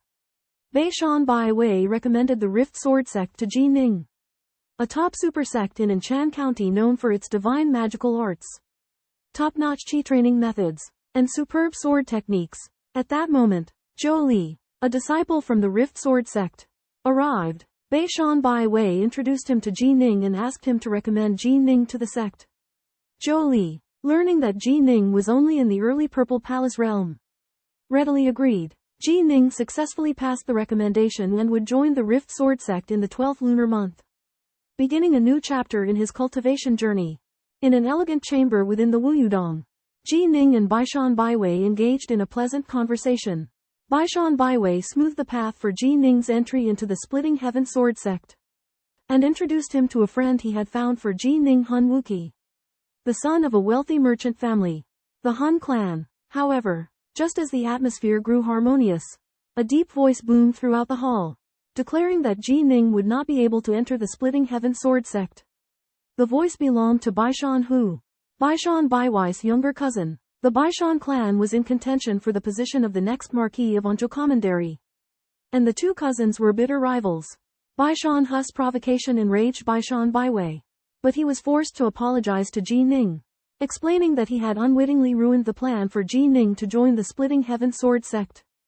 Although Ji Ning was disappointed, he expressed his understanding and resolved to seek another sect. At that moment, an enchanting melody filled the air, played by a stunning woman in green. Baishan Baiwei ordered her to join them, intending to make amends for his misstep. However, Baishan Hu intervened once more, demanding that the zither fairy come to his chamber instead. Baishan Baiwei was furious, realizing that he had been plagued by misfortune all day, as if he had left his house without checking the almanac and stepped on dog dung. In the Anjay Palace Hall, young masters Bai Mei and Hu of the Baishan clan are bidding against each other to win the favor of the Qin Immortalists. Young Master Hu calls for 100 taels of yuan liquid, and young Master Bai Mei chooses to withdraw. In young Master Hu's private chamber, he proudly presents a top-grade mortal artifact, the Qishan seal, and announces it to be the 19th treasure of the Treasure Exchange Conference. This enrages young Master Bai Mei, as he cannot procure a treasure of equal rarity. It is then that Ji Ning steps forward and presents his dragon pearl and 4 dragon scales, creating the rare mythic dragon cage formation. This top-grade mortal formation is exceedingly valuable, far surpassing young Master Hu's Qishan seal. Young Master Bai Mei is overjoyed and decides to use this opportunity to counter young Master Hu. When the Treasure Exchange Conference begins, young Master Bai Mei offers his mythic dragon cage formation as his treasure. Its exceptional rarity immediately attracts the attention of the audience. Young Master Hu realizes his mistake, and the luster of his Qishan seal pales in comparison to the mythic dragon cage formation. Tension fills the air as the guests in the palace hall hold their breath, anticipating whether young Master Bai Mei will succeed in defeating his rival and recovering his honor. In the tense atmosphere of the treasure meeting in Serene Worry Cavern, extraordinary treasures were unveiled. Among them was the 29-pound Emberstone, essential for forging magic artifacts. Merchants competed fervently, with other guests joining the fray.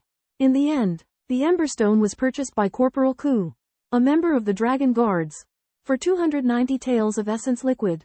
Next, the Northern Mountain Fox Lord auctioned Ku Mountain Seal, an exceptional earth-rank magic artifact forged from a mountain peak, boasting immense offensive power. After intense bidding, Ku Mountain Seal was sold for 110 taels of essence liquid.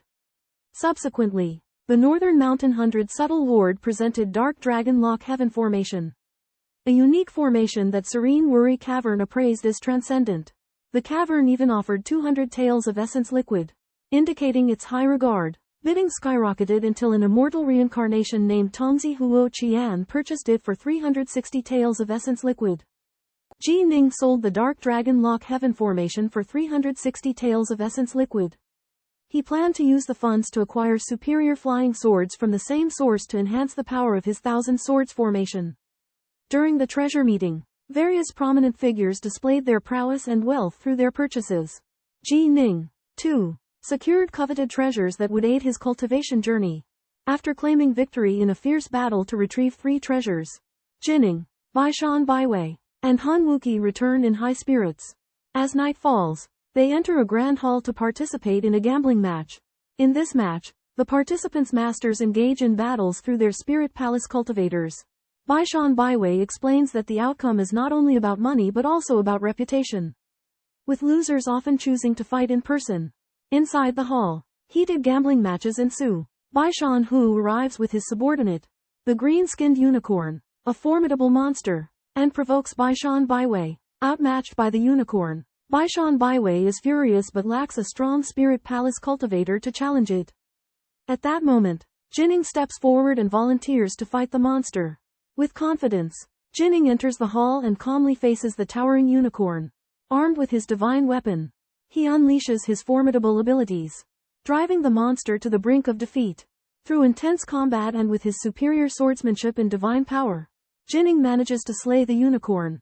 Winning the gambling match, Baishan Hu's provocation is shattered, and Baishan Baiwei, overwhelmed with gratitude, offers all the winnings to Jining. Jining's performance showcases his extraordinary talent and strength, leaving a lasting impression on the city of Anjay and making him a renowned figure. Inside the carefree cave of Anchan City, Baishan Baiwei fought against the oppressive Bei Shanhu for his friend Ji Ning. Bei Shanhu sent out a rhinoceros great demon clad in treasure armor, massive in size and with formidable strength. But Ji Ning showed no fear. displaying the might of a Violet Palace late-stage divine demon body refinement and Zifu initial stage Qi refinement. The rhinoceros great demon cast the divine ability, Heaven and Earth Law, exhibiting astonishing strength and speed. However, with his nimble footwork and the sharp Bei Ming sword arts, Ji Ning effortlessly dodged its stomps. With a single strike, he severed one of the rhinoceros great demon's hooves, causing its massive frame to lose balance and fall. Despite the rhinoceros great demon's boasts of not dying easily, Ji Ning remained unmoved. He wielded the Bei Ming sword, empowered by his formidable divine sense that surpassed the Violet Palace consummate level, and cleanly beheaded the rhinoceros great demon. Ji Ning then invoked the water and fire within his body, unleashing 12 colossal water and fire lotuses. These lotuses swiftly enveloped the rhinoceros great demon's body and head, mercilessly grinding it to pieces. The rhinoceros great demon could not resist and was ultimately decimated. Standing in the hall, Ji Ning looked up at the lofty Bei Shanhu, uttering calmly, "I told you to prepare a second subordinate." With his prowess, he proved his potential as a monstrous genius, sending a shockwave through the assembly. Amidst a tense atmosphere, immortal cultivator Jining Ji accepted Baishan Baiwai's challenge and faced a rhinoceros demon sent by Baishan Fox. With his agile movements and proficient swordsmanship, Jining Ji killed the rhinoceros demon in the blink of an eye, leaving the crowd in shock. Unwilling to accept defeat, Baishan Fox sent the White Witch to neutralize Jining Ji's melee combat advantage. The White Witch used charm and Jiyu poison, but all her efforts were in vain due to the water barrier created by Jining Ji. Jining Ji then unleashed his rainwater sword domain, suppressing the entire arena and showcasing the formidable power of his domain of the Wei realm. The masters present were astonished, realizing Jining Ji's extraordinary talent. Enraged, Baishan Fox ordered the White Witch to fight to the death. Unfazed, Jining Ji outwitted his opponent, leading the White Witch to surrender. Jining Ji emerged victorious once again. This duel made Jining Ji famous. Baishan Fox lost face but dared not underestimate his adversary any longer. The appearance of the rainwater sword domain attracted the attention of the immortals present, foreshadowing Jining Ji's promising future. The White Witch activates her bloodline secret technique and prepares to fight Ji Ning to the death with Jiyu worms. However, Ji Ning's raindrop sword domain's power leaves her in despair. Just when Ji Ning is about to strike, Northern Mountain Fox suddenly concedes defeat and ends the duel. The White Witch is shocked because Northern Mountain Fox was adamant about killing Ji Ning, but now has suddenly changed his attitude. This indicates that Northern Mountain Fox has realized Ji Ning's extraordinary talent and his insight into the realm of the Tao. This level of attainment is usually only achieved by nascent divinity true immortals. Ji Ning's monstrous performance shocks everyone. Various forces come forward to forge connections with him. 1000 River Sect Master's grandson, Hu Shui, invites Ji Ning to join the sect and reveals that the immortal Grand Master will take him as a disciple. Ji Ning is cautious and plans to carefully consider his decision on joining a sect. Northern Mountain Fox also gets to know Ji Ning and warns him to be wary of Northern Mountain Baiwai's hypocrisy. Northern Mountain Baiwai argues with Northern Mountain Fox and says that he is the true gentleman. Outside the Havenless Cave, Ji Ning meets many elites from Anyang Commandery, including Han Wuki. Fiery DZ speculates that Ji Ning is a reincarnated mighty figure from a past life who has not yet awakened his memories. Northern Mountain Fox recalls his battles against Ji Ning and realizes Ji Ning has the potential to affect the Northern Mountain clan's bid for the Anyang Marquis title. Northern Mountain Baiwai on the other hand is delighted by Ji Ning's success and invites him to temporarily stay at his manor, while he gathers information on sects for Ji Ning. As darkness descends, the waning moon casts its glow upon the imposing North Mountain Black Tiger Manor. Ji Ning and his companions are led within by Baishan Baiwai. Upon entering the manor, Ji Ning's gaze is fixed upon the luxurious surroundings. Baishan Baiwai assigns him a secluded and elegant courtyard, advising him that he is free to explore and provides him with a document detailing the various powers within Anzhou. The following morning, while Ji Ning cultivates within his courtyard, he is informed of a personal visit from North Mountain Black Tiger. A surge of pressure courses through Ji Ning's heart, for North Mountain Black Tiger is a candidate to become the next Duke of Anzhou. Moments later, North Mountain Black Tiger arrives with 2 attendants. He is a towering figure with eyes as sharp as lightning, exuding a formidable aura. The elderly man by his side possesses a cold countenance and piercing gaze. radiating a sense of ominous threat. North Mountain Black Tiger acknowledges Ji Ning's exceptional talents, expressing his desire for future visits to the manor. Before departing, he specifically observes Ji Ning's cultivation techniques, signaling his approval. Watching North Mountain Black Tiger's departing figure, Ji Ning is filled with a multitude of emotions. He comprehends that his reputation has begun to spread throughout Anzhou and that various powers will soon reveal their intentions, all vying to secure his allegiance. Ji Ning has obtained a secret book information compilation from Beishan Bai Wei which records in detail all the major forces within the Anzan County. Among them, the 8 top-notch forces are particularly noteworthy: 3 major sects: Black and White Academy, Split Heaven Sword Sect, 100 Flower Immortal Realm, 3 major clans: East River, Dragon Hunting, and Wood Blue, and 2 major religious sects: Celestial Saint Sect, Blood Lord Sect. Beishan Bai Wei emphasizes that the strongest force among the 8 is the Black and White Academy. The Black and White Academy once birthed a celestial immortal. The sect is in the Anzan city. The number of disciples in the academy is extremely limited, only a few hundred. However, it is said that there are an astounding amount of Violet Palace cultivators, 10,000 phenomena true men, and nascent divinity practitioners. There are also at least 6 immortals that are stationed there. The Black and White Academy has stringent requirements in recruiting disciples. Other than those with exceptional natural talent, all others are rejected. The number of disciples they recruit each year is few. Ji Ning is qualified to be considered for the Black and White Academy because he has attained the Dao domain. The divine abilities of the Dragon Hunting clan also garners Ji Ning's attention. They excel at archery. In aquatic environments, the East River clan has an advantage while the Wood Blue clan is famous for their refined puppets. Beishan Bai Wei also uncovered the ideas of merit and sin. By doing good and accumulating virtue, one can accumulate merit. Conversely, by doing evil, one will be bound by sin. The Dragon Guard is appointed to apprehend those who have committed great sins. This is to accumulate merit for the Da Xia dynasty and to strengthen its destiny. Killing mortals is a great sin. If one commits too much indiscriminate killing, one will be hunted by the Dragon Guard. Only then did Ji Ning realize that killing Bo Zishan had brought sin upon him. In the great Xia dynasty's capital city of Anji, Ji Ning hears of the illustrious Black and White Academy. The academy's most prized possession is a massive painting of a black and white millstone that holds the boundless mysteries of the Tao, drawing countless mighty beings to study it. Drawn by the academy's legendary history and the enigmatic millstone painting, Ji Ning resolves to personally visit it. He travels to the academy with his close friend, Beishan Bai Wei. At the academy entrance, Ji Ning sees the millstone painting and senses its ineffable profundity. Beishan Bai Wei explains that it is but a replica. The genuine millstone painting is far larger, more intricate, and of unimaginable mystery. The academy's main gate is guarded by 2 dark green puppets rumored to possess power and wisdom approaching that of immortals. Ji Ning and Beishan Bai Wei encounter Beishan Xuantong, a northerner who, despite his humble origins, has successfully entered the Black and White Academy. Beishan Bai Wei warns Ji Ning to beware Beishan Xuantong, deeming him a dangerous individual skilled at deception. Ji Ning also detects Beishan Xuantong's arrogance and his disdain for him. Undeterred, Ji Ning remains steadfast in his determination to enter the Black and White Academy, believing it will mark the beginning of his journey to the pinnacle of martial arts. When December arrives, Ji Ning prepares to seek tutelage at the academy, eagerly anticipating his rivalry with Beishan Xuantong within its hallowed halls. Anzhou City welcomed the disciple season, and Meng Xin, Meng Zhan and Meng Yan decided to join a sect. Meng Yan was once injured while saving Meng Xin with a forbidden technique, and damaged his foundations, which prevented him from joining a sect. Meng Xin ignored Meng Zhan's mocking and insisted on going with Meng Yan.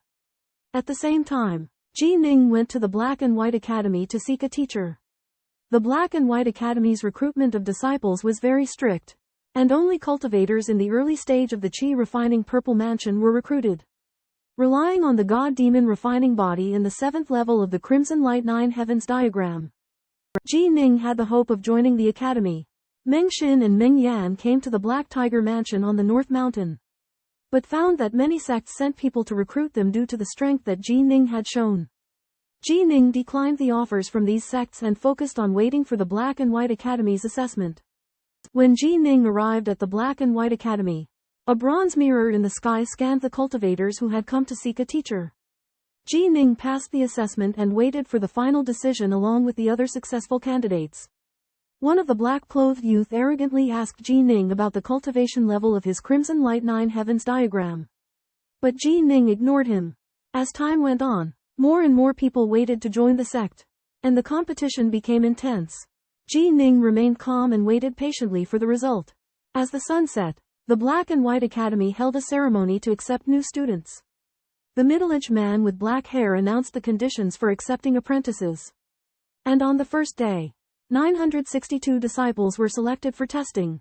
A group of young cultivators followed the middle-aged man with black hair to the canyon, where they faced the thunderbolts of 10,000 array composed of 810 puppets. The array was activated, and thunderbolts poured down like rain. More than 900 disciples rushed into the sky, only to be struck down by the thunderbolts. After observing the situation, Ji Ning found that the only way to reach the cave and achieve victory was to face the siege of all the puppets head-on. He controlled his magic weapon, condensed 6 layers of fire and water lotus leaves for protection, and flew towards the array on his sword. At the same time, 7 other disciples also rushed into the sky in one breath. Among them, a young man in white robes manipulated a jade dragon golem and displayed an astonishing talent, attracting the attention of the true monarch.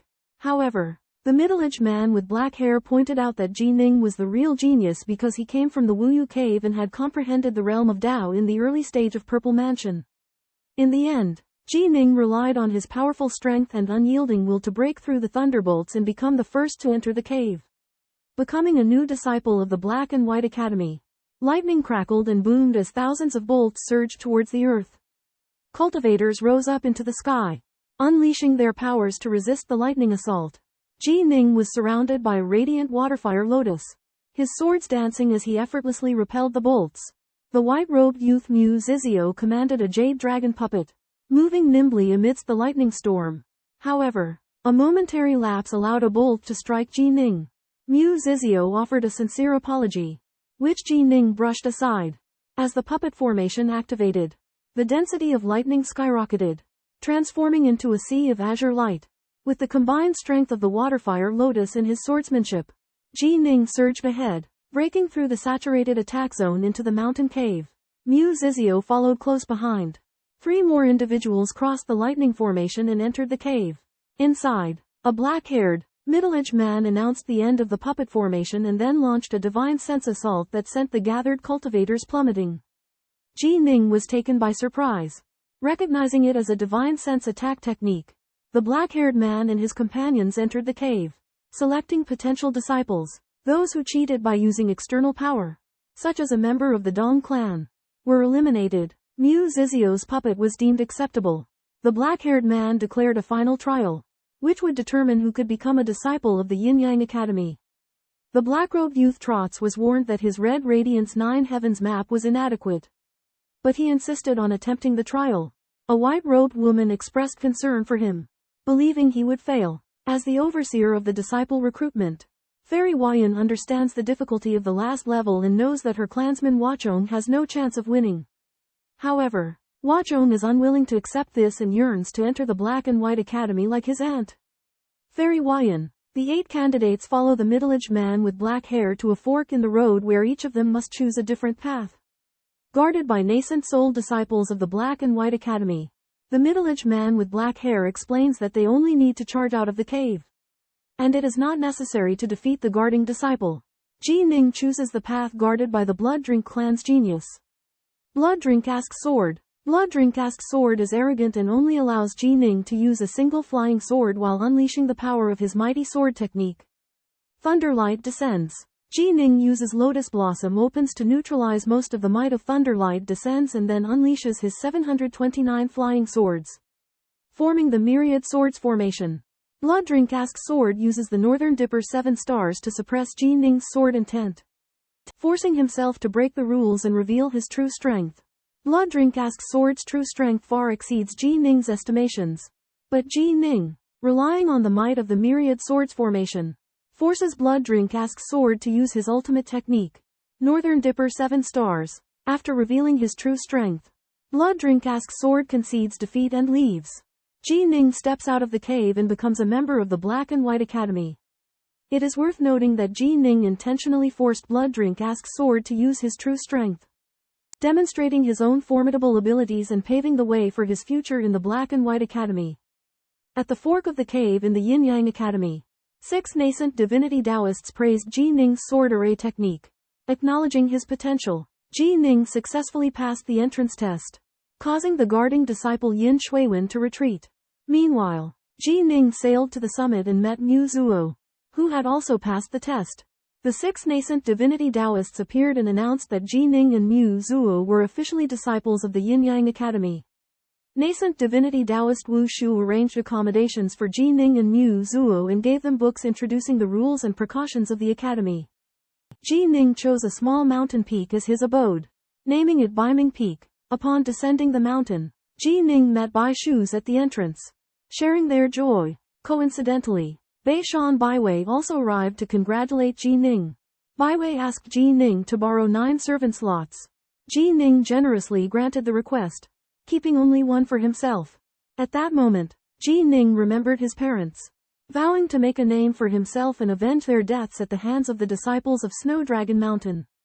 Within the Yin Yang Academy, Ji Ning and Mu Zuo continued their cultivation and exploration, starting a new chapter in their paths to immortality. Baishan Baiwei asks Ji Ning for 5 slots for core formation cultivators from the Ji clan as servants for the Black-White College. He states that the Black-White College has few official disciples and that servants can also study top Tie refinement techniques if they are core formation early-stage cultivators. Ji Ning agrees and Baishan Baiwei adds that they also need some ordinary people to do chores.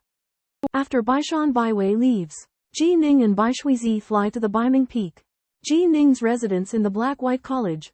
Ji Ning informs Bai Shuizi that as a spirit beast he is allowed to move freely within the college, and shows him an area of the Black-White College map which he is permitted to access. Ji Ning then goes to the Black-White diagram in the Black-White College's forbidden grounds. The Black-White diagram is an enormous stone wall with interlacing black and white lines that form a millstone pattern, embodying the Taoist principles of yin-yang and the black and white of all things in the world. Ji Ning warns Mu Zizio that he should not look at the entire black-white diagram directly as it could overwhelm his divine soul. Ji Ning and Mu Zizio immerse themselves in a small part of the black-white diagram, absorbing its profound principles. The black-white diagram contains the insights of generations of immortal cultivators from the Black-White College, and Ji Ning uses it to draw inspiration and learn about the Tao. During his first observation of the black-white painting in the black-white school, Ji Ning's comprehension deepens over time. He condenses 6 layers of firewater lotus petals around him, symbolizing that his understanding of the way has reached a bottleneck. Ji Ning shifts his gaze to the nearby Mu Zizio's insights, only to find Mu Zizio still immersed in the painting, with the surrounding natural energy gathering into various parts, forming demon beasts and even strange species of various shapes and sizes.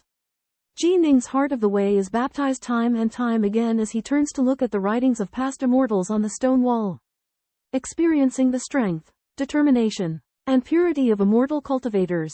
From this, he comes to understand his pursuit of great freedom, great leisure, and the desire to control his destiny. As Ji Ning finishes viewing one side of the stone wall, night falls. He turns to observe Mu Zizio, and finds that his insights are still continuing, with the surrounding parts constantly forming and decomposing, showing great potential. Ji Ning walks to the other side of the stone wall and continues to observe the writings of the immortals. Suddenly, his eyes fall on the line holding a 3-foot sword, slaying all injustice, and a powerful sword intent pierces directly into his sea of consciousness. He sees a silver-haired old man holding a long sword, his whole body transforming into a sharp sword, releasing a boundless sword intent. A strong sword intent surges within Ji Ning's body, resonating with the sword intent in the text. This scene startles a short old man dressed as a beggar high in the air. Who is the unfathomably powerful Beixing immortal of the Black-White School? The short old man is shocked, never expecting Ji Ning to trigger the sword intent fluctuation of the writings left by the Beixing immortal. Within Ji Ning's sea of consciousness, the silver-haired old man performs a sword technique called 3-foot sword, loudly chanting his life creed. Ji Ning learns from this that although loose immortals cannot live forever, it is better to live a day happily than to live a long life in misery. On the day of the Black and White Academy's disciple initiation, an old dwarf witnessed a beast-skinned boy receiving a generational sword inheritance from predecessor Bei Xing before a stone wall. Excited, he summoned Immortal Denkai, a recognized genius with the best chance of becoming a celestial immortal. Immortal Denkai witnessed the boy's resonance with the sword intent and discovered that he possessed the genuine heart of a sword immortal. The words inscribed on the stone wall, "Hold a 3-foot sword, slay all injustice in the world," radiated gloriously. The luminous characters floated towards the boy's eyes, imparting the complete 3-foot sword technique. At this moment, the other 3 immortals of the Black and White Academy appeared, including the master of the academy, Immortal Bihai. They were all surprised and full of expectations for the boy's inheritance of the 3-foot sword. Immortal Denkai praised the boy's aptitude and enlightenment and decided to take him as his disciple. Immortal Denkai had once inherited predecessor Bei Xing's sword intent and was fascinated by everything related to him. Learning that the boy possessed the heart of a sword immortal, coupled with his firm Dao heart and powerful spiritual sense, Immortal Denkai believed he was the best candidate to inherit the 3-foot sword. With the acquiescence of the other immortals, Ji Ning became a disciple of Immortal Denkai. His extraordinary growth trajectory and the inheritance of predecessor Bei Xing's 3-foot sword hinted at his potential to become a distinguished sword immortal in the Black and White Academy. In the dead of a winter night, a young disciple named Ji Ning sat quietly before the forbidden black and white picture stone wall in the Black and White Academy. He gazed at the famous inscription left by the Northwalker immortal, his heart filled with irrepressible excitement and yearning. Just then, a figure in white slowly approached, exuding an aura that sent shivers down the spine. After confirming the visitor's identity with the help of intelligence, Ji Ning realized it was none other than the sect leader of the Black and White Academy, the Azure Wave Taoist. Azure Wave handed Ji Ning a scroll made of beast hide, informing him that he was the successor of the Northwalker immortal from a generation before and admonishing him not to slack off. Ji Ning eagerly unfurled the scroll to read about the legendary exploits of the Northwalker immortal. A bold and unrestrained swordsman, the Northwalker immortal lived by the principle to act like the Northwalker, seeking nothing but exhilaration, and spent his life righting wrongs. He left behind the famed secret technique, the 3-foot sword. The 3-foot sword consisted of 9 forms. The first 6 were hidden in the Taoist treasury of the Black and White Academy, while the last 3 could not be recorded in books and could only be passed down through the immortal's inscription wall left behind by the Northwalker immortal. Ji Ning was astounded by the profound fortune he had received and realized that this news must be kept secret, lest he attract the attention of hostile forces. The following day, Ji Ning and Mu Zizio officially became disciples of the Black and White Academy. In the sect master's hall, they met over 100 impressive formal disciples and numerous Yuan Shen Taoists, filling their hearts with anticipation and awe. Ji Ning secretly wondered which of these Yuan Shen Taoists would become his and Mu Zizio's new master. The Black and White School takes in 2 new disciples, the slender Ji Ning and the even slenderer Mu Zisuo. The headmaster, Patriarch Bihai, presides over the initiation ceremony himself, demanding that the disciples abide by the school's code and maintain unity. Ji Ning and Mu Zisuo take the Daoxiest names Baiming and Xuanmu respectively. Unexpectedly, the only immortal in the Immortal's Palace without a disciple suddenly appears, and directly requests Ji Ning as his disciple.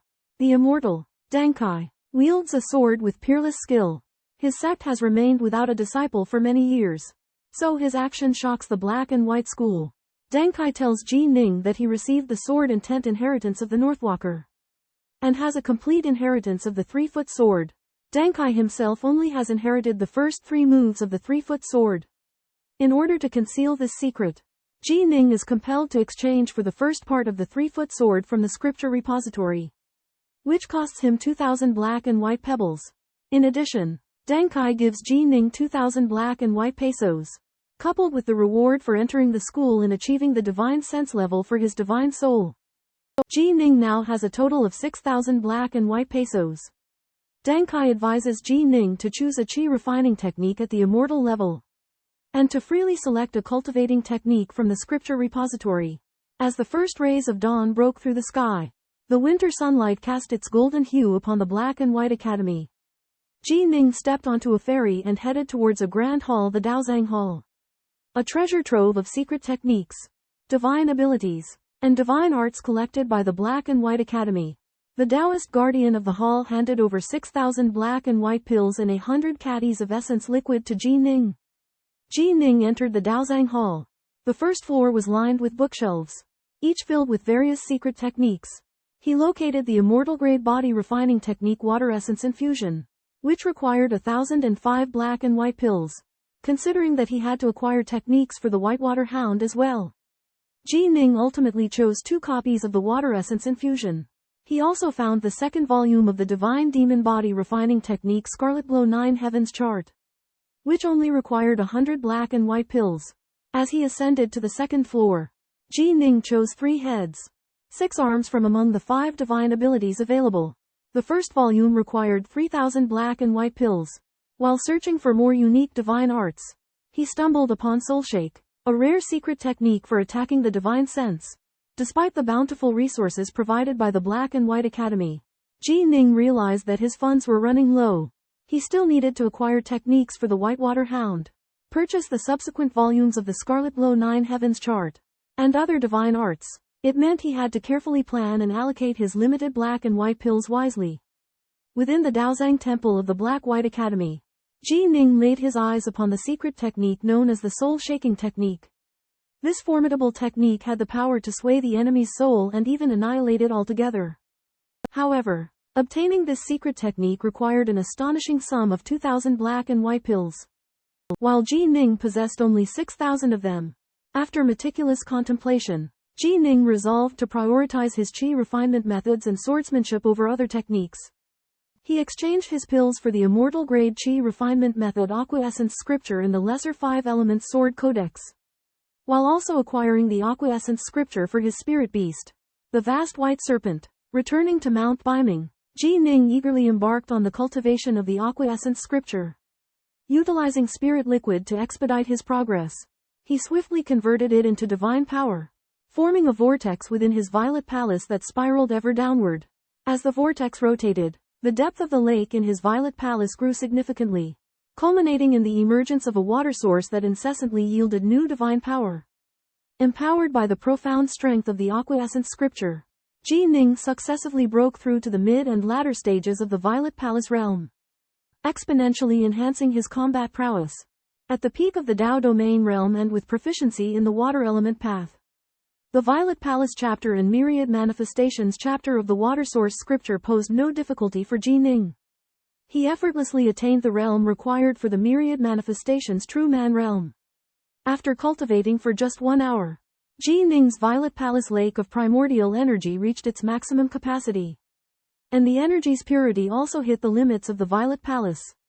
However, to become a Myriad Manifestations True Man, he still needed a vast amount of primordial fluid. Ji Ning learned that to obtain a top-tier Dharma idol, he had to absorb 800 kilograms of primordial fluid upon reaching the Violet Palace's maximum capacity. Only then could he cultivate the Dharma idol image of the jade rabbit leaping out of the bright moon, the golden crow manifesting in the radiant sun, thus laying the foundation for the celestial immortal stage. Simultaneously, Ji Ning delved into the Minor 5 Elements Sword Codex.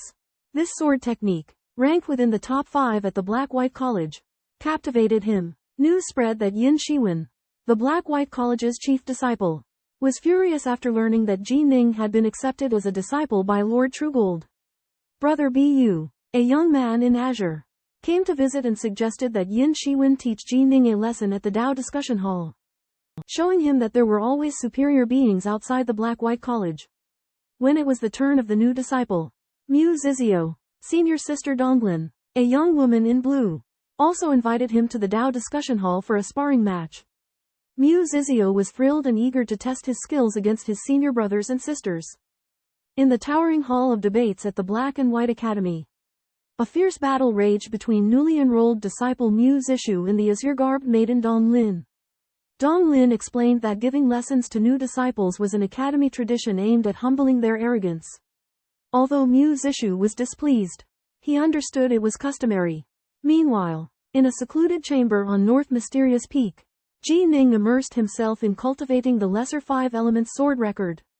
Delving into the ways of water, fire, and wood, he also mastered the formidable sword move, the Taiyi Azure Flame Sword. Ji Ning's significantly enhanced strength sparked a desire for a sparring match. That evening, official disciple Bu Ying paid Ji Ning a visit, inviting him to a sparring session at the Hall of Debates. Ji Ning, aware of the humbling tradition at the Hall of Debates, resolved to accept the challenge despite the expected defeat. On his way, Mu Zishu arrived to dissuade him. But Ji Ning was full of confidence. The three soared towards the Hall of Debates, preparing for the upcoming contest. Ji Ning was composed, knowing he would lose but determined to showcase his capabilities. Upon reaching the Hall of Debates, an intense sparring session awaited them.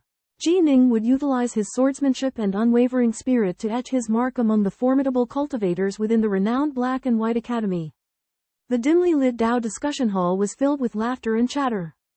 Ji Ning and his two companions entered the hall, their eyes drawn to the laughing men and women inside. Amidst them, a woman in a flowing blue Taoist robe stood out. Her ethereal aura made her resemble a celestial lotus. Senior sister Zhu Lian and Yin Shuiwenjian were engaged in a Dao discussion. Yin Shuiwenjian's smug expression indicated his victory. As soon as he entered the hall, Ji Ning spotted Yin Shuiwenjian and recalled their previous encounter in the cave. A sense of caution crept into his heart. Upon learning of Ji Ning's identity, Yin Shuiwenjian's anger surged, fueled by jealousy. Eager to display his prowess before senior sister Zhu Lian, he challenged Ji Ning to a Dao discussion, wagering 100 kilograms of essence liquid. Yin Shuiwenjian chose the North Star effigy, skilled in the Northern Dipper sword technique, while Ji Ning meticulously selected 1,000 sword puppet. With the white-haired elder presiding, the Dao discussion commenced. The puppets on the two stone pillars rose and took their positions in the center of the arena. Yin Shuiwenjian let out a cold snort, unleashing his puppet's powerful sword energy. Ji Ning countered with the agility and finesse of his 1,000 sword puppet. Engaging in a fierce battle with the Northern Dipper puppet, their fellow disciples watched with bated breath, anticipation high for the clash between the newcomer and the senior disciple. The Dao discussion hall was filled with tension as sword energy surged, creating a deafening roar. New disciple Ji Ning and Yin Shuiwenjian engage in an intense test competition. The senior disciples all believe that Yin Shuiwenjian will win easily, as he greatly surpasses Ji Ning in both time spent in the sect and cultivation level. However, Zhu Lian unexpectedly favors Ji Ning. As the competition begins, Ji Ning wields 1,000 sword puppets while Yin Shuiwenjian controls the Beidou puppet. Yin Shuiwenjian takes the lead with his murderous Yaoguang Pojun sword, but it is easily dispelled by Ji Ning's waterflow sword. Yin Shuiwenjian then uses the even more powerful Beidou Tanlang Tear the Heavens technique. However, Ji Ning demonstrates his exceptional talent for formations by using the 9 Sun sword formation to create 100 streams of swords that bombard like meteors, forcefully breaking through the Tanlang illusion and the Beidou puppet's protective layer. Yin Shuiwenjian is shocked. He had originally thought that Ji Ning was just a young novice, but he never expected his strength to be so formidable. As the white-haired elder announces Ji Ning's victory, the senior disciples are speechless, while the new disciples cheer with joy. Zhu Lian's prophecy comes true, as Ji Ning, with his swordsmanship and talent for formations, defeats Yin Shuiwenjian, who is far superior in strength, and he wins glory for the new disciples. Within the doctrine hall of the Black-White Academy, new disciple Ji Ning engaged in a puppet battle with veteran disciple Yin Shuiwenjian. Yin Shuiwenjian's puppet initially matched Ji Ning's, but in a swordplay contest, he was defeated, losing 100 black-white pills and 100 caddies of yuan liquid. Next, veteran disciple Bu Ying challenged Ji Ning, also a cultivator of the small 5-element sword manual, and far more formidable than Yin Shuiwenjian. However, Ji Ning's mastery of the Dao domain realm and his superior divine soul consciousness proved decisive. His 1,000 sword puppet deployed 2 formations, a 12 flying sword formation and a Taiyi Azure Flame sword formation to defeat Bu Ying's 6 harmonies formation puppet. Ji Ning was victorious yet again, this time winning 100 black-white pills and 10 caddies of yuan liquid. This battle shook the doctrine hall. Yin Shuiwenjian and Bu Ying were renowned among the Violet Palace disciples, yet they had both fallen to Ji Ning. His victory, as a new disciple, proved his strength was not to be underestimated. His triumph reignited hope among the new disciples, who believed Ji Ning could shatter the boundaries between old and new, freeing them from the tyranny of the veterans. The old disciples, in turn, realized Ji Ning was not one to be easily dismissed. Ji Ning defeats Black and White College's experienced disciple Bu Ying in Bloodshed Sword Inquiry. Showcasing his astonishing power, Bu Ying accepts his defeat. But the experienced disciples feel humiliated and resolve to regain their honor. Among them, Qing He, the most powerful Violet Palace disciple, volunteers to compete with Ji Ning. The reincarnated immortal Julian learns about this and warns his senior fellow disciple Yu Wei that Ji Ning might be a reincarnated immortal with formidable strength. Yu Wei decides to watch Ji Ning's battle with Qing He. Hallway Immortal and 5 Mad Immortals also plan to observe, anticipating an exciting competition between their junior fellow disciples. The Black and White College disciples split into 2 camps: new disciples and experienced disciples. The new disciple camp consists only of Ji Ning and Muzzy Shuo, while the experienced disciple camp includes all the other disciples. They are determined to win back their honor no matter the cost. As dawn broke, Ji Ning prepared to face his impending challenges, knowing that the senior disciples would not let matters rest. Despite acknowledging the prowess of the disciples within the academy, Ji Ning refused to concede defeat. He continued to diligently practice the minor 5-element sword record and sought guidance from Immortal Denkai. At that moment, Baishan Baiwei, a servant, paid a visit, bringing with him 3 new servants: Yunzhou, who possessed great knowledge of the Violet Palace realm; Yunelvi, who was alluring in appearance; and Wang Wei, who was loyal and devoted. Additionally, Baishan Baiwei offered over 100 mortals skilled in various crafts. Ji Ning expressed his gratitude for Baishan Baiwei's assistance and accepted his invitation to travel together. Ji Ning entrusted Baishan Baiwei with the task of locating Ming Yan, a cultivator who had suffered an injury due to practicing a forbidden technique and was unable to join the sect. Utilizing the intelligence network of Mount Tianbao, Baishan Baiwei swiftly found Ming Yan. In the meantime, Ji Ning closely observed his new servants. Yunzhou was obsequious and flattering. Yunelvi was charming and seductive, while Wang Wei proved to be loyal and diligent. Ji Ning placed his servants and mortals under the care of Bai Shuizi, instructing them to follow the arrangements made by Uncle Bai. Subsequently, Ji Ning made his way to Immortal Dianse Mountain Peak, seeking guidance from his master regarding a query on the minor 5-element sword record. Immortal Dianse indifferent voice echoed, beckoning him to enter. In the majestic hall, Taoist Dankai sat cross-legged on a jade bed. While Ji Ning bowed respectfully, Taoist Dankai revealed that the 3rd-generation disciples of the Black-White Academy were divided into Violet Palace cultivators and Myriad Manifestations Immortals, with the elites being among the Myriad Manifestations Immortals. Unlike other sects, Myriad Manifestations Immortals at the Black-White Academy had almost all reached the Dao domain realm, with some geniuses even comprehending a complete Dao. Ji Ning understood that he was relatively weak among the Violet Palace cultivators, while there were still top-notch existences among the Myriad Manifestations Immortals who had comprehended a complete Dao. But they would not bully the Violet Palace cultivators. Taoist Dankai reminded Ji Ning that the Myriad Manifestations Immortals would challenge him one by one, starting with the strongest Violet Palace cultivators. Taoist Dankai then guided Ji Ning's swordsmanship, revising his 3 elements Lotus Sword and passing on the secrets of the first form of the 3 feet sword. Ji Ning left his master's residence with gratitude in his heart. At that moment, the discussion Dao Peak was bustling with activity as numerous Myriad Manifestations Immortals disciples arrived one after another, including the renowned Fire Saint. They were waiting for the arrival of the newly admitted disciple, Ji Ning, ready to challenge him one by one. Ji Ning's senior brother, Baishan Xuantong, had already gone to invite him into the hall but had not yet returned. After Ji Ning's swordsmanship improved under the guidance of Immortal Dankai, he went to the Dao discussion hall to accept a challenge. The Dao discussion hall gathers the elites of many sects, among whom senior brother Qing He, with his status as the strongest disciple of Purple Mansion cultivators, initiated a challenge to Ji Ning. Qing He used his secret technique to manipulate flying needles, forming a giant emerald green scorpion. With an imposing momentum, Ji Ning was not willing to show weakness, using the swordsmanship derived from 3 talents Lotus Sword to transform his flying sword into a giant lotus. With a sharp sword glow, the 2 sides fought fiercely, with flying needles and sword glow constantly colliding. Finally, Ji Ning's Lotus Sword glow broke through the Emerald Scorpion's defense, piercing the protective layer of the Divine Needle puppet. Qing He was defeated. and the entire Dao discussion hall fell silent. At this time, a short old man in the corner of the Dao discussion hall sighed at Ji Ning's swordsmanship, which was no less than that of the ordinary myriad phenomena true person disciple. With the heart of a sword immortal, the white-haired old man announced Ji Ning's victory, leaving the fellow disciples present in awe. In a grand hall, Ji Ning engaged in a Taoist discussion contest with numerous Wanqiang true men disciples. He first faced Qing He, who proved superior in his understanding of Tao and spellcasting, leading Ji Ning to concede defeat. Silence fell in the hall, and none dared to challenge him.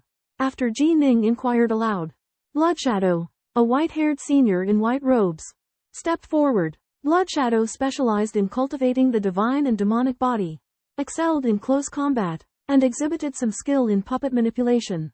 As the battle commenced, Bloodshadow summoned a ferocious blood mosquito that exuded an immense aura, which Ji Ning countered with his 3 talents lotus sword controlled by 1,000 puppets.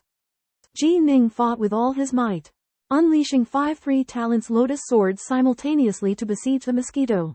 After an intense struggle, he managed to breach the mosquito's puppet protective barrier. An elder declared Ji Ning victorious. Bloodshadow acknowledged his defeat, marveling at Ji Ning's exceptional talent and predicting boundless future achievements. Despite his triumph, Ji Ning recognized his limitations. He continued to inquire if any senior brothers or sisters would provide guidance, expressing that he welcomed defeat but his fighting spirit remained undiminished. After a long silence in the Tao Discourse Hall, a maiden in azure, Bai Shui, emerged. She commanded the tenebrous sky puppet to release radiant ribbons that instantly formed a colossal spherical space, imprisoning Ji Ning's 5 tripartite lotus swords. Just when everyone assumed Ji Ning's imminent defeat, his demeanor shifted, a glint of sharpness flashing in his eyes. Summoning his utmost strength, Ji Ning commanded the 1,000-sword puppet to unleash 6 more tripartite lotus swords, which fused with the sword beams within the spherical space, repelling the tenebrous sky puppet's attacks. As time elapsed, Ji Ning's sword light grew sharper and more potent, gradually overpowering the radiant ribbons. In that moment, Ji Ning recalled the scene where immortal Dankai had demonstrated the first stance of the 3-foot sword. Sword Heart's clarity, though vastly different, these techniques sparked an epiphany within Ji Ning, who faintly grasped the essence of swordsmanship. With Ji Ning's deepening comprehension, the sword light he wielded surged with immense momentum and power. Ultimately, the spherical radiant space shattered, and the 6 tripartite lotus swords pierced through the tenebrous sky puppet's protective layer. Senior sister Bai Shui was astonished. Hailing Ji Ning as a prodigious swordsman, Ji Ning scanned his surroundings, exclaiming, "Which other senior brother or sister will offer guidance?" An elderly dwarf in the corner couldn't help but lament how Ji Ning's comprehension of the sword and his sincerity were unparalleled, destined to make him a formidable swordsman. Immortal Dankai gazed upon Ji Ning from afar, murmuring, "Perhaps he will grasp the first stance of the 3-foot sword." Sword Heart's clarity. Through this battle, in the Hall of Discourse, Ji Ning consecutively defeated his fellow disciples Bai Shui and Du Shui. Du Shui, the purple-haired youth, displayed ruthless methods, sacrificing 18 tricolored poison hooks that held remarkable power.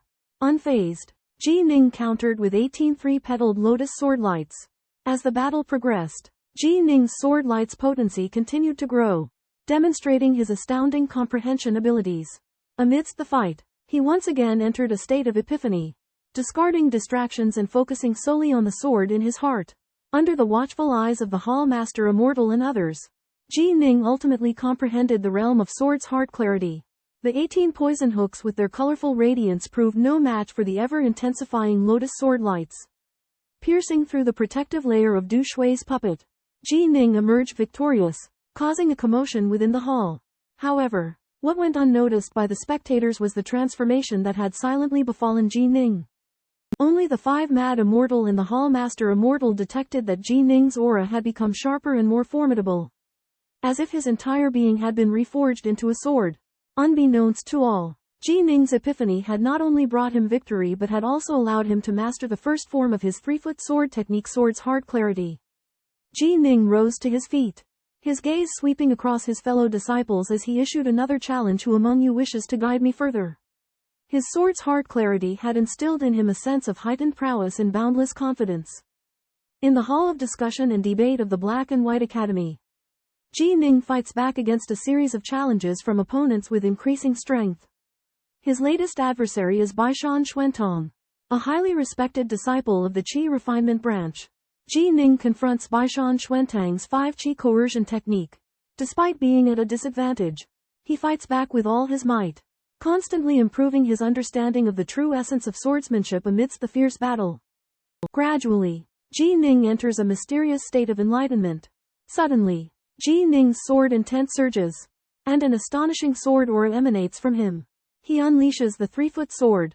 First form sword heart clarity. A torrent of over 1,000 flying swords is released, coalescing into a colossal sword beam that embodies an indomitable will. It obliterates Baishan Xuantang's 5 Qi coercion. This strike encapsulates the unshakable spirit that Ji Ning had cultivated through countless hardships in his previous life, coupled with the enlightened heart he had gained from the warmth of family in his current life. It represents both his sword intent and his Dao heart. The colossal sword beam breaks through all obstacles, destroying the 5 Qi coercion in an instant, leaving the surrounding disciples in awe. Baishan Xuantong is utterly defeated, and Ji Ning emerges victorious once more, proving his strength and talent for comprehension. Inside the Taoism Palace of the Black and White Academy, the atmosphere suddenly froze. Ji Ning had defeated Baishan Xuantong with astonishing swordsmanship, shocking the audience. However, his victory did not last long. The young girl in black, Yu Wei, a reincarnated immortal, had unfathomable strength. She transformed into a flame sword light, effortlessly defeating Ji Ning's 1,000-sword puppet. This scene was witnessed by many primordial spirit Taoists who were shocked by Ji Ning's sword immortal talent but also impressed by Yu Wei's formidable power.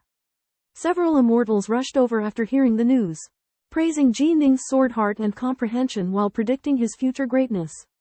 The short elder and palace master Xian placed high hopes on Ji Ning, seeing him as the future sword immortal of the Black and White Academy. Palace master Xian expressed his intention to impart all his knowledge and guidance to Ji Ning. Yu Wei cheerfully accepted the reward after her victory, leaving behind a meaningful smile before turning and departing. Although Ji Ning had lost the battle, he was still honored but even more determined. He was keenly aware of the gap between himself and the reincarnated immortal and understood that his cultivation path was long and arduous. Outside the Taoism Palace, Headmaster Jade C. Taoist had witnessed the entire event, his heart filled with both surprise and regret for missing the opportunity to witness Ji Ning's battle firsthand. Throughout the Black and White Academy, countless disciples were abuzz with excitement, marveling at the thrilling showdown between Ji Ning and Yu Wei. The rise of another sword immortal in the Black and White Academy was a highly anticipated event. In a thrilling battle at the Dao Discussion Hall, Ji Ning, a newcomer to the Two-World sect, displayed his astonishing talent, emerging victorious against multiple innumerable fiend gods. His extraordinary performance garnered the attention of the sect head and other nascent soul Taoists.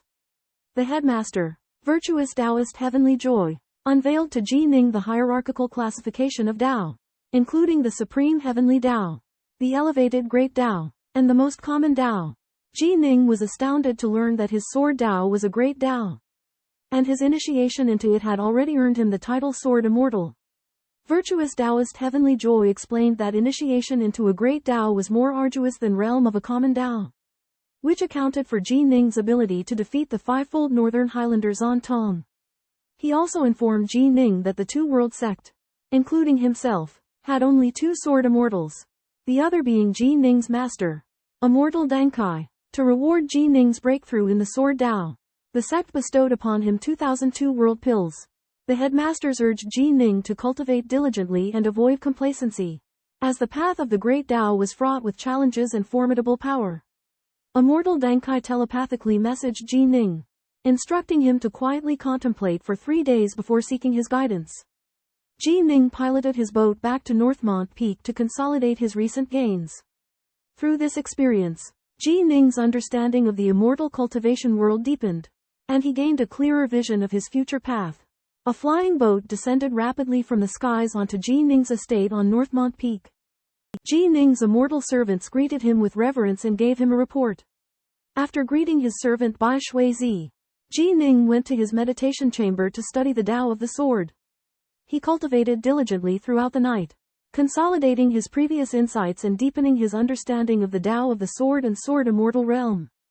At dawn, Ji Ning exited his meditation chamber and encountered the beautiful and graceful Yun Lu. Yun Lu had previously tried to attract Ji Ning's attention, but Ji Ning had shown no interest. At this moment, Yun Zhou and others also came to visit Ji Ning to discuss the upcoming debate on Dao Hall. While Ji Ning was chatting with his senior siblings, North Mount Baisi arrived with expensive gifts, stating that they were from his father, North Mount Black Tiger. Ji Ning initially hesitated but eventually accepted the gifts after Baisi's persuasion. The gifts included a rare flying sword, wings, a flying boat, and treasures. Later that night, Ninth Lotus and two other sisters visited Ji Ning. Baisi revealed that his father had met Ji Ning once before, which was the reason for the congratulatory gifts as a gesture of goodwill. Ji Ning also discovered Meng Yan's whereabouts and entrusted Baisi with the task of sending him to Black-White College. With this, Ji Ning's reputation and connections within Black-White College were further strengthened.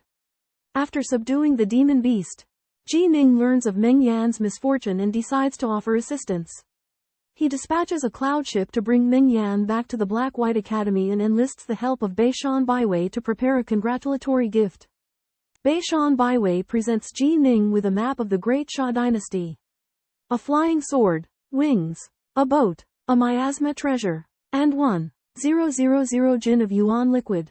After refining the miasma treasure, Ji Ning discovers that while the miasma can obscure vision and obstruct perception, his divine sense remains unaffected, providing him with a new trump card. Ji Ning's refinement of the yuan liquid reveals that his purple mansion C is larger than expected and can withstand more yuan force. After refining 800 jin of yuan liquid, his purple mansion C still falls short of its limit, indicating the solidity of his foundation. Meanwhile, Meng Yan is recuperating from his purple mansion injury when, unexpectedly, guards from the Enjai mansion arrive to summon him to meet Ji Ning. Despite his apprehension, Meng Yan sets out with a heavy heart. Meng Yan is astounded to learn that his benefactor, Ji Ning, has become an official disciple of the Black-White College and has been granted 10 servant slots. With trepidation, he travels to Mount Bei Ming and meets Ji Ning and his servant, Yun Lu. Ji Ning invites Meng Yan to become his servant, and Meng Yan gratefully accepts. Indebted to Ji Ning's kindness. On Meng Yan's second day at the Black-White College, Ji Ning visits his master, Master Dian Kai, to receive teachings on swordsmanship.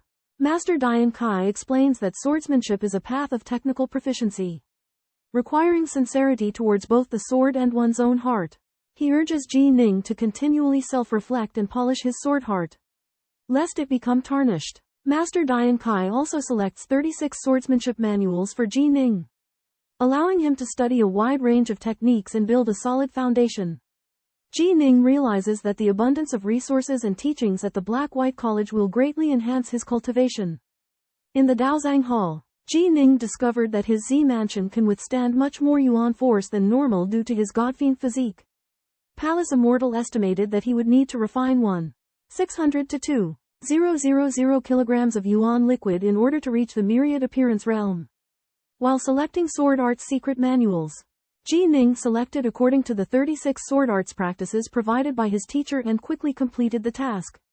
When selecting divine abilities and divine soul techniques, he hesitated for a long time before finally choosing Soul Shocking Art as his divine soul technique. After returning to the North Dark Peak, Ji Ning immediately entered seclusion to comprehend Soul Shocking Art. After half a month of bitter cultivation, he was finally barely able to condense soul-shocking runes, a powerful application of divine soul. Ji Ning understood that there was still a large gap between his soul-shocking runes and perfection and would require continued bitter cultivation. As Ji Ning looked up at the starry sky, he realized that he still had a long way to go.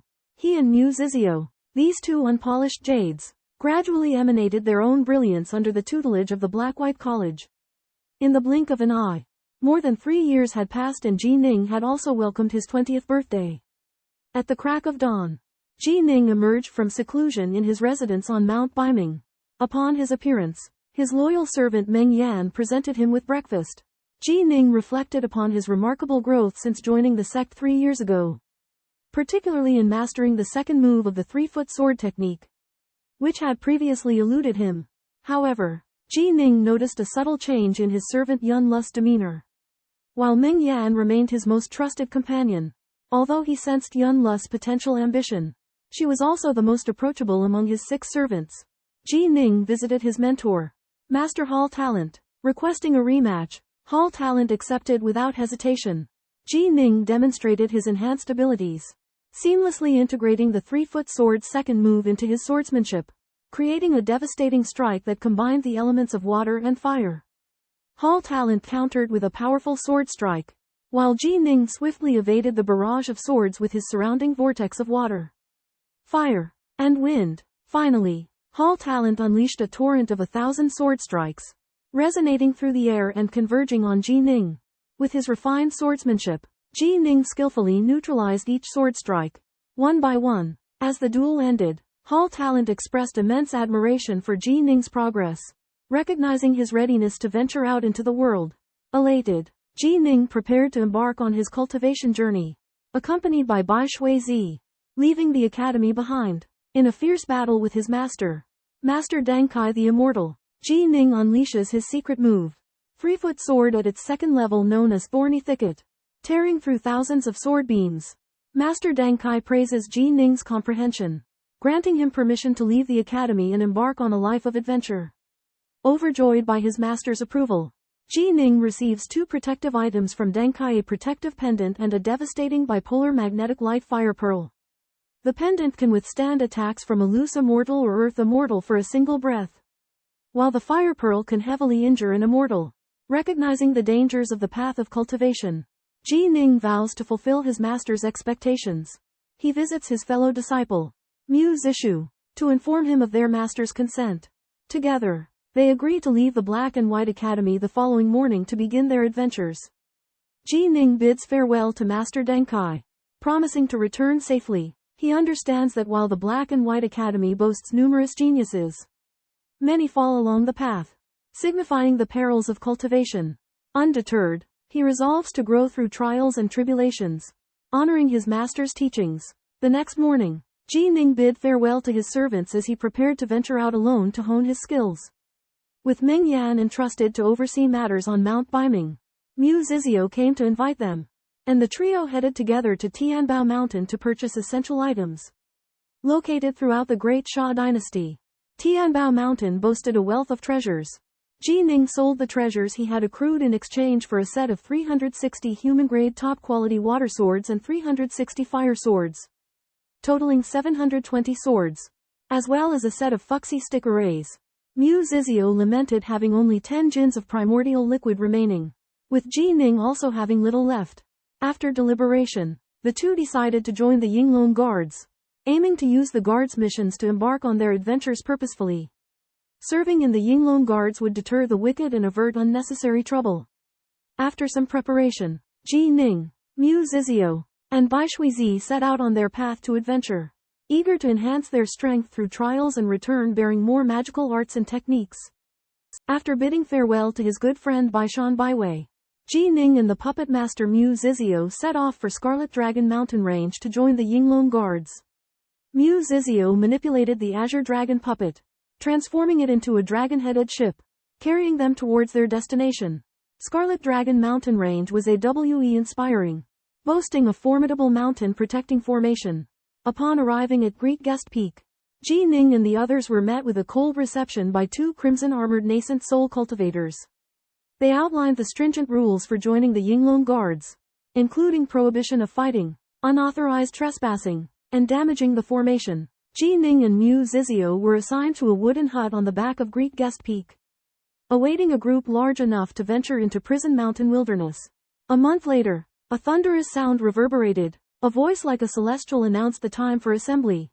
Ji Ning and Mu Zizio realized that joining the Yinglong Guards was not an easy task, demanding strict discipline and facing formidable challenges. They put away their puppet and joined the other aspiring cultivators, preparing to embark on their journey to Prison Mountain Wilderness. Ji Ning and 100 fellow cultivators gather in a desolate land to join the Great Xia Dynasty's elite force, the Yinglong Guards. They face a test from a silver-haired, black-robed immortal, who asks them to state their origins and abilities sequentially. As a talented disciple of the Black and White Academy, Ji Ning's chi refinement isn't yet at the myriad manifestations realm, but his cultivation in the Godfiend body refinement method Crimson Bride 9 Heavens diagram has reached its 9th level. Astonishing the Immortal. After confirming everyone's identities, the Immortal reveals that the Yinglong guards possess a profound background, boasting over 20 immortal elders and a strength comparable to the Nj Northern Mountain clan. However, to join the Yinglong guards, they must first undergo a trial in the Hell Mountain Desolate Marsh. The Immortal distributes identification tokens to each cultivator, which must be refined to enter the Kai Dragon Mountain range and board a cloud that will transport them to the Hell Mountain Desolate Marsh.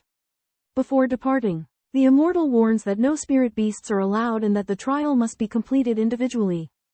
Ji Ning glances back at Whitewater Marsh, his heart filled with a faint glimmer of hope despite the arduous task ahead. He believes his godfiend body and the Yinglong Guard's secret techniques will help him overcome the impending ordeal. High among the clouds, Ji Ning and his companions gazed down upon a vast landscape of mountains and immortal abodes. Their attention was drawn to an exceptional sight, a towering pagoda-shaped grand formation reaching a height of 800 zhong. Shrouded in a faint gray light, the pagoda glowed with an ethereal intensity, emanating from its apex. 10 unassuming elders stood in attendance around the colossal formation. Upon the arrival of an elderly man with silver hair and a black robe, they bowed reverently. The elder announced that Ji Ning and 99 other cultivators would embark on a perilous yet promising journey through this grand formation to the Great Desolation Marsh of Prison Mountain. Ecstatic, Ji Ning and Mu Zizio learned that the task at hand was to survive 3 months in the marsh and return with a demon corpse. Legends held that the marsh was once the site of a battle, where ancient gods and demons were imprisoned, their divine remnants lingering in the air to this day. Dong Feiyan shared tales of the marsh, including the shattering of Prison Mountain and the subsequent chaos that shaped its current treacherous landscape. Abruptly, the elder's voice boomed through the formation, demanding an investigation into an unspecified matter and decreeing that any impediment would be met with swift execution. Reappearances followed, outlining the parameters of the assessment, the passing of the Dragon Guard. As Ji Ning and his fellow cultivators stepped into the grand formation, a blinding white light enveloped them, whisking them away to their uncertain and perilous destination. Ji Ning and Mu Zishuo were teleported into the Hell Mountain Great Swamp along with other cultivators. A place full of peril but also endless opportunities. The Hell Mountain Great Swamp is garrisoned by the Dragon Guard all year round. Cultivators who successfully traverse it within 3 months can join the Dragon Guard.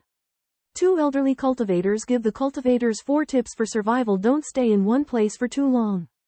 Be wary of monsters teaming up. Watch out for broken space.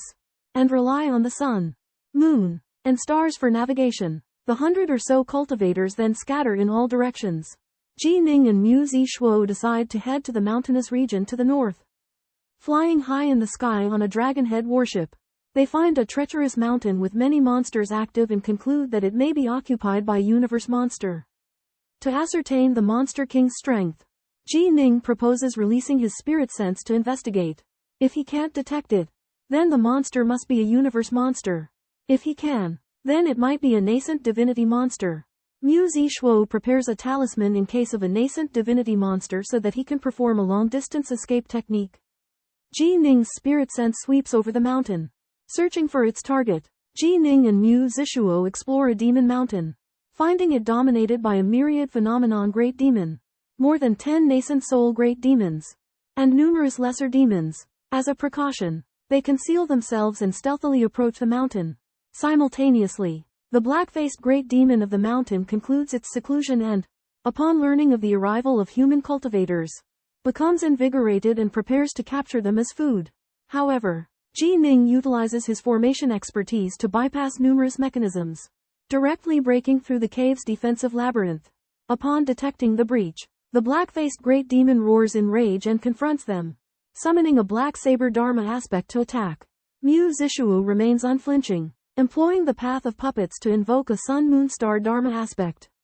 Engaging the black saber Dharma aspect in fierce battle, realizing that it is outmatched, the black-faced great demon covertly dispatches a messenger to seek reinforcements. Ji Ning promptly notices this, deducing that the mountain's allies are on their way. At this point, Mu Zishuo becomes even more ferocious, exclaiming that the arrival of additional myriad phenomenon great demons would be preferable. Meanwhile, Ji Ning remains on guard outside, his gaze sharp as a sword, emanating a faint aura of killing intent, preparing to meet the imminent arrival of other great demons. Demon King Yushan and 18 myriad phenomena great demons of the desolate marsh allied together, aiding and supporting each other. When the great black-tusked elephant demon crushed his talisman to call for help, the golden-robed man with an aquiline nose and the lean and dark-skinned great demon rushed to his cavernous abode. Inside the cavern, Ji Ning was locked in fierce combat with a black-faced giant, while Mu Zizio protected a horrified child nearby. Sensing the attack from outside, Ji Ning unleashed the 9th level of the myriad sword formation, over 700 flying swords transforming into a force of water and fire, blocking the 3 great demons' offensive. The golden-furred eagle, the 4-hoofed beast, and the black-tusked elephant demon revealed their true forms, unleashing their full power. However, the 9th level of Ji Ning's myriad sword formation condensed a grinding sword light of water and fire that was incomparably sharp, effortlessly slaying the golden-furred eagle and the 4-hoofed beast great demons. Mu Zizio also slew the black-tusked elephant demon. With that, all 3 myriad phenomena great demons were eradicated.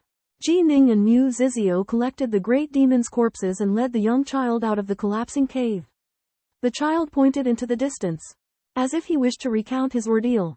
Ji Ning and Mu Zishu follow the directions to a canyon in the depths of Demon Mountain, where they discover a massive pit holding an army of enslaved humans, including many children. These slaves are trapped here, starving and naked, enduring unimaginable torture. Enraged, Mu Zishu unleashes his Dharma idol, wiping out all the guarding monsters in an instant. Simultaneously, Ji Ning uses his divine sense to detect that the pit is sealed above by iron chains, which he promptly cuts down, freeing the captive humans. Due to their long period of enslavement, these slaves have lost their sense of humanity and look upon Ji Ning and Mu Zishu with fear and panic. Ji Ning and Mu Zishu decide to transport them to the safe haven of the Dragon Guards, the only refuge in the wilderness of Demon Mountain. At this moment, more myriad phenomena monsters arrive, seeking revenge for Ji Ning and Mu Zishu's slaying of the elephant demon. However, Ji Ning and Mu Zishu are prepared, swiftly escaping the scene aboard their warship. Meanwhile, the peacock demoness leads other myriad phenomena monsters to the ruins of the elephant demon's lair. Sensing the deaths of her first, third, and fifth brothers, despite being the strongest among them, she realizes the power of the foes who could swiftly kill 3 myriad phenomena monsters and decides to retreat temporarily to avoid further losses. Concurrently, in another region of Demon Mountain, an azure serpent cultivates in the 10,000-year icy pool, reaching the mid-myriad phenomena stage. This is the little serpent that Ji Ning once rescued, and due to its extraordinary talent, it has become a solitary myriad phenomena monster. Learning of Tai Muzan's fate, the little serpent secretly vows to avenge Ji Ning. It believes Ji Ning is still alive and will become a formidable human cultivator. In the depths of a cold abyss, the venomous serpent spirit, Azure Robe, stealthily cultivates an icy evil, but is discovered by 2 celestial immortal cultivators in white and gray robes. Enraged, Azure Robe emerges, threatening to vanquish them. The cultivators establish a sky-locking formation, preparing to besiege her. Azure Robe escapes by transforming into mist, secretly plotting revenge. Meanwhile, Ji Ning and Mu Zizio guide the human forces towards the garrison of the Yinglong Guard. In the vicinity, Dong Yifeiyan and his sister, Bai Shui, eliminate myriad aspects great demons, but unexpectedly encounter a squadron of 6 myriad aspects true immortals led by Bai Hezhou and Dong Yi. The 6 entrap Feiyan and his sister with the sky-locking formation. Besieging them, Feiyan manages to escape with fatal wounds, while Bai Shui perishes. Driven by vengeance, Feiyan vows retribution. The 6 myriad aspects true immortals continue patrolling the barren wilderness of Prison Mountain, seeking opportunities to exterminate cultivators. Ji Ning and Mu Zizio encounter a young urchin, Tai Hua, during their journey, who leaves an unforgettable impression on them. However, Bai Hezhou's group discovers Ji Ning and Mu Zizio's Dragonhead battleship, plotting to encircle them. Dong Yi, perceiving Ji Ning and Mu Zizio as weak opponents, believes that their 6% formation grants them a significant advantage. Consensus is reached among the 6 myriad aspects true immortals to seize Ji Ning and Mu Zizio's myriad aspects great demon corpses, while simultaneously annihilating 2 prodigies of the Black and White Academies. The battle is imminent. and a bloody conflict is about to unfold. A warship swift approaches the Azure Dragon warship, and the white-robed North River Noon on the warship extends an enthusiastic invitation to Ji Ning and Mu Zizio to join them aboard to share some wine. Ji Ning, however, detects with his divine sense that 5 nascent soul cultivators are lurking in the cabin and discerns their intent to ambush them, and instantly springs to alert. Ji Ning transmits a message to Mu Zizio, and together, they formulate a strategy, deciding to face the 6 cultivators head-on. North River Noon and his companions launch the sky-sealing grand formation, attempting to trap Ji Ning and Mu Zizio. Facing the siege of 6 cultivators, Ji Ning and Mu Zizio exhibit no fear. Ji Ning deploys the Waterfire Lotus and thorny entanglement of the 3-foot sword, while Mu Zizio manipulates 2 black serpents to execute the heaven-swallowing python. A fierce battle between the 2 disciples of the Black and White Academy and the 6 nascent soul cultivators is imminent. Amidst the scene of swords, frost, whirlwind, thunder and grey mist flying about, Ji Ning and Mu Zizio, with their formidable divine abilities and extraordinary strength, wage a life-or-death battle that shakes the heavens and the earth. Amidst fierce whirlwinds, Ji Ning and Mu Zizio unleashed Waterfire Lotuses and Jade Sword Light, effortlessly countering the 9 wind cyclones and cold fiend energy. Immortal Wanxiang Beiheju and his allies were effortlessly fended off by Ji Ning alone, demonstrating his astonishing power. However, the pervasive grey mist affected Mu Zizio's soul, weakening the might of his black serpent puppet. Sensing this, Ji Ning activated the divine thought technique soul-shaking art. The overwhelming force of his divine thought surged out like a tidal wave, disorienting 6 immortals Wanxiang. Seizing this opportunity, Ji Ning deployed Jade Sword Light and the Black Serpent Puppet, slaying Beiheju and Jike. The remaining 4, regaining their senses, faced continuous divine thought attacks, impeding their escape. Mu Zizio assisted Ji Ning in killing Namsang, and Shu Manchuan met his end to the might of the myriad sword formation.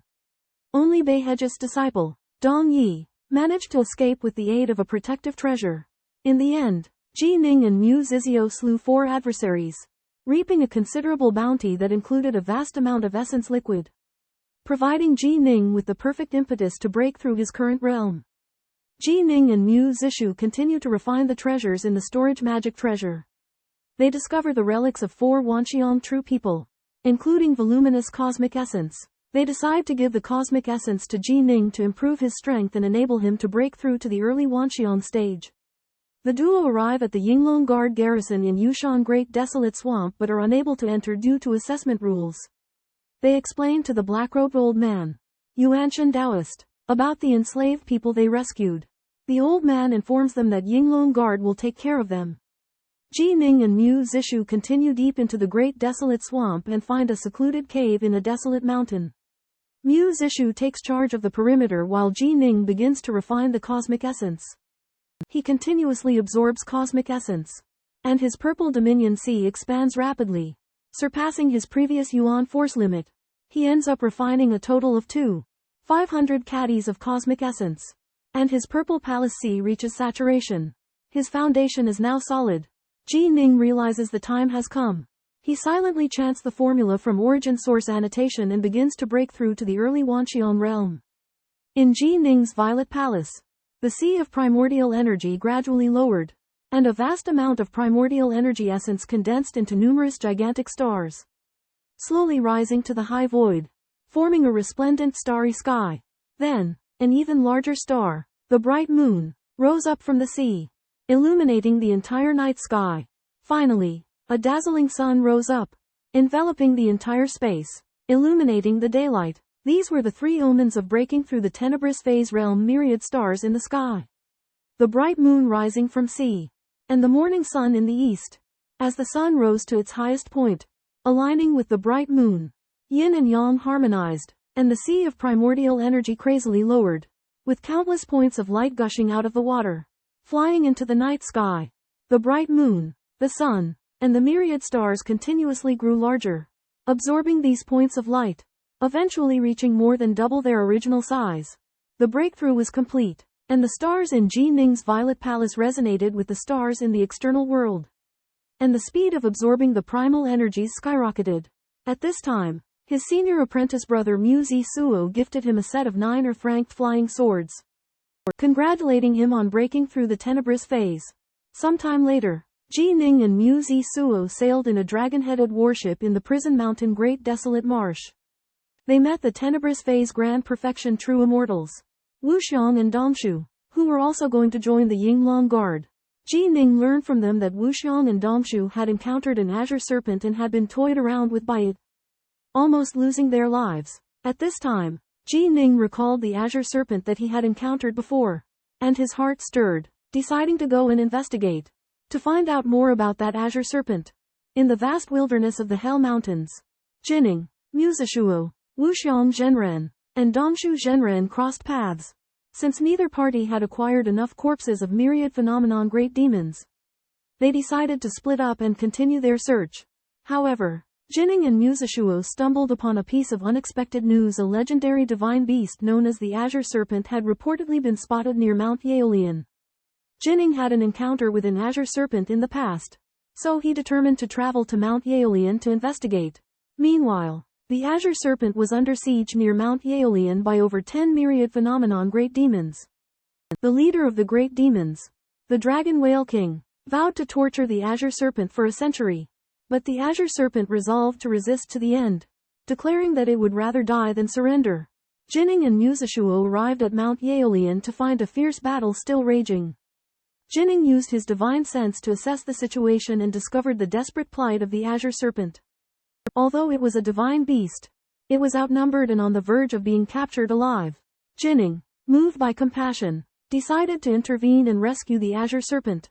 Young Ji Ning and Mu Zizio go in search of the missing Sky Azure Serpent and find themselves surrounded by 16 myriad phenomena grand demons in the hills of the Demon Lotus. Ji Ning easily kills the Grand Demon Kushan with his 10,000 phenomena Dharma idol and powerful sword formations, forcing the leader of the group, the Dragon Whale Grand Demon, to appear. The Dragon Whale Grand Demon activates a sealing formation flag in an attempt to trap the pair. But Ji Ning and Mu Zizio have already broken into the formation. They see the Azure Serpent, the little green snake they know so well, badly wounded and shocked to discover that the Ji-boy is the Ji Ning before her. Ji Ning heals the Azure Serpent back to human form and, learning of her identity, calmly faces the threats of the Dragon Whale Grand Demon. He tells the demon to release the Azure Serpent or he will kill all the Grand Demons. The Dragon Whale Grand Demon, confident in his perfected godfiend body and divine abilities, dismisses Ji Ning's words, but there is a growing sense of unease at Ji Ning's confidence and composure.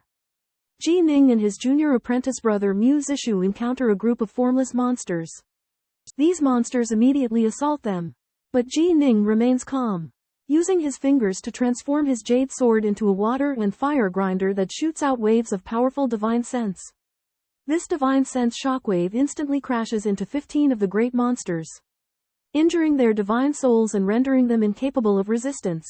Ji Ning's jade sword and Mu Zishu's black serpent effigy quickly attack, instantly killing 9 of the great monsters, and the rest are crushed by the serpent effigy. The only survivor, a black-shelled tortoise, is also suppressed by Ji Ning's divine sense and then killed as the sword light breaks through its shell. The escaping white-furred fox is also struck by the divine sense and eventually cut by the sword light, before being diced by the water and fire lotus. All 15 formless monsters are killed, and the distant dragon whale monster is shocked. It realizes that Ji Ning possesses a divine sense secret technique and a powerful divine soul, thus allowing him to effortlessly defeat the great monsters. Faced with the dragon whale monster's threat, Ji Ning is fearless and orders it to leave immediately. The dragon whale monster is enraged and transforms into a gigantic 3,000 Zhong dragon whale, its fierce aura permeating the heavens and earth. Ji Ning's expression remains unchanged as he prepares to fight. Mu Zishu is amazed by Ji Ning's strength, while the green-clothed girl is incredulous. This young man, who was inferior to her 9 years ago, now possesses the formidable ability to kill formless monsters. Ji Ning sensed the trembling of the Northbow sword and realized that it was due to the murderous energy absorbed by the sword from killing the myriad demon. The huge whale dragon, Long Jing, descended from the sky and confronted Ji Ning. Ji Ning's divine consciousness impact was blocked by Long Jing, but he continued to attack. Ji Ning used 700 flying swords to condense the jade sword and executed the second style of the 3-inch sword art. Thorny barbs. Long Jing used its dragon whiskers to defend. But the jade sword avoided the whiskers and aimed directly at Long Jing's head.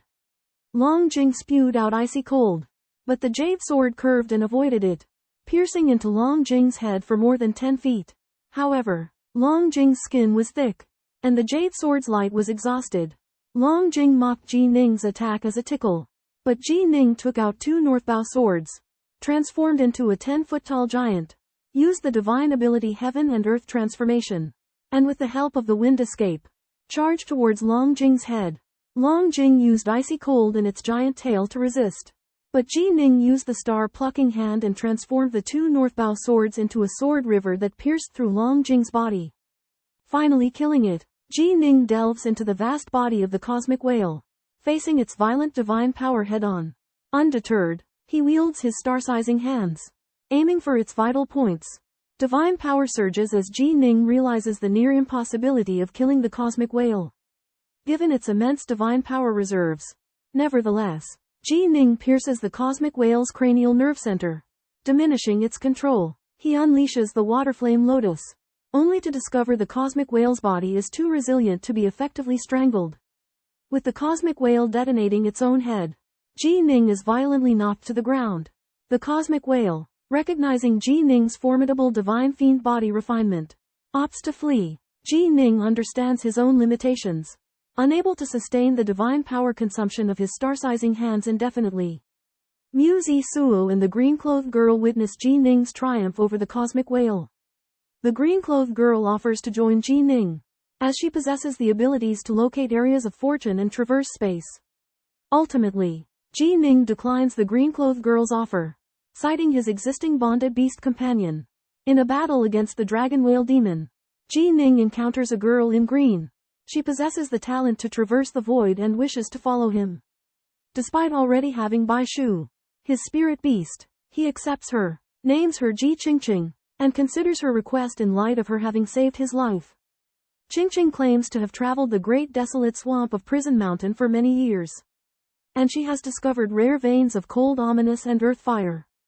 For Ji Ning and Mu Zi Suo, this is an opportunity they could only dream of, as the earth fire and cold ominous can be nurtured within their bodies to enhance their abilities. Thus, they set off for the vein of cold ominous. Along the way, they encounter Dong Yi, a man in a golden robe. Having previously been defeated by Ji Ning, Dong Yi has been secretly nursing his wounds.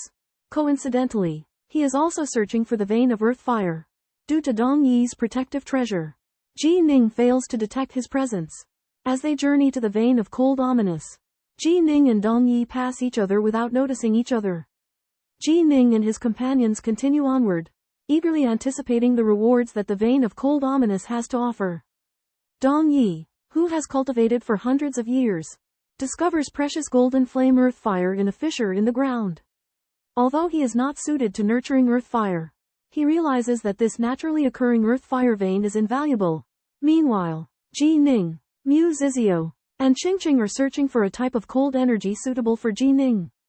Qingqing, guided by her sensitivity to cold energy, leads them to a vast lake, where they discover a cold energy vein containing Snowsoul cold energy deep beneath the surface. Snowsoul cold energy is a top-tier type of cold energy with immense potential, capable of being cultivated to the top grade. Ji Ning and Mu Zizio decide to extract the cold energy, with Qingqing guarding them. Extracting cold energy is a perilous process that can easily damage the Purple Mansion. Ji Ning makes the first attempt, inhaling a strand of cold energy. His divine demon body allows him to withstand the shock. Mu Zizio follows suit, but despite his caution, insufficient knowledge of cold energy leads to him suffering. Seeing this, Ji Ning stands ready to protect his junior apprentice brother. Ji Ning and Mu Zizio condense a small island within their Purple Mansion spaces, guiding the cold energy into it for cultivation. The infusion of cold energy brings icy pain, which they endure in the hope of cultivating powerful cold energy and enhancing their strength. On Dragon Whale Mountain, where the Yalian Mountains are located, the vital energy of heaven and earth gathers and transforms into a huge phantom of a turtle and a snake. This vision signifies that the myriad aspect demon of Dragon Whale Mountain has broken through the realm of the primordial spirit, leading to many demons being astonished. Affected by this tremor, the Dragon Whale demon leaves his seclusion and his laughter resounds throughout the mountains. The demons all kneel down and congratulate him on his breakthrough. The Dragon Whale demon learns that he has become a primordial spirit Taoist, and is both joyful and resentful. He recalls the myriad aspect demons who were killed by Ji Ning not long ago and vows to seek revenge. The Dragon Whale demon summons his subordinates and sends a group of Violet Palace demons to send messages to the various demon kings, providing portraits and characteristics of Ji Ning, Mu Zishuo, and Kongqing Snake, and requesting assistance in finding them. When the various demon clan forces receive the news, they are all in awe of the Dragon Whale demon's new realm, and they begin to hunt down the three. At the same time, Ji Ning and Mu Zishuo constantly absorb the cold evil in the secret chamber of the ice layer and plant it in their violet palaces. Ji Ning has a stable violet palace and a strong divine sense, so he absorbs faster, and is the first to condense the cold evil pulse. Qingqing excitedly presents millennia-old glacial ice as a congratulatory gift, while Ji Ning uses millennia-old glacial ice to accelerate the cultivation of his own cold evil sapling. With the full search of the Dragon Whale demon and the assistance of the various demon clans, Ji Ning and Mu Zishuo's whereabouts are about to be exposed, and their fate faces a severe challenge. Deep beneath the earth's dim recesses, Ji Ning carefully harvests the golden flame earth fire, prepared to absorb its essence and nurture his internal cold energy. However, while observing the magma flow, a vague sense of foreboding grips Ji Ning, as if a deadly crisis lurks beneath the molten rock. Despite the unease, Ji Ning resolutely begins absorbing the golden flame earth fire, but the presence of his cold energy within necessitates utmost caution to prevent a disastrous explosion. Meanwhile, the whale dragon demon king whom Ji Ning had previously defeated has ascended to become a primordial spirit grand demon, his power soaring. Upon learning of Ji Ning's location, he sets out personally to exact revenge. Elsewhere, three formless true immortals, lured by a Taoist's deception, approach the earth fire vein where Ji Ning resides in search of treasure. Sensing the whale dragon demon king's presence, Ji Ning and Mu Zishuo hastily deploy defensive formations. Ji Ning's Azure Lotus Dao scripture protects them, while Mu Zishuo's Zhengjin sword formation provides support, enabling them to resist the demon's attacks. However, the whale dragon demon king's formidable strength gradually overwhelms Ji Ning and Mu Zishuo. In their moment of peril, Qingqing unexpectedly displays astonishing power, manipulating the magma within the earth fire vein and forcing the whale dragon demon king to retreat. Simultaneously, the three formless true immortals arrive at the earth fire vein and seize the opportunity to snatch it while Ji Ning's trio is engaged with the whale dragon demon king. Mu Zishuo engages the trio with his Zhengjin sword formation, while Ji Ning focuses on combating the whale dragon demon king. After an intense battle, Ji Ning gravely wounds the whale dragon demon king, and Mu Zishuo repels the three formless true immortals. With the crisis averted, Ji Ning successfully harvests the essence of the golden flame earth fire and, accompanied by Qingqing and Mu Zishuo, sets out for the next earth fire vein, continuing their arduous path of cultivation. In the murky depths of a mountain cave, Ji Ning is enhancing his body with an earth fire.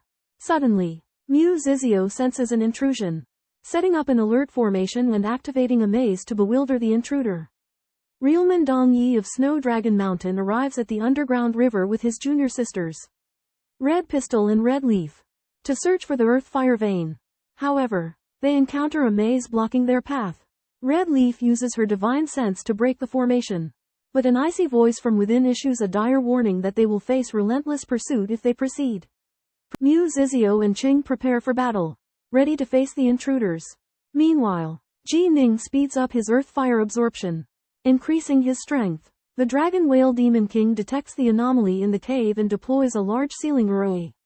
Sensing Ji Ning's presence, he sends a threatening message, vowing to kill all intruders. The Dragon Whale Demon King races towards the underground river, unbeknownst to Dong Yi, Red Pistol, and the others, who are engrossed in breaking the formation. Danger lurks behind them, and escape seems hopeless. Upon the approach of Dong Yi and Han Rui, a towering figure deep within the subterranean river drew their attention. Leviathan Demon Monarch, a primordial spirit great demon, emerged slowly, exuding potent demonic energy. Han Rui questioned the identity of the figure, while Dong Yi prudently advised caution, only to be met with contempt by Leviathan Demon Monarch, who threatened them with death. Leviathan Demon Monarch brandished a dark sword entwined with golden flames, slaying Han Rui instantly. Stunned, Dong Yi launched a counterattack, but his cold chi and the Dharma treasure of Red Leaf Keeper were no match for the might of the flames. As Dong Yi escaped via blood escape, Leviathan Demon Monarch unleashed the imprisonment and void-sealing Grand Array, forcing him into a desperate situation. Meanwhile, within the array, Red Leaf Keeper also found herself pursued by Leviathan Demon Monarch.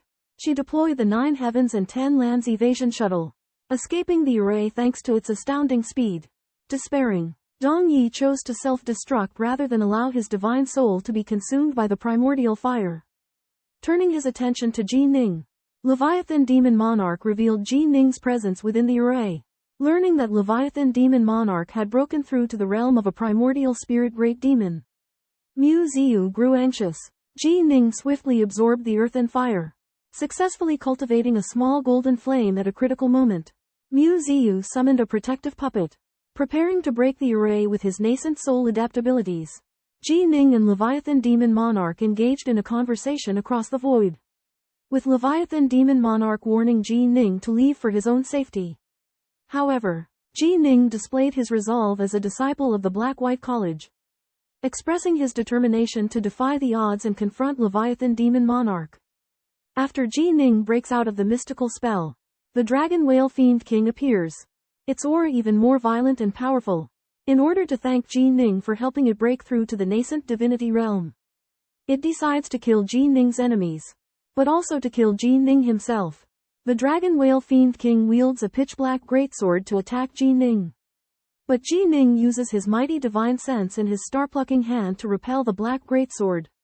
At this moment, the Dragon Whale Fiend King reveals its true form, its immense body expanding and crushing the surrounding mountains to pieces.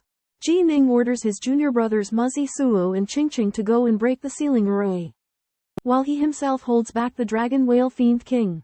However, as the Dragon Whale Fiend King reveals its true form, its power soars, and Ji Ning realizes that he is no match for it. Just then, the heaven and earth suddenly fall silent, with all movement ceasing. Ji Ning and the others are oppressed by a mighty force, unable to even twitch. At this moment, a gigantic fiery red hand protrudes from the magma in the depths of the earth, easily crushing the Dragon Whale Fiend King's head, its soul scattering. Ji Ning realizes that this is an ancient divine devil, its form massive and its power terrifying. With mere gazes filling them with despair, the divine devil glances at Ji Ning and the others as if they were mere ants, causing them to experience a great sense of danger.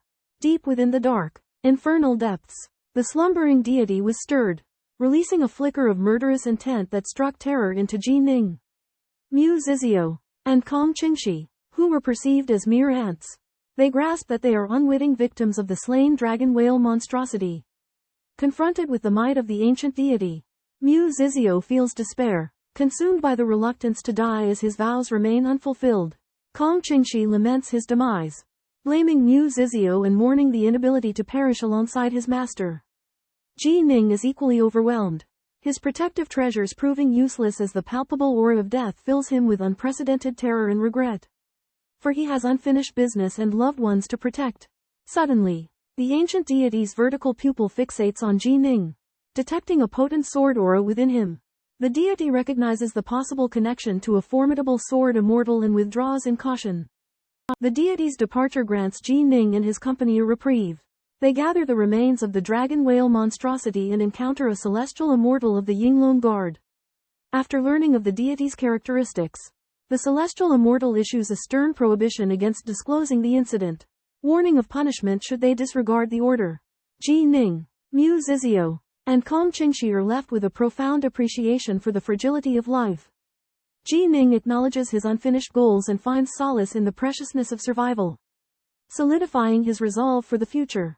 Amidst the swirling mist, the dragon head warship sped by, carrying the cultivators Ji Ning and Mu Zishuo.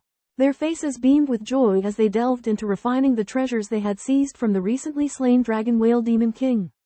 The Dragon Whale Demon King, a primordial spirit-level great demon, possessed immense wealth. Aside from the 2 celestial treasures on its body, 8 other treasures were found on the warship, including 2 spatial storage treasures and 2 other treasures of the earthly realm. The remaining 2 were celestial treasures, worth thousands of jins of essence liquid alone. Ji Ning and Mu Zishuo meticulously inventoried their newfound treasures, while Qing Qing curiously played with the various items. The other cultivators listening nearby marveled at the Dragon Whale Demon King's affluence. After 3 months of training, Ji Ning and his companions returned to the Azure Dragon Guard base. Elder Fatty and Elder Skinny, the base guardians, were relieved and curious as to how they had learned of the other cultivators' deaths. It turned out that the Azure Dragon Guard gave each cultivator a signaling token upon departure. When a token became unclaimed, the Azure Dragon Guard knew its bearer had perished. By this time, only 52 cultivators had survived, a far cry from the original 100. Among them, Meng Lu Qing, who had fought Ji Ning and Mu Zishuo in the past, returned with only 1 arm. Her condition greatly diminished. She connected Ji Ning and Mu Zishuo to the deaths of the 4 void immersion experts, causing a stir among the crowd. Dong Yifei Yun, who had lost an arm, stood up in fury, vowing to avenge his sister by eliminating the remaining 5 involved in the ambush. Ji Ning and Mu Zishuo dismissed his threats, but Dong Yifei Yun expressed gratitude for their assistance. Afterward, all the survivors entered the teleportation array, heading towards the Crimson Dragon Mountains 2 million li away. 52 cultivators, including Ji Ning, arrive at the depths of Red Dragon Mountain Range through a teleportation array and are greeted by the enchanting Taoist Yu Lan. She orders them to verify their status by presenting the heads of universe demons. And 7 of them, who failed to obtain any, willingly leave the group. Taoist Yu Lan takes Ji Ning and the remaining 45 cultivators aboard a large ship and distributes books, declaring them Dragon Guards. With special privileges come responsibilities. Different ranks of Dragon Guards must complete a variable number of meritorious missions to maintain their status. For example, the Universe Immortals are required to complete 1 ordinary mission every 10 years, while the Dragon Guard Inner Guard receives substantial training. Taoist Yu Lan explains that the Dragon Guards possess abundant secret techniques, but they are not easily imparted unless one becomes an Inner Guard or earns them through meritorious achievements. Ji Ning learns that Dragon Guard Inner Guards are expected to be loyal to the Great Xia dynasty. Unlike the relatively free status of regular Dragon Guards, he realizes that joining the Dragon Guards offers benefits and conveniences, but it also comes at a price. An hour later, the newly recruited Shadow Guards, led by Taoist Maiden Yulan, arrived at the magnificent Daozang Palace. It covered a vast area, and Taoist Maiden Yulan explained that the Daozang Palace housed a wealth of secret manuals, which the Shadow Guards were free to peruse, but their spirit beasts were not allowed to enter. Upon entering the Daozang Palace, Ji Ning and Mu Zishuo were astonished by its size, far surpassing the Black-White Academy. Suddenly, an exclamation was heard. There were 360 types of celestial qi refinement manuals. Among them was the Pure Yang Qi Refinement Manual, which was superior to the celestial manuals and could drastically enhance the user's cultivation foundation. Ji Ning and Mu Zishuo rushed over to see 2 books with covers that emitted starlight. One of them contained the Pure Yang Qi Refinement Manual, which would greatly benefit their journey to the Void Return Realm. But they were disappointed to learn that only Shadow Guard enforcers were eligible to study it. They then browsed the Celestial Qi Refinement Manuals and found that the requirements for studying them were also stringent. Ordinary Shadow Guards needed 10,000 merit points to study one, while Pure Yang Qi Refinement Manuals were limited to enforcers. Upon reaching the 2nd floor, they discovered that the requirements for learning divine abilities were also rigorous. Most of them were exclusive to Shadow Guard enforcers. The Candle Dragon's Eye divine ability was particularly noteworthy, requiring 1,000,000 merit points to obtain.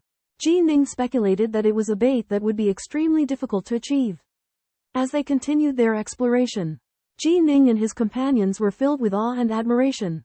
The Daozang Palace contained an unparalleled wealth of knowledge, making it the foremost repository in the Great Xia dynasty. Taoist Maiden Yulan urged them to join the Shadow Guard enforcers to access even greater resources. A short and stout man became the first of the new recruits to join. Through the annals of time, the debate between choosing a carefree existence or mastering supreme techniques has persisted. Ji Ning, a disciple of the Black and White Academy, possesses abundant techniques and methods, rendering him unmoved by the enticements of the Great Xia dynasty. The Great Xia dynasty has repeatedly recruited the Dragon Guards as their imperial guards, offering numerous privileges, including designating a 10,000-mile territory for their tribe, providing protection. Those who join the Dragon Guard will have their tribe's territory protected for up to 10,000 years. After becoming Dragon Guards, Ji Ning and his fellow disciple Mu Zizio designated the Myriad Sword City as their tribe's territory. They then proceeded to the military hall to accept missions, intending to acquire merit through the completion of missions and exchange it for their autonomy within the Dragon Guard. Upon completing their missions, Ji Ning and his party returned to Anzhou City to sell their spoils. Ji Ning exchanged the millennia-old glacial ice for essence liquid, giving half of it to the Whitewater Swamp to enhance its strength. Ji Ning believed that aiding the Whitewater Swamp was more valuable than accumulating essence liquid for himself. Subsequently, Ji Ning and Mu Zizio returned to the Black and White Academy to seclude themselves in cultivation. They believed that within the safe confines of the academy, they could focus on their cultivation and swiftly break through to the perfect myriad image realm. Sage of the Dark Robes Temple sensed Ji Ning's entry into the Yinglong Guards and smiled. Ji Ning and Mu Zizio returned to the Black and White Academy to prepare for cultivating the primordial fluid to improve their abilities. Ji Ning settled the spirit beast, A Qing, on the North Dark Peak and made arrangements for his attendance. Ji Ning then entered his secluded room and consumed 6,000 caddies of the primordial fluid, refining and absorbing it, with his towering soul and foundations. Ji Ning rapidly increased his cultivation, reaching the mid-stage of the myriad transformations realm, and subsequently spent another 3,000 caddies of the primordial fluid to advance to the late stage of the myriad transformations realm. At daybreak, Mu Zizio came to pay a visit, and discovered that both he and Ji Ning had reached the perfection of the myriad transformations realm. Ji Ning shared the primordial fluid with Bai Shuizi, helping him also to cultivate to the late stage of the myriad transformations realm. Bai Shuizi's enlightenment on the Tao of formations allowed him to advance without the aid of the primordial fluid. Ji Ning, Mu Zizio, Bai Shuizi and A Qing had breakfast together, laughing and chatting happily. That day, the four of them left the Black and White Academy. Julian heard the news and arrived in a hurry, only to be disappointed by the fact that Ji Ning had already left. With the assistance of the intelligence from Yinglong Guard, Ji Ning and his company spent over a month tracking down a heretic immortal known as Blackhorn Adept. With their formidable power, they effortlessly eliminated Blackhorn Adept and his ghost infant king. They were then ordered to apprehend another fugitive Hanging Pockets Adept. As his hiding place was remote, Ji Ning used his divine sense to uncover a sinister city built by Hanging Pockets Adept, where countless mortals were enslaved. When confronted by Ji Ning, Hanging Pockets Adept summoned the blood prison demonic eye, hoping it would corrupt Ji Ning's spirit. However, Ji Ning's divine soul secret technique countered the blood prison demonic eye. And with the help of Bai Shu's lock void formation, Hanging Pockets Adept had nowhere to escape and was crushed to death by Ji Ning's divine soul. The mission was accomplished, but Ji Ning's heart was still troubled. He remembered his parents being murdered by Dong Qi, Yu Tong, and Shui Yi, and the fire of vengeance raged within him. Next, Ji Ning said in a solemn tone, "Revenge." Ji Ning, with his heart filled with vengeance, aims to avenge his parents' deaths. He summons his fellow disciples, Mu Zishuo and Qing Qing, and prepares to set off to Anjay City to gather intelligence about his enemies and acquire treasures. Upon learning of Ji Ning's tragic backstory, Mu Zishuo empathizes and decides to join in on the quest for revenge. In Anjay City, Ji Ning seeks help from his friend, Bei Shan Bai Wei, to investigate his enemy's information and avoid being detected by Tianbao Mountain. Bei Shan Bai Wei immediately dispatches someone to Tianbao Mountain to gather intel. The report reveals that Ji Ning's enemies are Dong Qi, Shui Yi, and Yu Tong. Dong Qi is the favored grandson of Shui Long Mountain's essence spirit Taoist. Yu Tong harbors ambitious desires and serves as Dong Qi's henchman. Shui Yi, on the other hand, is a former servant of the Dong clan and has reached the peak of the Purple Palace realm. As Dong Qi resides in Shui Long Mountain, Ji Ning cannot seek revenge directly. Yu Tong resides in Kanyu Mountain and possesses formidable strength, but Ji Ning is confident in his ability to vanquish him. Shui Yi remains in the Dong clan under the protection of myriad manifestations. But Ji Ning devises a plan to eliminate him. Driven by the flames of vengeance and wielding a mysterious treasure, Ji Ning vows to make his enemies' souls vanish. Boarding his dragon head warship, he sets sail directly for Kanyu Mountain to confront Yu Tong as his first target. Celestial Moon Mountain, the abode of the Celestial Master. Celestial Moon Celestial, his disciple, Yu Tong, and his beloved apprentice, Yu Wei, serve him closely. Yu Tong appears loyal and obedient, but secretly harbors sinister intentions, coveting Celestial Moon Celestial's peerless saber array. However, Celestial Moon Celestial is wise and discerning. Having long seen through Yu Tong's facade, Yu Tong and Yu Wei feign intimacy before Celestial Moon Celestial. But upon returning to Yu Tong's residence, Yu Tong's true nature is revealed, forcing Yu Wei to kneel and lick his crotch. His insidiousness and cruelty fill Yu Wei with terror, leaving her no choice but to submit. Yu Tong is consumed by the desire to seize the saber array, even at the cost of Celestial Moon Celestial's life. On that fateful day, Ji Ning arrives at Celestial Moon Mountain with Mu Zizio and Bai Shui's. Ji Ning's divine sense has already detected Yu Tong's duplicity. Resolving to vanquish him, Bai Shui's holds a deep grudge against Yu Tong due to a bloody feud from their past. They infiltrate Yu Tong's residence, only to stumble upon Yu Tong and Yu Wei engaging in illicit acts in broad daylight. Although Yu Tong is caught off guard, he senses impending doom upon seeing Ji Ning's group and hastily transmits a message to Yu Wei, summoning Celestial Moon Celestial. However, by this time, Bai Shui's has surreptitiously cast the Lock Air Grand Array, enveloping the entire Celestial Moon Mountain. Ji Ning wields his divine sword, his aura formidable, declaring his arrival as an act of vengeance for the fallen. Yu Tong realizes his inevitable demise and desperately pleads for mercy. But Ji Ning's heart remains unyielding. A fierce battle ensues. Celestial Moon Celestial comes to Yu Tong's aid but, after engaging with Ji Ning, discerns that the situation is beyond redemption. Ultimately, Yu Tong is slain by Ji Ning's sword, his head severed from his body. The Celestial Moon Saber Array falls into Ji Ning's possession, while Celestial Moon Celestial, consumed by despair, detonates himself. In the majestic palace within the Mount Broken Moon, the Broken Moon Immortal was alarmed by the news of his daughter crushing her life-saving talisman. He rushed to the Yudong mansion, only to find a group of unfamiliar cultivators conversing with Yudong. Fellow Taoists, may I inquire as to your purpose on Mount Broken Moon? The Broken Moon Immortal asked, but Ji Ning and his companions remained silent. He attempted to prevent Ji Ning from speaking with Yudong privately, but Ji Ning revealed the plaque of the Dragon Guards, indicating their pursuit of a criminal. Yudong denied any knowledge of Ji Ning and his companions, vowing by the Tao that he spoke the truth. Ji Ning, however, insisted that Yudong was connected to the fugitive. Mu Zizio threatened the Broken Moon Immortal to leave. Confronted by Ji Ning's persistence, the Broken Moon Immortal presented his own plaque representing the Anjie Baishan clan, hoping to deter Ji Ning. Unmoved, Ji Ning stated that he would not hesitate to kill even members of the Baishan tribe present. In the ensuing battle, the Broken Moon Immortal attempted to deploy his Broken Moon Saber Array, but Ji Ning unleashed his mind-shaking divine intent secret technique, Spirit Tremor, overwhelming the Broken Moon Immortal's psyche. He then summoned his Star-Picking Hand's divine ability, seizing one of the black sabers. Seizing the opportunity while the Broken Moon Immortal's spirit wavered, Ji Ning unleashed his Thorn Thicket of a 3-foot sword technique, its radiant sword energy severing one of the black sabers and piercing the Broken Moon Immortal's body. Blood splattered as the Broken Moon Immortal was decapitated. Ji Ning, holding his beaming sword, declared with cold determination, I would still have slain you even if the Baishan tribe were present.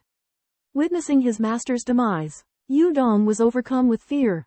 Ji Ning, however, remained unfazed, stating that a mere plaque would not spare Yudong before departing with his companions. Driven to desperation, Yudong watches in despair as the young Ji Ning easily kills his master, Master Kanyu, and uses a terrifying soul spell to daze him. Desperate, Yudong pleads with Ji Ning to spare him, claiming his innocence and stating the real culprit is still at large. However, Ji Ning already knows the truth of the grudge and is filled with righteous indignation. He sees Yudong's desperation and despair and decides to make his enemy suffer endlessly. Yudong, unwilling to die just yet, orders his junior sister Yu Wei to stop Ji Ning at all costs. Yu Wei, who is deeply in love with Yu Dong, self-destructs out of despair. Ji Ning uses water and fire lotuses to ward off the self-destruction, as well as poisonous insects, and destroys Yu Dong's escape formation. Yu Dong frantically asks Ji Ning his motive, to which the latter coldly replies that he has destroyed Yu Dong's Dantian and Purple Palace, preventing him from committing suicide. Mu Zizio and Bai Shui's also arrive at the scene, the latter transforming into a snow-white dog that resembles the one Yu Dong sent to assassinate Ji Ning's parents. Yu Dong finally recognizes Bai Shui's from the assassination attempt and, tormented by heart-scorching arts, asks Ji Ning in agony who he is. Ji Ning tells him somberly that Yu Dong killed his parents and uncle, and that he is the child his mother was carrying at the time. Yu Dong finally realizes the enormity of his crimes and dies in endless regret and agony. Ji Ning, a young, bestrobed man driven by vengeance, travels alone to seek revenge for the deaths of his maternal great-uncle, Yu Kai Shan, his mother, Yu Kai Shui, and his father, Ji Yi Chuan. Ji Ning kills Kan Yu Zhenren, the master of Yu Tong, and then confronts Yu Tong, a once powerful Wan Shang Zhenren who had used ruthless tactics. Yu Tong, filled with regret over his life of scheming, succumbs to his hatred and burns himself to death. Ji Ning collects Yu Tong's soul inside an incense burner treasure. Mu Zishuo and Bai Shu admire Ji Ning's strength and vengeance, but worry about his recklessness. The trio decide to leave Kan Yu Mountain quickly, sensing that the treasures left behind by Kan Yu Zhenren could conceal a greater danger. High in the sky, a jet-black warship with a dragon figurehead flies leisurely.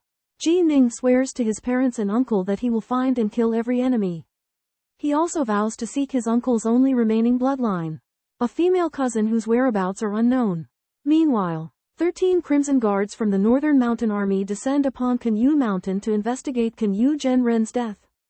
The bald leader of the Crimson Guards is determined to avenge his fallen comrade, even if it means mobilizing the army. As Ji Ning's group explores Kan Yu Zhenren's belongings, they uncover a shocking secret that plunges them into a more dangerous vortex than they ever imagined. After refining the storage Dharma treasure bag belonging to the residual moon adept, Ji Ning and his companions discover a blood-red robe embroidered with an ashen longsword. Mu Zishu infers that the blood robe is a standard battle uniform of the secret force of the Baishan clan from Anshan, capable of unleashing formidable power through a combined attack formation.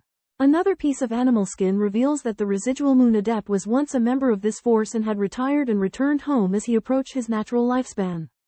Ji Ning deduces that the heavenly mandate world may be one of countless minor worlds, while the Baishan clan possesses a clandestine army whose soldiers forge deep bonds of brotherhood during their campaigns. Recognizing that the residual moon adept's death could provoke retaliation from his former comrades, Ji Ning and his companions leave behind the Yuan liquid and dispose of all other items deep within the geomagnetic field for eradication. They are aware that assassinating the residual moon adept entails considerable risk and have made thorough preparations in anticipation. Ji Ning contemplates how to deal with Shui Yi, and Mu Zishu suggests luring him out into the open. After reflection, Ji Ning devises a plan to entice Shui Yi away from the Dong clan tribe and seize the opportunity to execute him. Meanwhile, news of the residual moon adept's demise reaches the Baishan clan in Anshan, and a red-haired elder rallies a group of bloodrobed individuals, vowing to avenge the residual moon adept. Baishan Black Tiger ascertains that Ji Ning assassinated the residual moon adept and identifies him as the perpetrator, setting his sights on retribution. Baishan Bai Wei is worried and anxious after learning that his best friend, Ji Ning, has killed Kan Yu Zhenren, a retired cultivator from the Northern Hill Tribe's Profound Army. His father, Baishan Heihu, explains that the Profound Army will investigate this case and if another suspect is killed, they will suspect Ji Ning, who bought the information on the three people. In order to protect Ji Ning, Baishan Heihu suggests two methods: giving up Ji Ning, or admitting that Baishan Bai Wei sent someone to kill him. Baishan Bai Wei cannot bear to abandon his best friend, and chooses to take the blame. He asks his father to make up a reasonable story to explain his motive. Baishan Heihu reminds Baishan Bai Wei to let Ji Ning know that he has sacrificed for him, so that he can win Ji Ning's gratitude and loyalty. Although Baishan Bai Wei thinks it is a bit pretentious to do so, he decides to let Ji Ning discover the truth unintentionally. Meanwhile, Ji Ning and his companions fly to Shui Yi's tribe.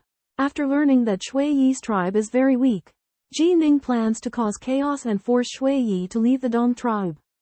He comes up with a plan that will put Shui Yi's tribe in danger without harming the innocent, thus achieving the goal of drawing out Shui Yi. In Yi Shui City, Ji Ning uses his divine sense to confirm Shui Tianyi as the patriarch. However, while Shui Tianyi is cultivating in his chamber, Ji Ning suddenly attacks, releasing a powerful shock that strikes Shui Tianyi's soul and then captures him in an ethereal bag. This act causes chaos among the Shui clan, who discover the destroyed chamber and Shui Tianyi's disappearance. In desperation, they turn to Sui Yi, a nascent soul cultivator from the distant Dong clan, for help. Half a month later, Sui Yi rushes back to Yi Shui City. However, as he approaches, Ji Ning and Uncle Bai are already waiting high in the sky. They intercept Sui Yi, their eyes filled with cold killing intent. Sensing danger, Sui Yi questions Ji Ning's identity. But Ji Ning does not answer and instead attacks. A fierce battle erupts outside Yi Shui City. And Ji Ning, with his powerful body of the gods and demons and Uncle Bai's assistance, gradually overwhelms Sui Yi. In the end, Sui Yi is defeated and captured by Ji Ning in an ethereal bag. The Shui clan, having lost 2 nascent soul cultivators, descends into chaos and despair. Meanwhile, Ji Ning and Uncle Bai, taking Shui Yi and Shui Tianyi, depart Yi Shui City and continue their journey. Ji Ning's parents and uncle were killed by Shui Yi and his men 2 decades ago. After that, he joined the Yinglong Guards and acquired the assistance of the divine beast of Baishui Swamp. At the Red Dragon Mountain Ranges branch of the Yinglong Guards, Ji Ning encountered Shui Yi. When Shui Yi refused to change his ways, Ji Ning used the incineration heart technique to burn him to death. After getting his revenge, Ji Ning ran into his younger fellow disciple, Mu Zizio, a comrade in arms of his. However, Mu Zizio wanted to return to the academy to cultivate the craft of puppets. Marking a temporary separation between master and disciple, Ji Ning, together with Baishui Swamp and Little Azure, embarked on a boat back to his hometown, the Cloudwing Snake Lake. Upon returning to the Cloudwing Snake Lake, Ji Ning was overwhelmed with a rush of emotions as he recalled the events leading to his departure 2 decades prior.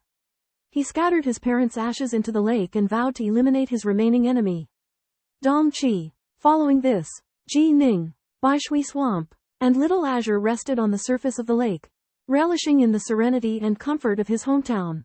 At dusk, the boat drew near the shore, where Ji Ning spotted a young woman in white standing and weeping. Filled with joy, he announced his return to Chuyu. Ji Ning returned to Yanshan and reunited with his close maid-servants, Chu Yi and Azure Stone. He was delighted to learn that Chu Yi had broken through to become a congenitally transformed being. Chu Yi informed him that the Ji clan had grown considerably in strength, and that the Snowdragon Mountain did not dare act rashly due to Ji Ning's presence at the Black-White College. Ji Ning was astonished to discover that Azure Stone now stood at an impressive height of 6 feet. Azure Stone was intrigued by the cyan snake on Ji Ning's arm, and breathed a sigh of relief after learning that it was Ji Ning's spirit beast. Qingqing introduced herself as a grand completion level major demon, sending shockwaves through Chu Yi and Azure Stone. Ji Ning revealed that his own cultivation had reached the late Wanqiang stage, and that White Uncle had also broken through to the Wanqiang realm. The Ji clan's patriarch and core members rushed over after receiving the news, marveling at Ji Ning's achievements and the cultivation levels of Whitewater Swamp and Qingqing.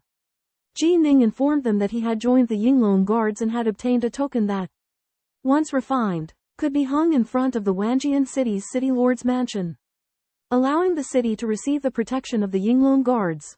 Ji Juhou and the other clansmen were overjoyed, as they believed the Ji clan's foundation would be further solidified and they were destined for greatness. Ji Ning expressed his intention to reside at the Serpentwing Lake long-term and asked Qingqing and Whitewater Swamp to assist the Ji clan as needed. Ji Ning then guided the new geniuses of the Ji clan but realized their talents fell far behind those of the Black-White College's geniuses. 3 days later, Ji Ning returned to his meditation room, entered the water palace with a flick of his mind, and continued his cultivation. In the spacious and ancient hall, where giant prayer mats were neatly arranged, Ji Ning's figure appeared out of thin air. He respectfully bowed to the black old ox and the yellow-haired big bear in the hall. The yellow-haired Big Bear noticed that Ji Ning's cultivation had reached the late myriad manifestation stage and exclaimed, "Your chi refinement has improved significantly. But your divine demon body refinement is still only at the 9th level. Which is insufficient." The black old ox was surprised. Myriad manifestations. He's much stronger than the cave's 4th generation master. Lay Zan, who died during the myriad manifestation stage. Ji Ning inquired about the possibility of breaking through the 3rd level of the War God Palace. The yellow-haired Big Bear resolutely stated that the chances were less than 10. Explaining that the difficulty of the War God Palace increased significantly every 2 levels. The 3rd and 4th levels tested divine demon body refinement at the myriad manifestations realm.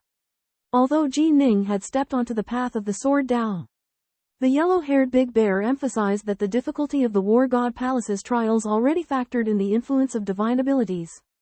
The trials tested the foundations of the cave's successive masters. For example, Immortal Shu Hua had not broken through the myriad manifestation stage in divine demon body refinement. Even if he had achieved the void return consummation stage in chi refinement, he would not have been able to pass the 7th level. Ji Ning decided to head to the Starry Hall, guided by the black old ox. In the Starry Hall, Ji Ning was deeply absorbed by the myriad stars and the profound mysteries of enlightenment. To his surprise, he realized that he had stepped onto the path of the Sword Dao, which astonished the black old ox. The yellow-haired Big Bear explained that while stepping onto the path of the Sword Dao was not difficult, mastering it was incredibly arduous. In Ji Ning's home great world, it was possible that no one had ever fully comprehended the Sword Dao. Only by comprehending the Grand Dao could one become a great being who transcended the 3 realms and rival Ji Ning's master. Taoist 3 lives. Ji Ning was greatly encouraged and filled with boundless ambition. He resolved to become a grand sword immortal who mastered the Sword Dao, surpassing even Immortal Shu Hua. He began to study the Star Scroll in the Starry Hall. Guided by the Dao's sound, he entered a profound state of enlightenment. He elevated his comprehension of the Wind Dao to the realm of the Dao and gained true insight into the wings of the wind evasion technique. Meanwhile, in the distant Black-White College, Ji Ning's fellow disciples, Mu Zizio, and senior sister Julian, learned that Ji Ning had returned to Mount Yan, near Serpentwing Lake. Senior sister Julian had some thoughts and decided to visit Ji Ning at Serpentwing Lake. Within the Water Palace's Star Hall, Ji Ning comprehends the Dao of the Sword under the observation of Bear Big Yellow and the Black Old Bull. He focuses on a star that contains the complete Dao of the Sword and gains far more insight than usual. Through this comprehension, he wields his essence force longsword even more skillfully. A single sword stroke flashes with sword light, leaving a visible mark. Bear Big Yellow admires Ji Ning's aptitude, believing that his attainment in sword arts has surpassed Fairy Jade. Ji Ning, however, remains apprehensive, knowing that his odds of breaking through the 3rd layer of the War God Palace are only about 30%. Nonetheless, he refuses to let this opportunity pass and decides to attempt the challenge immediately. Upon entering the 3rd layer, he is confronted by a golden armored warrior condensed from a remnant of a god fiend's divine power. Ji Ning senses grave danger and realizes that he faces a god fiend of the void returning realm or above. Despite the odds, he resolves to fight, eager to uncover the secret hidden within Water Palace. Ji Ning was on the 3rd level of the War God Hall, where he encountered an avatar of a powerful deity or demon. Realizing that the avatar's weakness lay in its finite divine power, Ji Ning resolved to exhaust it. He employed the myriad swords formation, the water and fire lotuses, and the star-plucking hand, depleting large amounts of divine and elemental power and engaging the avatar in a fierce battle. The enraged avatar opted for close combat with Ji Ning, but his divine power had already been considerably diminished. By firing 18 arrows and unleashing 39 sword beams from the myriad swords formation, Ji Ning finally vanquished the avatar. Big Bear was astonished by Ji Ning's performance, having anticipated a grueling battle. Contrary to expectations, Ji Ning had triumphed through ranged archery. Ji Ning modestly attributed it to luck, but Big Bear detected his underlying pride. As a reward, Big Bear granted Ji Ning the privilege of selecting a treasure of the Earth rank or equivalent from the treasure pavilion. In the Water Palace's treasure palace, Ji Ning starts selecting Earth rank magic treasures. Numerous powerful magic treasures and strange objects are suspended here, each emitting a fluctuation that could easily annihilate a celestial immortal like Ji Ning. He knows he needs to choose carefully. Yellowfur reminds him the Earth rank magic treasures will accompany him for a longer time compared to human rank ones. So, he needs to consider his future cultivation path and the treasures he needs. Ji Ning witnessed the preciousness of Earth rank treasures in Celestial Origin Mountain. And he knows the treasures left by Tri-Eternity Taoist are even more superior. Ji Ning looks through the treasure book as treasures appear before his eyes. The Earth rank ultimate flying magic treasure Black Tortoise Gold Scale Arc catches his attention. But Ji Ning doesn't want to waste an opportunity on a flying magic treasure. Strange object Earth Fire Heart Lamp moves him as it could help quickly advance the grade of his Earth Fire. However, Ji Ning thinks his realm will be much higher 10 years later, when a first-grade Earth Fire will be relatively limited in its assistance to him. He continues looking, and finds 100 Poison Immortal Chain Formation, Cold Fiend Mirror, and other treasures. Each one of them is attractive. Yellowfur points out the 3 treasures that suit Ji Ning most: Earth Fire Heart Lamp, Cold Fiend Mirror, and Cold Nether Sword Formation. Cold Nether Sword Formation consists of 9 Earth rank ultimate flying swords, and its power is extraordinary. Yellowfur planned to show it to Ji Ning in his 3rd selection originally. But out of concern for Ji Ning, he reveals it to him in advance. After some deliberation, Ji Ning eventually chooses Earth Fire Heart Lamp, Cold Fiend Mirror, and Cold Nether Sword Formation. These 3 treasures can increase his Earth Fire and Chill Fiend levels, improve the offensive power of his sword formation, and help him better cope with future challenges. Inside the treasure hall, Ji Ning had to make a difficult choice which Earth rank treasure to choose. But learning that he would have 2 future chances to acquire better treasures, he selected the Cold Nether Sword Formation. The Cold Nether Sword Formation consisted of 9 supreme Earth-ranked flying swords, with power comparable to heaven-ranked Dharma treasures. It boosted the power of Ji Ning's small Thousand Swords formation tremendously. Ji Ning refined the flying swords, feeling their mighty power. He believed that even nascent soul Taoists would be tempted by their power and try to rob him. While Ji Ning was in secluded meditation, the verdant serpent, Kong Qing, couldn't sense his presence. She felt confused and worried. Whitewater Swamp stated that Ji Ning had gained a fortuitous encounter. Ji Ning was indeed unable to reveal the details, as he had been drawn into the matters of Three Lives Taoist because of his underwater estate. Ji Mo came to visit, informing Ji Ning of the major progress he had made in his training over the years. Ji Ning promised to guide him whenever requested and invited him to come and live at Serpentwing Lake. This demonstrated Ji Ning's commitment to fostering the Ji family. Suddenly, a shout was heard, and Julian and elder sister Qingqing arrived on a skyship, saying that they had stopped by to pay a visit. Julian told Ji Ning that she learned about his location from Mu Zilian. Ji Ning warmly invited the 2 elder sisters to his island, fulfilling his obligations as their host. On Heart Force Island, the mortal servants and maids were stunned by the beautiful appearances and the flying abilities of Julian and Qingqing, who they described as fairies.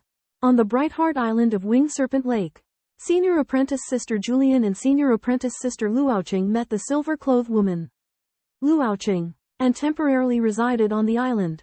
One day, Ji Ning instructed his clansman, Ji Mo, in swordplay, using the power of nature's primordial force to condense a gigantic sword key lotus that enveloped Ji Mo, requiring him to break through all the petals to enter the sect. Senior Apprentice Sister Julian and Senior Apprentice Sister Luoqing came to observe and expressed admiration for Ji Ning's insights on the lotus. Senior Apprentice Sister Julian, from the Dongyan clan that possessed the Azure Lotus secret manual, was well versed in lotuses and thus engaged in a discussion of the way with Ji Ning.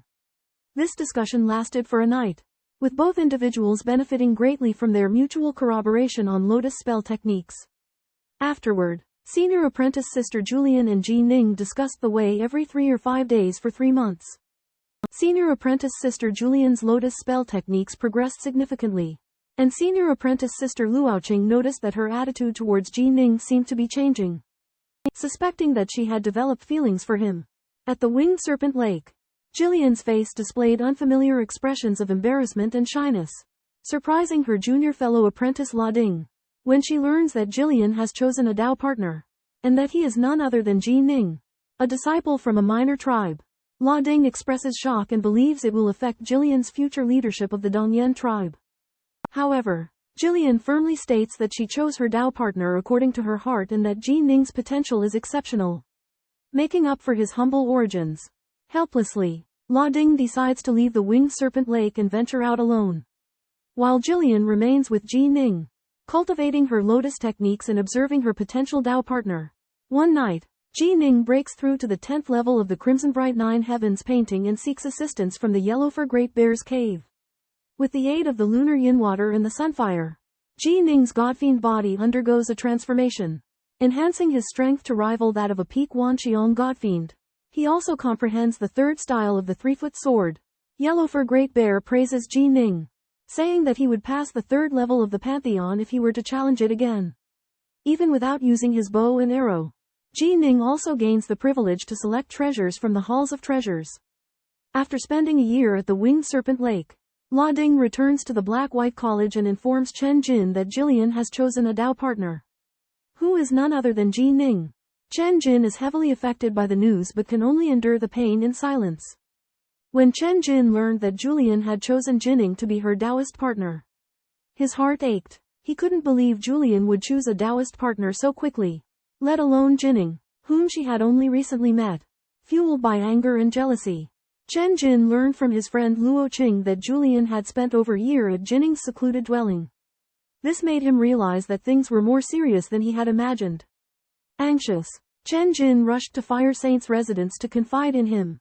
After consoling Chen Jin, Fire Saint accompanied him to the Winged Serpent Lake, Jinning's secluded dwelling. At the Winged Serpent Lake, they saw Julian gently combing Jinning's hair. Chen Jin was devastated, his eyes turning red. He couldn't accept the fact that Julian was no longer his. Seeing this, Fire Saint warned Chen Jin to stay calm and reminded him of the importance of his Dao heart. Realizing that he couldn't let personal feelings cloud his judgment, Chen Jin forced himself to endure the pain and, along with Fire Saint, witnessed the intimate interaction between Julian and Jinning. Although he was still filled with jealousy and regret, Chen Jin knew that he couldn't change Julian's choice. He understood that only by letting go could he move forward. Growing up in the same county and studying together at the Black and White Academy, Chen Jin and Julian have shared many years of friendship. However, Chen Jin's love for Julian has never been reciprocated. One day, Chen Jin discovers that Julian has developed feelings for a newly enrolled disciple, Ji Ning. Filled with jealousy and anger, he confronts Ji Ning with the Fire Saint at the Winged Serpent Lake. Intending to humiliate him in front of Julian, Chen Jin unleashes the 100-platter illusion formation with his formidable strength, transforming into various beasts using 108 clouds of mist as he attacks Ji Ning. Undeterred, Ji Ning draws his North Sea sword to meet the challenge. Although Julian worries about Ji Ning's well-being, she trusts in his abilities. Under the watchful eyes of Bai Shuizi and others, Ji Ning and Chen Jin engage in a fierce battle in the sky. Chen Jin, enraged by his failure, vows to make Julian witness Ji Ning's vulnerability. Ji Ning responds calmly, stating that Chen Jin is overly arrogant. Wielding the North Sea sword, he effortlessly deflects Chen Jin's powerful attacks with composure. Chen Jin grows increasingly furious as he fails to make any headway. Eventually, Chen Jin's illusion formation is shattered by Ji Ning's skillful maneuvers and formidable power, and he is caught in the backlash. Julian finally recognizes Chen Jin's selfishness and obsession, severing the ties that have bound them for years. In the tense standoff in the sky, Jinning and Chen Jin's clash was about to erupt. Chen Jin, with his formidable wind cloud grand array, summoned a blue windbird and a golden dragon, launching a fierce attack at Jinning. However, Jinning, relying on the 9th level might of the Lesser Thousand Sword Array, unleashed the third form of the 3-foot sword. Sword Radiance emerges, splitting Chen Jin's wind cloud grand array in two. Unwilling to concede defeat, Chen Jin used the wind cloud lock to trap Jinning. However, Jinning, now with the 10th level of the divine and demonic body refinement, easily broke the chains with his star-plucking divine ability. Trapped in a desperate situation, Chen Jin was seized by Jinning, who choked him with his left hand, suffocating him. In his terror, Chen Jin was forced to bow to Jinning, acknowledging himself as but a piece of excrement. Fire Saint and 9 Lotus, who were watching the battle from a distance, were left astonished. They had believed Chen Jin would easily defeat Jinning, but they had not expected Jinning to be so powerful. not only having mastered the third form of the 3-foot sword but also reaching a high level of divine and demonic body refinement. 9 Lotus, in particular, was overjoyed by Jinning's victory. Ji Ning clashed with fellow disciple Chen Jin over the 9 lotuses.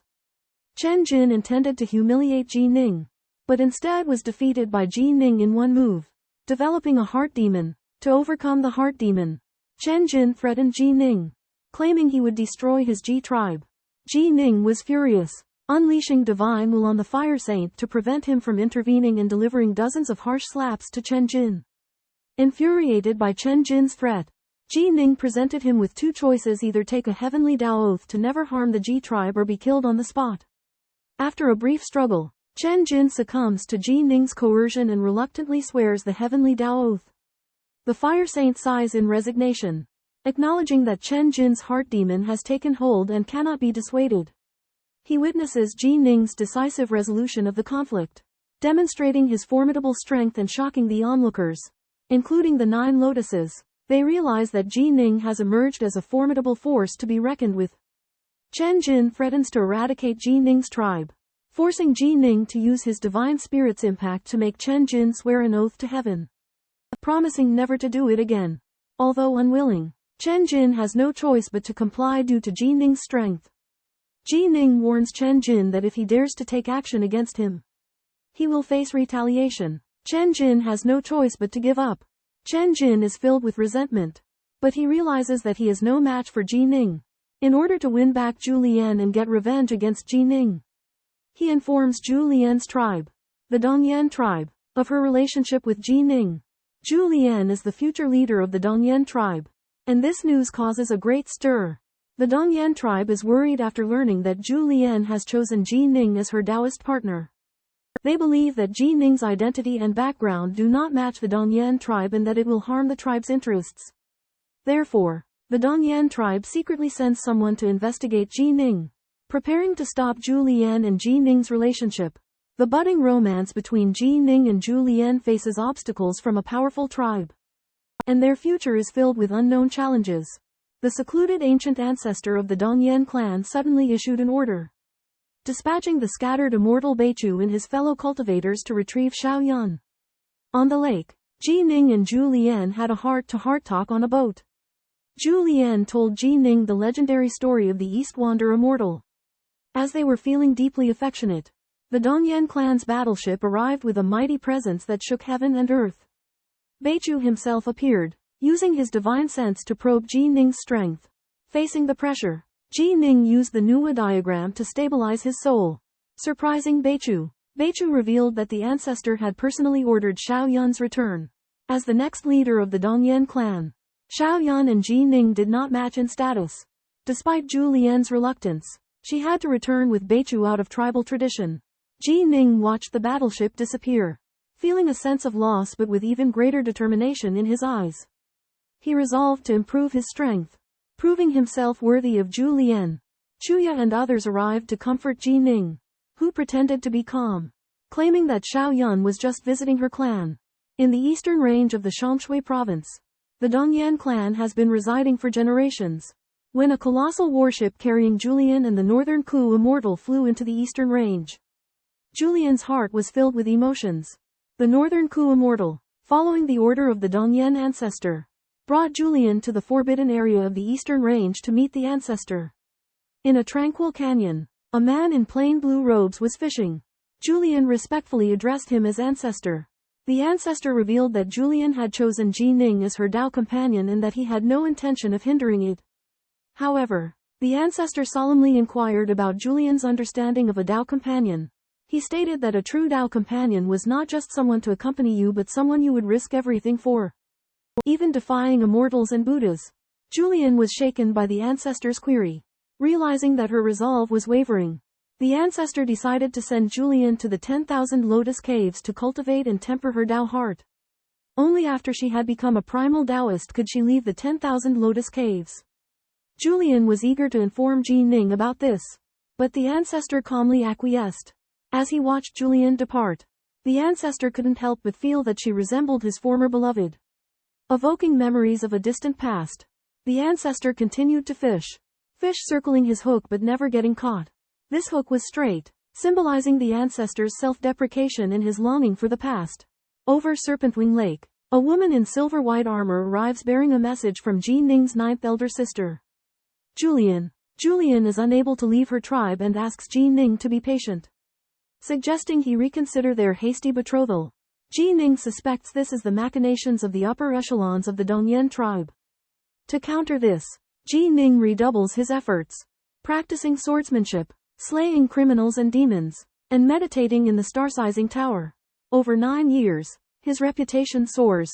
On New Year's Eve, Ji Ning spends the night by Serpentwing Lake with his maid, Chuyu. While Chuyu has yet to reach the peak of the Shenshen realm, Ji Ning diligently guides her.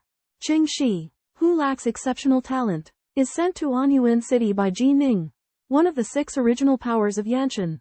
The Ko clan is forced by the Ji clan to surrender the Edict of Vassal, and they prepare to relocate. Though Ko Y, the clan leader, is unwilling, he acknowledges the overwhelming strength of the Ji clan. Ji Lujun, the current clan leader of the Ji clan in Wanjian City, plans to seize Yanshan, but the Yanshan branch of the Shuilong forces stands in their way. The Ji clan is not in a hurry to act and decides to consult with Ji Ning. During the spring festival 9 years later, Ji Lujun, the patriarch of the Ji clan and others, visited Ji Ning at the Feathered Serpent Lake, asking him to solve the problem of the Snowdragon Mountain branch in the Yanshan Mountain branch. Relying on the support of the sect, the Snowdragon Mountain branch in the Yanshan Mountain refused to leave the Yanshan Mountain and took a tough stance. After learning the situation, Ji Ning immediately wrote a letter in his own hand, which was delivered to the Snowdragon Mountain branch in the Yanshan Mountain by the envoy from the Ji clan. In the handwritten letter, Ji Ning requested the Snowdragon Mountain branch in the Yanshan Mountain to evacuate the Yanshan Mountain within 10 days. Otherwise, he himself would take action. After learning Ji Ning's letter, the Snowdragon Mountain branch in the Yanshan Mountain panicked because the strong sword intent contained in Ji Ning's letter made them timid. Xu Fang, the head of the Yanshan Mountain branch, felt that Ji Ning did not take the Snowdragon Mountain seriously, and he immediately sent someone to ask the sect for help. However, a seal was placed on Ji Ning's letter which self-destructed after it was delivered to the Snowdragon Mountain branch in the Yanshan Mountain. Eliminating any chance of asking for help, Ji Ning believed in his own strength, and he was not afraid of the Yuanshan Taoist priest from the Snowdragon Mountain sect. So he didn't worry about the consequences. Xu Fang and the others from the Yanshan branch witnessed Ji Ning's beast hide riding with their own eyes. The powerful sword intent contained within it made their hearts tremble. Ji Ning only gave them 10 days, but they would not be able to return to Snowdragon Mountain to report in time. Out of desperation, they crushed a token signaling Ji Ning is coming to attack. The news reached Shuke Zhenren, the leader of Snowdragon Mountain. Shuke Zhenren was shaken upon realizing the threat posed by Ji Ning. He quickly paid a visit to his master, Snowfeather Taoist, to report that Ji Ning was about to attack the Yanshan branch. Snowfeather Taoist, while dissatisfied with Ji Ning's arrogance, believed that he was only a Wanxiong Zhenren and thus not to be feared. Snowfeather Taoist decided to head to Yanshan himself. He believed that his perfected Yuan Shen realm was enough to handle Ji Ning's challenge. He set off from Snowdragon Mountain with a large warship and a group of followers, demonstrating that Snowdragon Mountain would not sit idly by while Ji Ning targeted the Yanshan branch. Shuiyu Dao Ren of the Snowdragon Mountain Spirit Dao rushed to Wing Snake Lake. As the terrifying sword intent contained in Ji Ning's handwritten letter had shocked the Purple Mansion cultivators of the Yan Mountain branch, Shuiyu Dao Ren learned of Ji Ning's decree for the Yan Mountain branch to vacate in 10 days and was enraged, believing that Ji Ning was showing contempt for the Snowdragon Mountain. However, Ji Ning's divine sense far surpassed that of Shuiyu Dao Ren, and he counterattacked Shuiyu Dao Ren with his soul-shaking art. Although Shuiyu Dao Ren was shocked by the strength of Ji Ning's soul, he remained confident that he could suppress Ji Ning with his advantage in Yuan force and magic treasures. Ji Ning stood in the air, facing Shuiyu Dao Ren's battleship without fear. Their gazes met, the atmosphere thick with tension. Shuiyu Dao Ren threatened Ji Ning to consider his own strength and actions.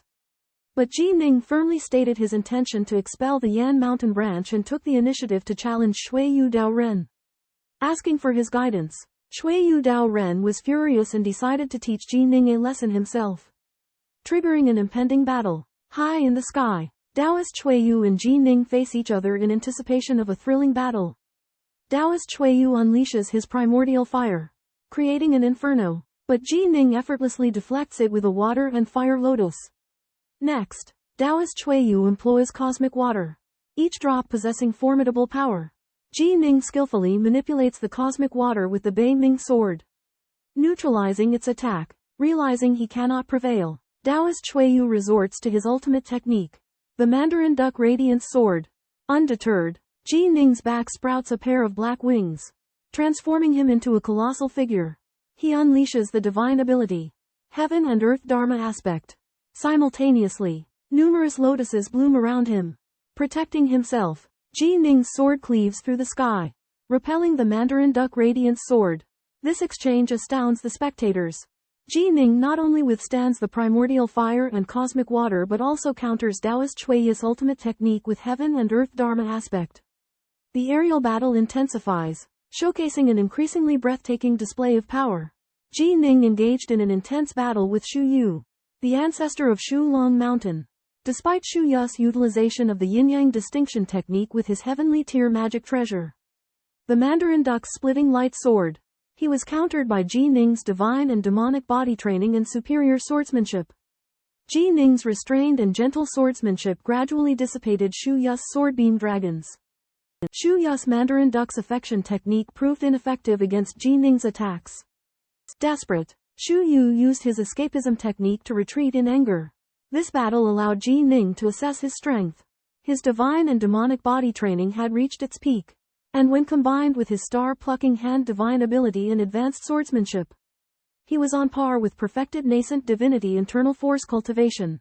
While the North Sea sword was formidable, it was inferior to Shu Yu's Mandarin Duck's splitting light sword. Ji Ning's reputation soared after this battle, elating the Ji clan and leaving Shu Long Mountain bitter. Shu Yu prophesied that Ji Ning would become renowned throughout Anjie County, serving as a stepping stone for others' fame.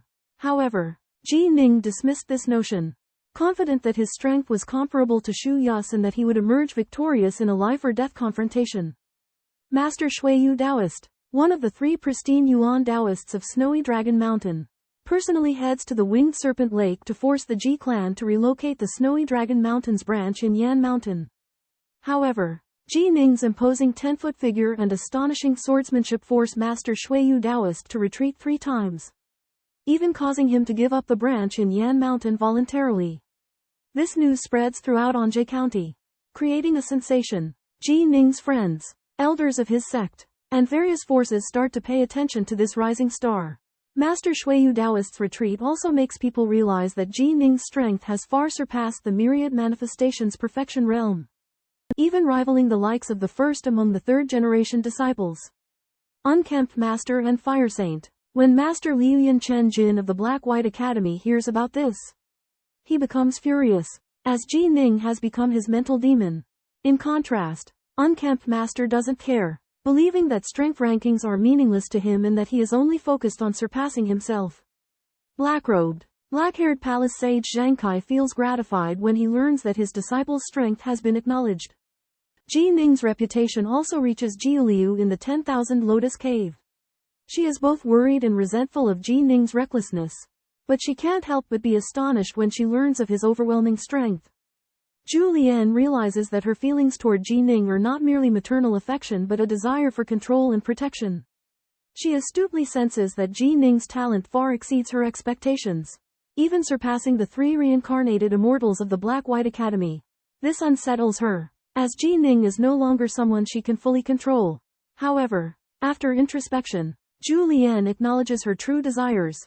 She craves complete control, including over the Dongyan clan and Ji Ning. She believes that with time, her bond with Ji Ning will deepen to the point where he would be willing to sacrifice himself for her. Thus, Zhu Lian leaves Myriad Lotus Cave and travels to Yan Mountain in Anzhou.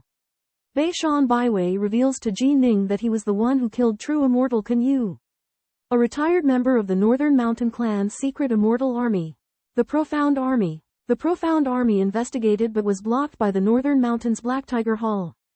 Ji Ning realizes he narrowly escaped danger. Meanwhile, 15 fellow disciples from the Black-White Academy arrive at Serpentwing Lake. including senior brother Bloodshadow and senior sister Yu Wei. They bring with them a reincarnated immortal named True Immortal Kongjong, a legendary figure known for his immense power. Ji Ning meets True Immortal Kongjong for the first time and is deeply impressed by his extraordinary abilities. Ji Ning, a young man in gray, possesses an extraordinary aura despite his ordinary appearance. As a reincarnated celestial, he commands a complete Daoyin. He engages in discussions with his fellow disciples, the talented Kongjong Zhenren, his senior brother Shuiying, and his senior sister Yu Wei. Yu Wei, an enigmatic and formidable reincarnated celestial in her early 30s, has mastered 2 complete Daoyin ice and fire. She reveals the impending celestial gathering in 3 years, open to cultivators below the Yuanying realm. The celestial gathering is a battle of geniuses, where countless prodigies from all 600 counties in the Great Xia dynasty and beyond will convene. The top 10 victors will not only acquire a celestial treasure but also have the chance to become the disciples of exalted beings, thus ascending to the realm of immortals. Upon learning the significance of the celestial gathering, Ji Ning and his junior brother, Mu Zizio, are filled with excitement. They realize that immortals transcend the 3 realms, while true immortals grasp complete Great Tao. The celestial gathering presents a once-in-a-lifetime opportunity to become true immortals. Kongjong Zhenren explains that those who surpass immortals are the exalted beings of the 3 realms. Being chosen as a named disciple or a janitor is a remarkable honor. Ji Ning thinks of his master, the 3 Lives Taoist, a primordial godfiend, and secretly wonders how his strength compares to that of a true immortal. In the highly competitive Immortal Ascension Convention, Ji Ning worries about the safety of senior sister Yu Wei and suggests that she cultivate for another 300 years. Yu Wei says that's too long. And although she only has some of her memories as a reincarnated immortal, she has mastered some secret techniques sufficient for her to protect herself. Ji Ning realizes that the Immortal Ascension Convention brings together many top talents, and it's a rare chance to polish his skills. He decides to do his utmost to improve his strength. Yu Wei, True Immortal Kongjong, and Mu Zizio also decide to spar with Ji Ning at Serpentwing Lake to make mutual progress. During this time, Ji Ning learns that his senior sister Yu Wei lost her parents when she was young, and he feels a sense of empathy. He also learns that the reason the 9 Lotus Immortal has been confined in the 10,000 Lotus Cave by the Dongyan clan is related to him. One day, 9 Lotus finally breaks through the formation and comes to Serpentwing Lake. She and Ji Ning gaze at each other deeply and hold hands. Yu Wei and True Immortal Kongjong notice their relationship and can't help but smile, saying that they have become a Tao couple. As time goes on, Ji Ning and 9 Lotus relationship grows stronger, and the Dongyan clan no longer obstructs them. Ji Ning and his companion's strength also continues to improve through their sparring and discussions as they prepare for the upcoming Immortal Ascension Convention. In the remote Kai Longshan Mountains of Anzi County, a group of people gathered by the teleportation array. The most notable among them were Bei Shan Yin and his son, Bei Shan Hu. They were anxiously waiting for someone. Father, whom exactly are you meeting? Bei Shan Hu finally couldn't contain his curiosity. Bei Shan Yin smiled mysteriously. It's young master Xiao Yan Nong of the Xiao Yan clan. Bei Shan Hu exclaimed in surprise. Xiao Yan Nong, one of the 4 young masters of the Great Xia Royal City. Bei Shan Yin nodded. That's right. After Bei Shan Yin's explanation, Bei Shan Hu understood Xiao Yan Nong's important status. The Xiao Yan clan was a pillar of the Great Xia dynasty, and Xiao Yan Nong, as a candidate for the next clan leader of the Xiao Yan clan, naturally attracted much attention. Suddenly, the teleportation array lit up, and Xiao Yan Nong appeared leading a group of people. He was dressed in simple clothing, but he exuded an air of nobility that made people take notice. Standing next to Xiao Yan Nong was a divine demon, which secretly surprised Bei Shan Yin and Taoist Dong Shi. Taoist Dong Shi introduced the personnel he had prepared for him, including 2 myriad manifestation true men and 100 purple mansion cultivators. Bei Shan Yin also sent 10 myriad manifestation true men as dead soldiers, which earned Xiao Yan Nong's appreciation.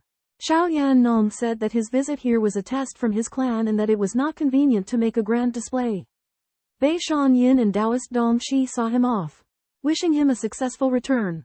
On the way back, Xiao Yan Nong asked about the formidable people in Anzi County. True man Bu Yu mentioned Ji Ning, the true man of myriad manifestation who was the most outstanding in the Black and White Academy. Xiaoyan Nong showed great interest in him. Xiaoyan Nong, the fourth son of the Xiaoyan clan, a top tribe in the Great Xia dynasty, leads a group of experts to visit Jining on the Bright Heart Island of the Azure Serpent Lake. Xiaoyan Nong is a man of extraordinary talent and exceptional strength. Having previously defeated Shui Yu Taoist, the nascent soul Taoist of Snowdragon Mountain, upon learning of Xiaoyan Nong's intentions, Jining greets him along with his Tao companion Zhu Lian, senior sister Yu Wei, senior brother Monk Kang Zhang, and junior brother Mu Zi Shuo. Zhu Lian, having had a past falling out with Snowdragon Mountain, feels concerned. Xiaoyan Nong, however, doesn't mind, believing that Jining's strength should be underestimated. Xiaoyan Nong explains that he has come to seek Jining's help. A request that shocks the group. Jining, as a cultivator under 30, is a valued target of the Xiaoyan clan. Xiaoyan Nong confesses that he needs some strong subordinates, and Jining is the one he has in mind. Jining is slightly doubtful but eventually accepts Xiaoyan Nong's invitation. The Xiaoyan clan, as one of the most powerful tribes in the Great Xia dynasty, has extraordinary depth and influence. Jining recognizes that allying with the Xiaoyan clan would be of great help to him. At this moment, a powerful fluctuation spreads across the sky, and everyone notices an ancient warship from the Xiaoyan clan moored nearby. On its deck appears a group of people, including Wanxiang cultivators Shui Hongyi and Buu, as well as cultivators of Purple Palace. Zhu Lian introduces Jining and his group to Xiaoyan Nong, including the reincarnated immortal Yu Wei and Monk Kang Zhang. Xiaoyan Nong is impressed by Yu Wei's beauty and Monk Kang Zhang's abilities. He then proposes that Jining and the others assist him in an endeavor. Although surprised, the group agrees to Xiaoyan Nong's request. The strength of the Xiaoyan clan and Xiaoyan Nong's sincerity move Jining. Thus, Jining and his companions embark on a journey of alliance with the Xiaoyan clan. Opening a new chapter, Xiao Yanggong tells Jining, Mu Zuo, Zhu Lian, Yu Wei, and Azure Cauldron that he needs their help exploring an immortal manor, left by the deceased immortal Witch River. He warns that although the manor has been around for a long time, it is still extremely dangerous due to powerful mythical beasts and unknown threats. Xiao Yanggong promises that everyone can keep whatever treasures they find in the manor, including possible immortal-grade magic treasures. Excited about the opportunity, they agree to join Xiao's expedition. Xiao Yanggong reveals that Witch River was a sword immortal and hypothesizes that there may be sword legacies in his former abode. This excites Jining, who is a talented swordsman. Jining takes 2 precious protective artifacts to counter the potential threats. They board Xiao Yanggong's warship and head towards the Heavenly Swamps mountain range. Soon, they arrive at the mountain where the manor is hidden in. Filled with excitement and nervousness, prepare to enter this ancient land of legacy. Upon stepping into the celestial abode, Li Zan's life took a tumultuous turn. This enigmatic realm concealed countless secrets and treasures, awaiting the destined individual to unravel them. With fervent anticipation, Li Zan ventured deep into the celestial abode. He navigated through layers of mist and intricate traps, eventually reaching a vast hall. In the center of the hall hung an ancient longsword, exuding an awe-inspiring aura. Li Zan was both intimidated by the sword's formidable presence and consumed by a burning desire. Cautiously, he approached the sword and extended his hand to touch it. In an instant, a blinding light enveloped him. When the light subsided, Li Zan found himself within an unfathomably vast sea of consciousness. There, he encountered memories of his past life. It was revealed that he was once a supreme being in the celestial realm, but had fallen victim to a treacherous plot. The memories of his previous life awakened the dormant power within Li Zan. He gripped the longsword, and its blade surged with an otherworldly radiance, dominating the heavens. At that moment, Li Zan was reborn as the master of the celestial abode, embarking on an epic journey of cultivation and adventure. Deep within the vast heavenly traverse mountains, the Witch River abode is concealed. Leading a group of cultivators, Xiaoyan Nong enters it with the help of an abode key. Julian communicates with Jining, advising him to approach Xiaoyan Nong and pave his path for future cultivation. However, Jining insists on following his own path and refuses to curry favor with others. As the boat passes through the canyon, the group enters the abode. The sight that greets them is not the verdant heavenly traverse mountains, but a desolate desert and towering peaks. A deafening sound echoes from the distant mountains as thousands of fish-human giants clad in white armor engage in training. Among them, a topless female fish-human leader spots the humans' arrival and immediately leads her forces towards the ship. Runes flicker on the fish-humans' bodies as they transform into towering waves, bearing down on Xiaoyan Nong's group with irresistible force. The cultivators are horrified to realize that these creatures are not mere beasts, but Dao soldiers, elite fighters cultivated by the abode's master, the Witch River Celestial Immortal. Nestled within the immortal abode of ancient immortal Wuzhong are numerous traps and treasures. Though immortal Wuzhong is no more, his Taoist soldier legion remains. These Taoist soldiers wield formidable Taoist armor, surpassing the armor of mortals and Violet Palace cultivators. With their strength multiplied 10 or even 100 times, they decimated the warship holding Ji Ning and his companions.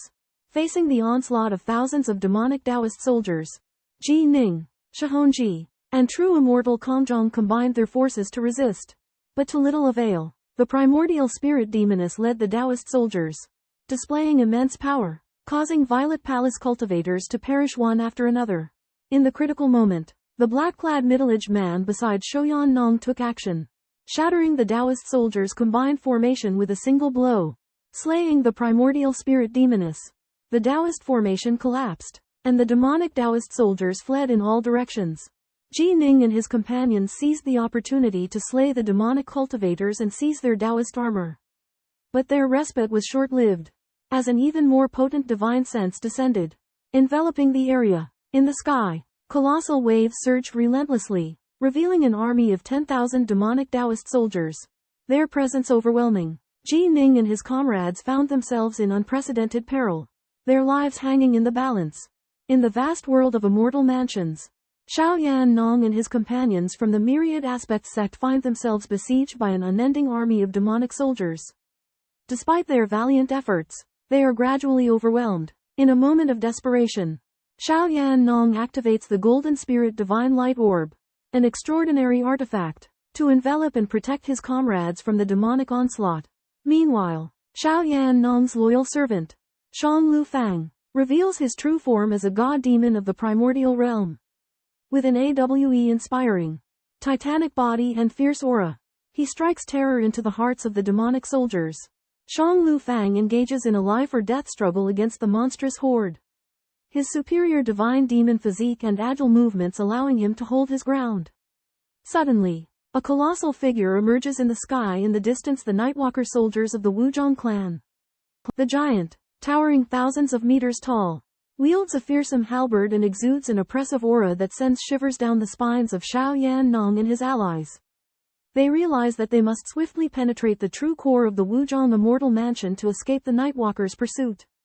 Using the key of the Immortal Mansion, Xiaoyan Nong senses the presence of a celestial pillar ahead and effortlessly opens the gate leading to the mansion's core.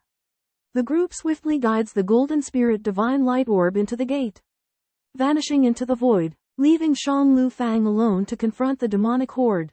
In the magnificent and silent palace, Xiaoyan Nong, Ji Ning, Mu Zisuo, and their group escaped the perilous immortal abode seeking respite. They ventured into a subsidiary hall, finding solace, but their hearts harbored lingering doubts. The hall's vast interior concealed countless traps and restrictions from the late immortal Wuzhong. Ji Ning's group triggered 18 Changqi puppets, ancient guardians that awakened, vowing to kill the intruders. As Xiaoyan Nong anxiously awaited aid from the divine fiend Shang Lu, space distorted, trapping them in a formation separate from the outside world. Their divine senses could not penetrate, plunging them into a desolate unknown. Suddenly, countless ice arrows assaulted them from all directions, their power immense. Ji Ning's defenses crumbled, realizing the dire situation they faced. A possible demise. Under the dual threat of the formation and the Changqi puppets, Xiaoyan Nong's group had to rely on their own strength to break free. They turned to Bai Shuizi, skilled in formations, but even he was helpless against this formidable array. Ji Ning and his companions mistakenly entered an ancient and powerful array and were attacked by an overwhelming barrage of icy arrows. They formed a 5 elements and 5 directions formation to defend themselves. But the icy arrows were too powerful. Xiaoyan Nong ordered Ji Ning and the others to protect him. With the support of 10 myriad image dead warriors, Shui Hongyi, and Buu Zhenren. However, 18 Changqi puppets with the strength of primordial spirit Taoists suddenly appeared in the array, entangling Ji Ning and his companions.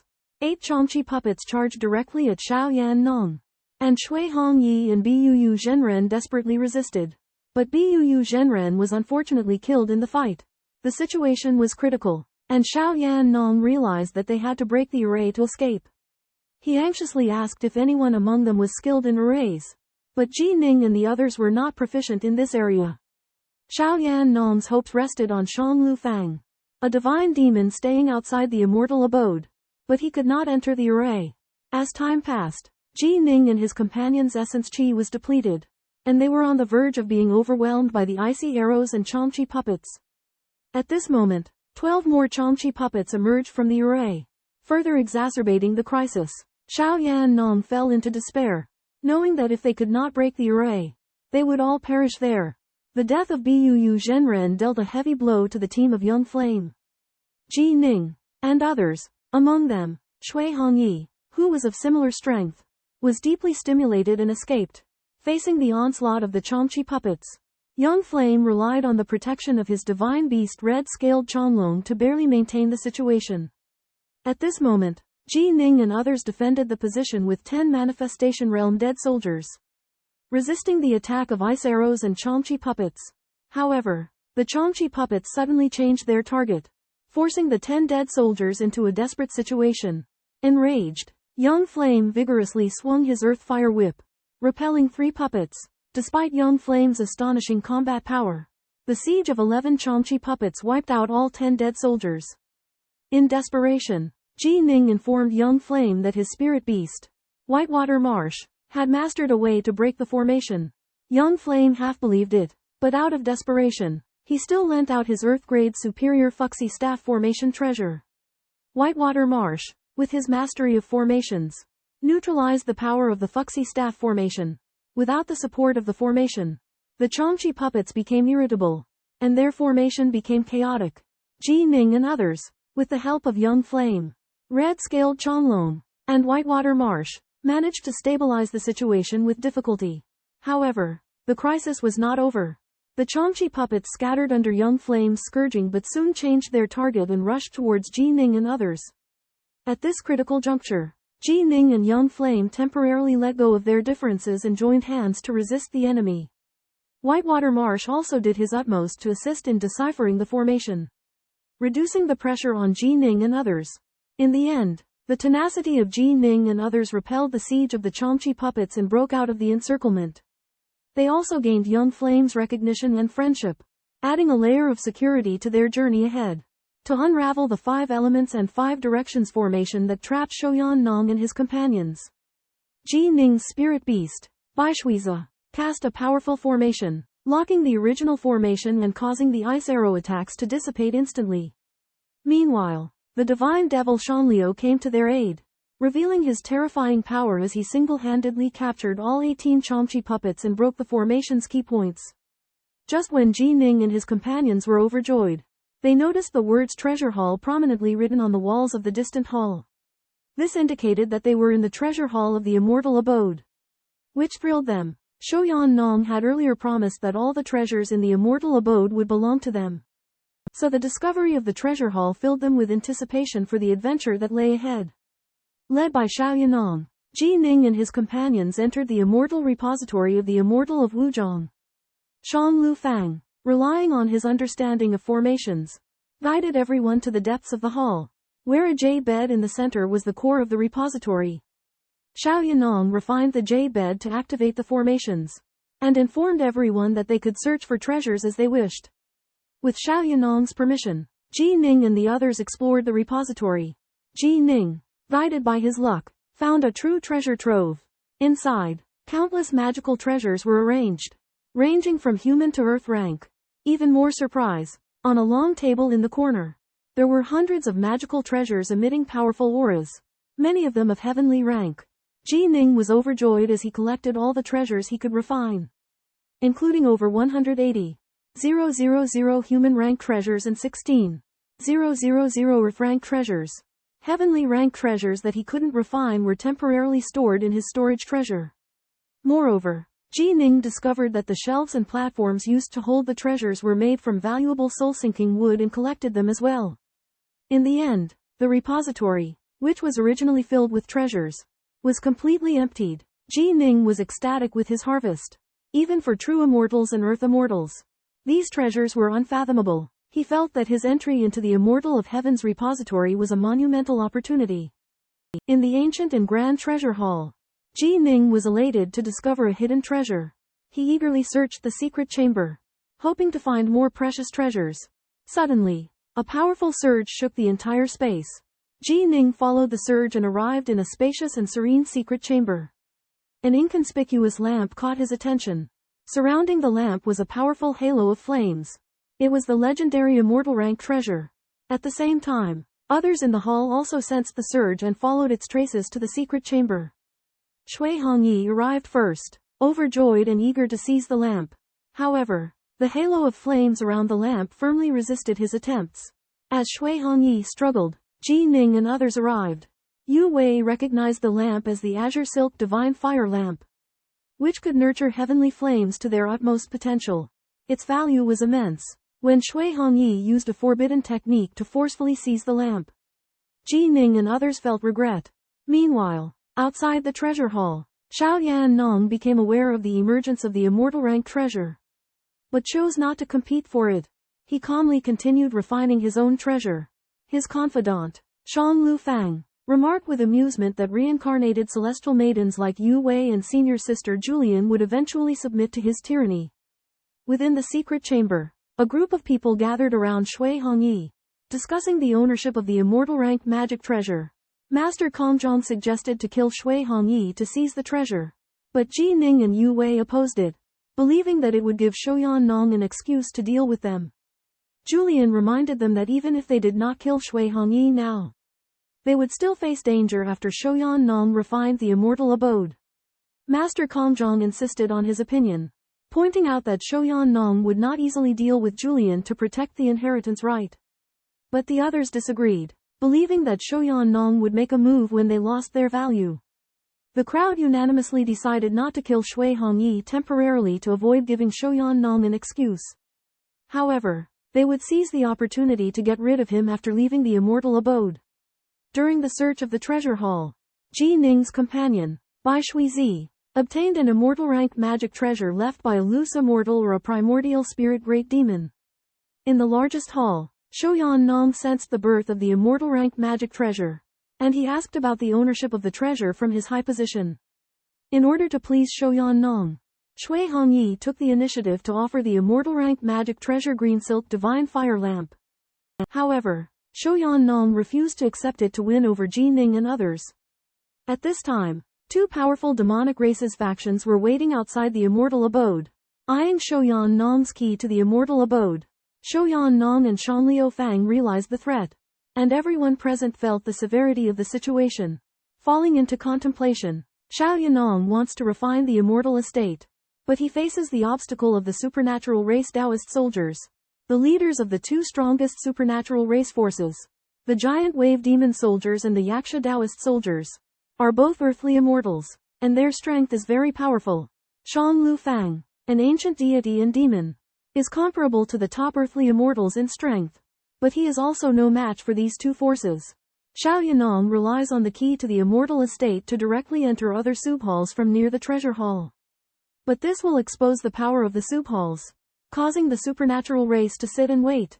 Out of helplessness, Xiao Yanong decides to refine the two soup halls first. After learning that Xiao Yanong has refined the treasure hall, the giant wave demon soldiers and the Yaksha Taoist soldiers join forces to occupy the two soup halls that have yet to be refined. Xiao Yanong leads everyone to another soup hall, which is called the Medicine Garden Hall. The hall is planted with immortal herbs and fruits, but due to a long period of neglect, its quality is slightly inferior. Deity and demon Shang Lu Fang seizes 18 immortal fruits, causing dissatisfaction among Ji Ning and others. After Xiao Yanong refines the central part of the Medicine Garden Hall, Ji Ning and others disperse to search for treasures but find nothing. Helplessly, the group goes to the next soup hall. In the boundless immortal abode world, the towering divine demon, Shanliu, with a single hand, seizes hold of the battleship and swiftly flies towards the next sub-palace. Xiaoyan Nong gazes coldly at the distant golden pillar of light.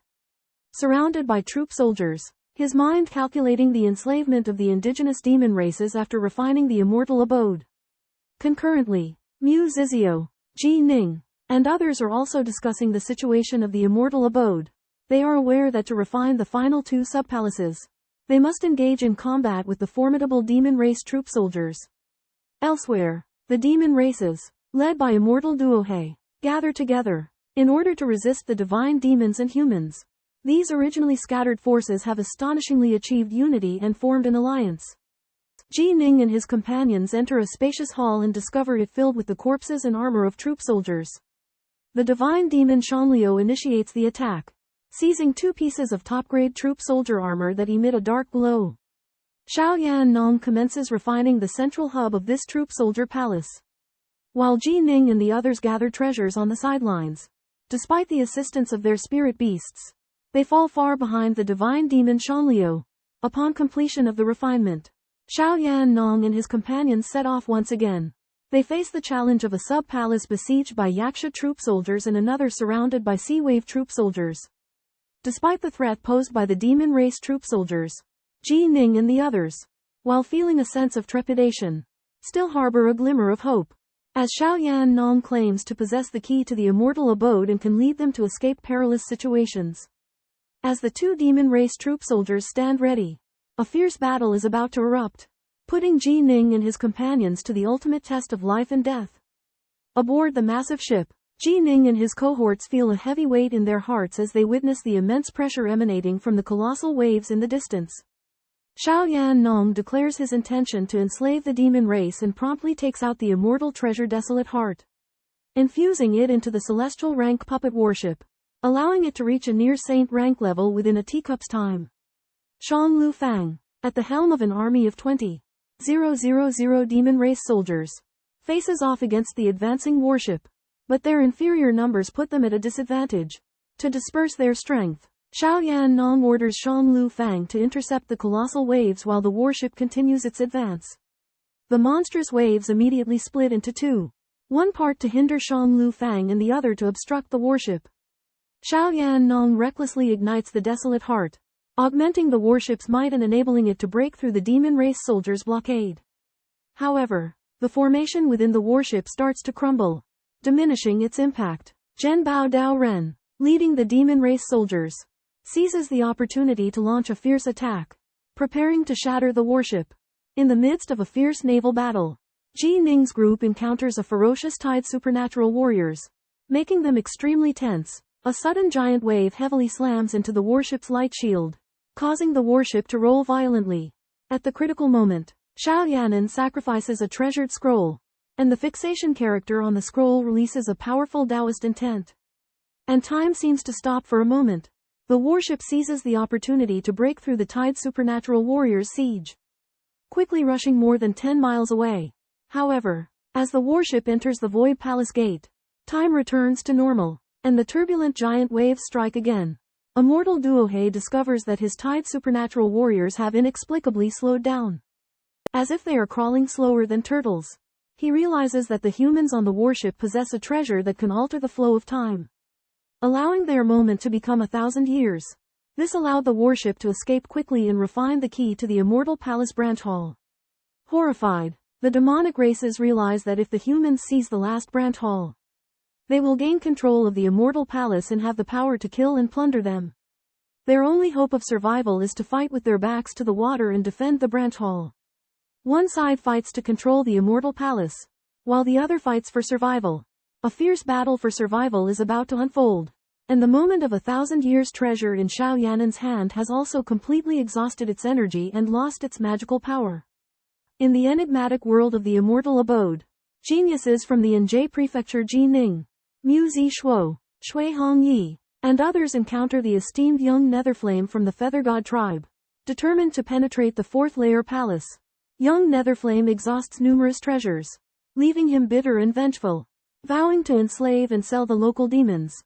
Snow Hong Yi's proposal to negotiate the demon's departure is met with young Netherflame's disdain. He comprehends that refining the immortal abode will render its demon inhabitants his property. The group rushes into the Daozang Hall, frantically seizing books. Though initially exhilarating, the vast majority of these texts prove to be mere abridgments. Much to their disappointment, Ji Ning and his companions deduce the existence of a repository for complete texts and set out to find it. Guided by Uncle Bai, Ji Ning stumbles upon a secret chamber filled with countless unabridged texts. However, these manuals and techniques are deemed ordinary by the group, and even in their abundance, fail to satisfy their needs. Young Netherflame focuses his attention on the Daozang Hall's central artifact. A stone book and begins the refinement process. As he progresses, the hall's protective formations are disabled, bolstering young Netherflame's confidence as he searches for the most powerful divine abilities. Meanwhile, Ji Ning and his allies continue their exploration of the treasure trove hall, seeking the legendary apex divine abilities. A subtle but intense treasure hunt unfolds amidst the immortal abode's bountiful riches. Inside Wizard Zhang's Hall of Taoism, everyone searched every nook and cranny for immortal tier cultivation methods, supernatural abilities, and secret techniques. With her unique dimensional ability, Zhao King accidentally discovered a secret chamber filled with numerous books. Upon Ji Ning's arrival, he was overjoyed to learn that within the chamber were 6 immortal tier chi refinement techniques, 3 supernatural abilities, and a mind control secret technique. He eagerly collected these invaluable books, especially acquiring the coveted 3-headed 6-armed divine ability and 5 Thunder Vajra divine ability. Simultaneously, Zhao King handed Ji Ning the thought manifestation divine ability mind control secret technique. Right at that moment, Hong Yi Shui barged into the chamber only to find it empty.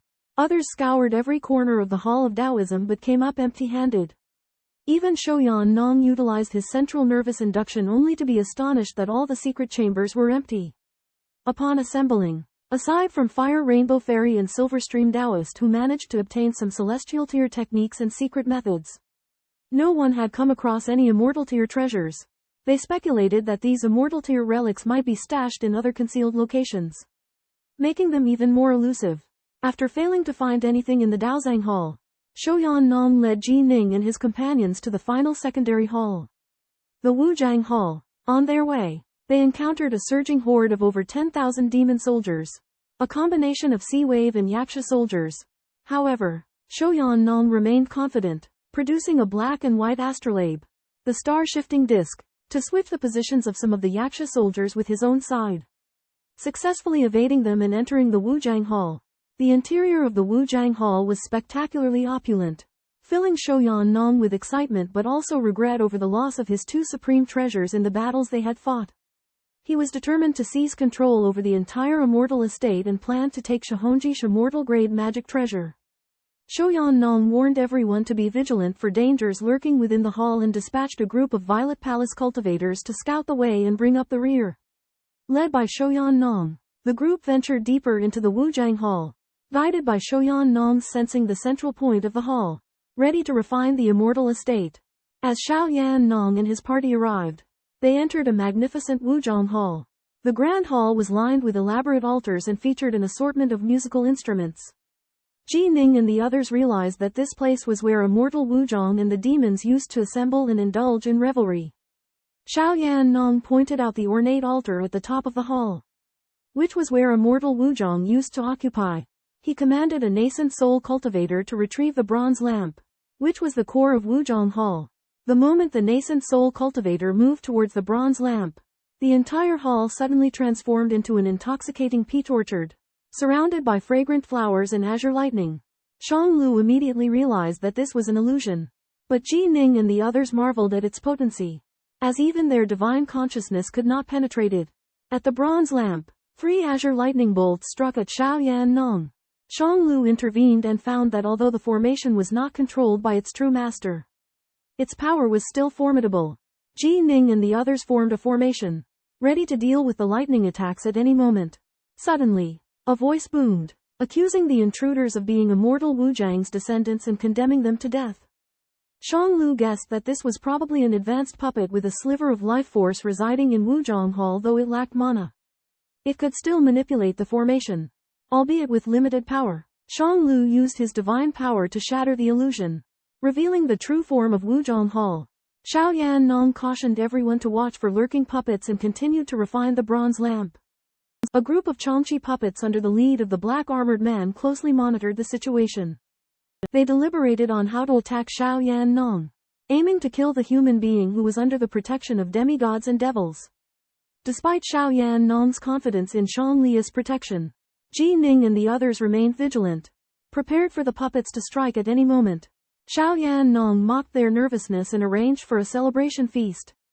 At the celebratory feast in the Wuxiang Immortal Palace, Xiao Yanong indulges in drinking and merriment, inviting Shui Hongyi and others to join him in toasting.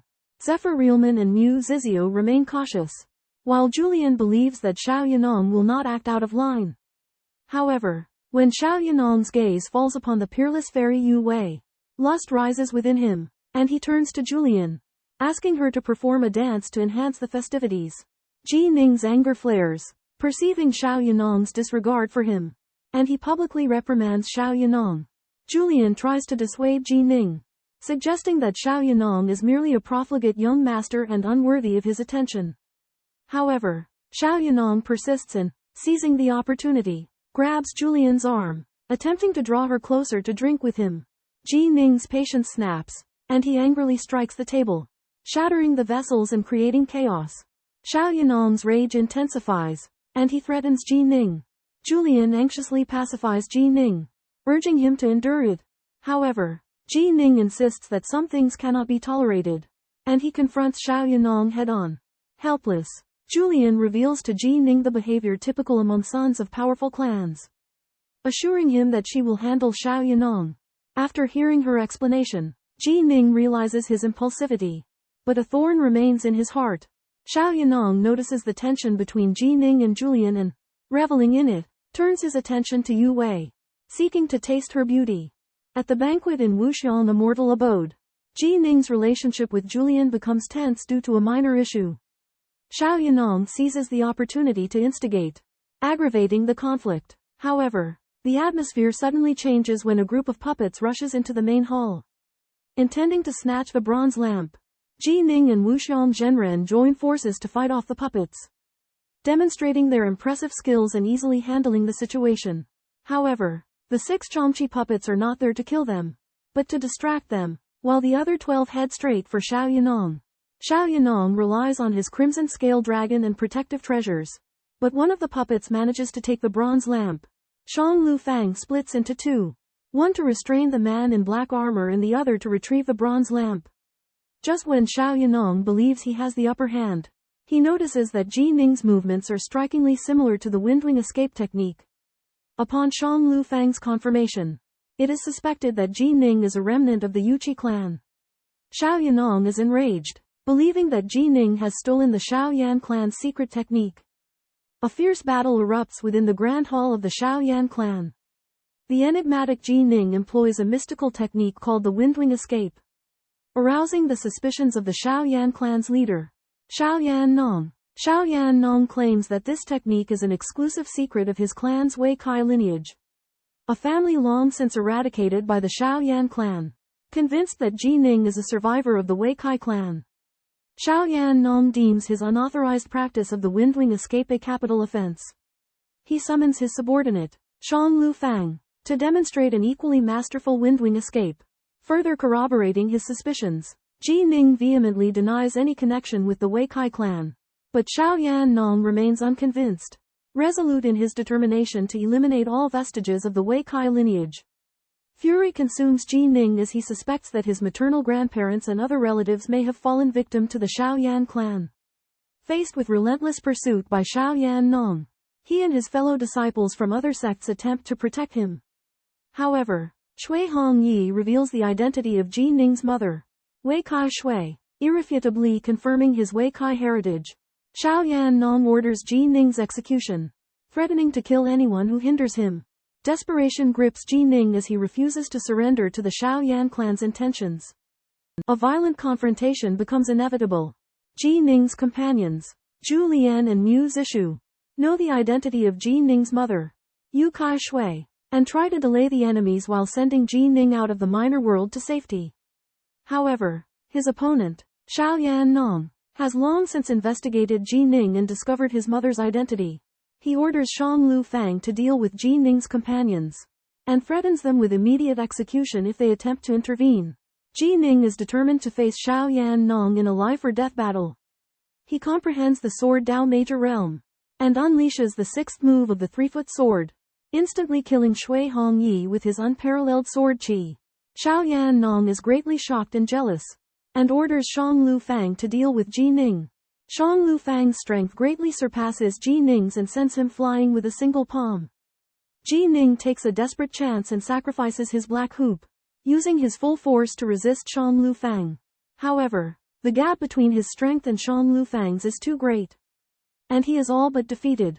At the crucial moment, he decides to perish together with Xiao Yan Nong, and throws the hoop as a hidden weapon, fighting to the death. A seemingly ordinary black ring effortlessly penetrated the attacks of the gods and demons Shang Lu Fang and the perfect manifestation true man Xiao Yan Nong.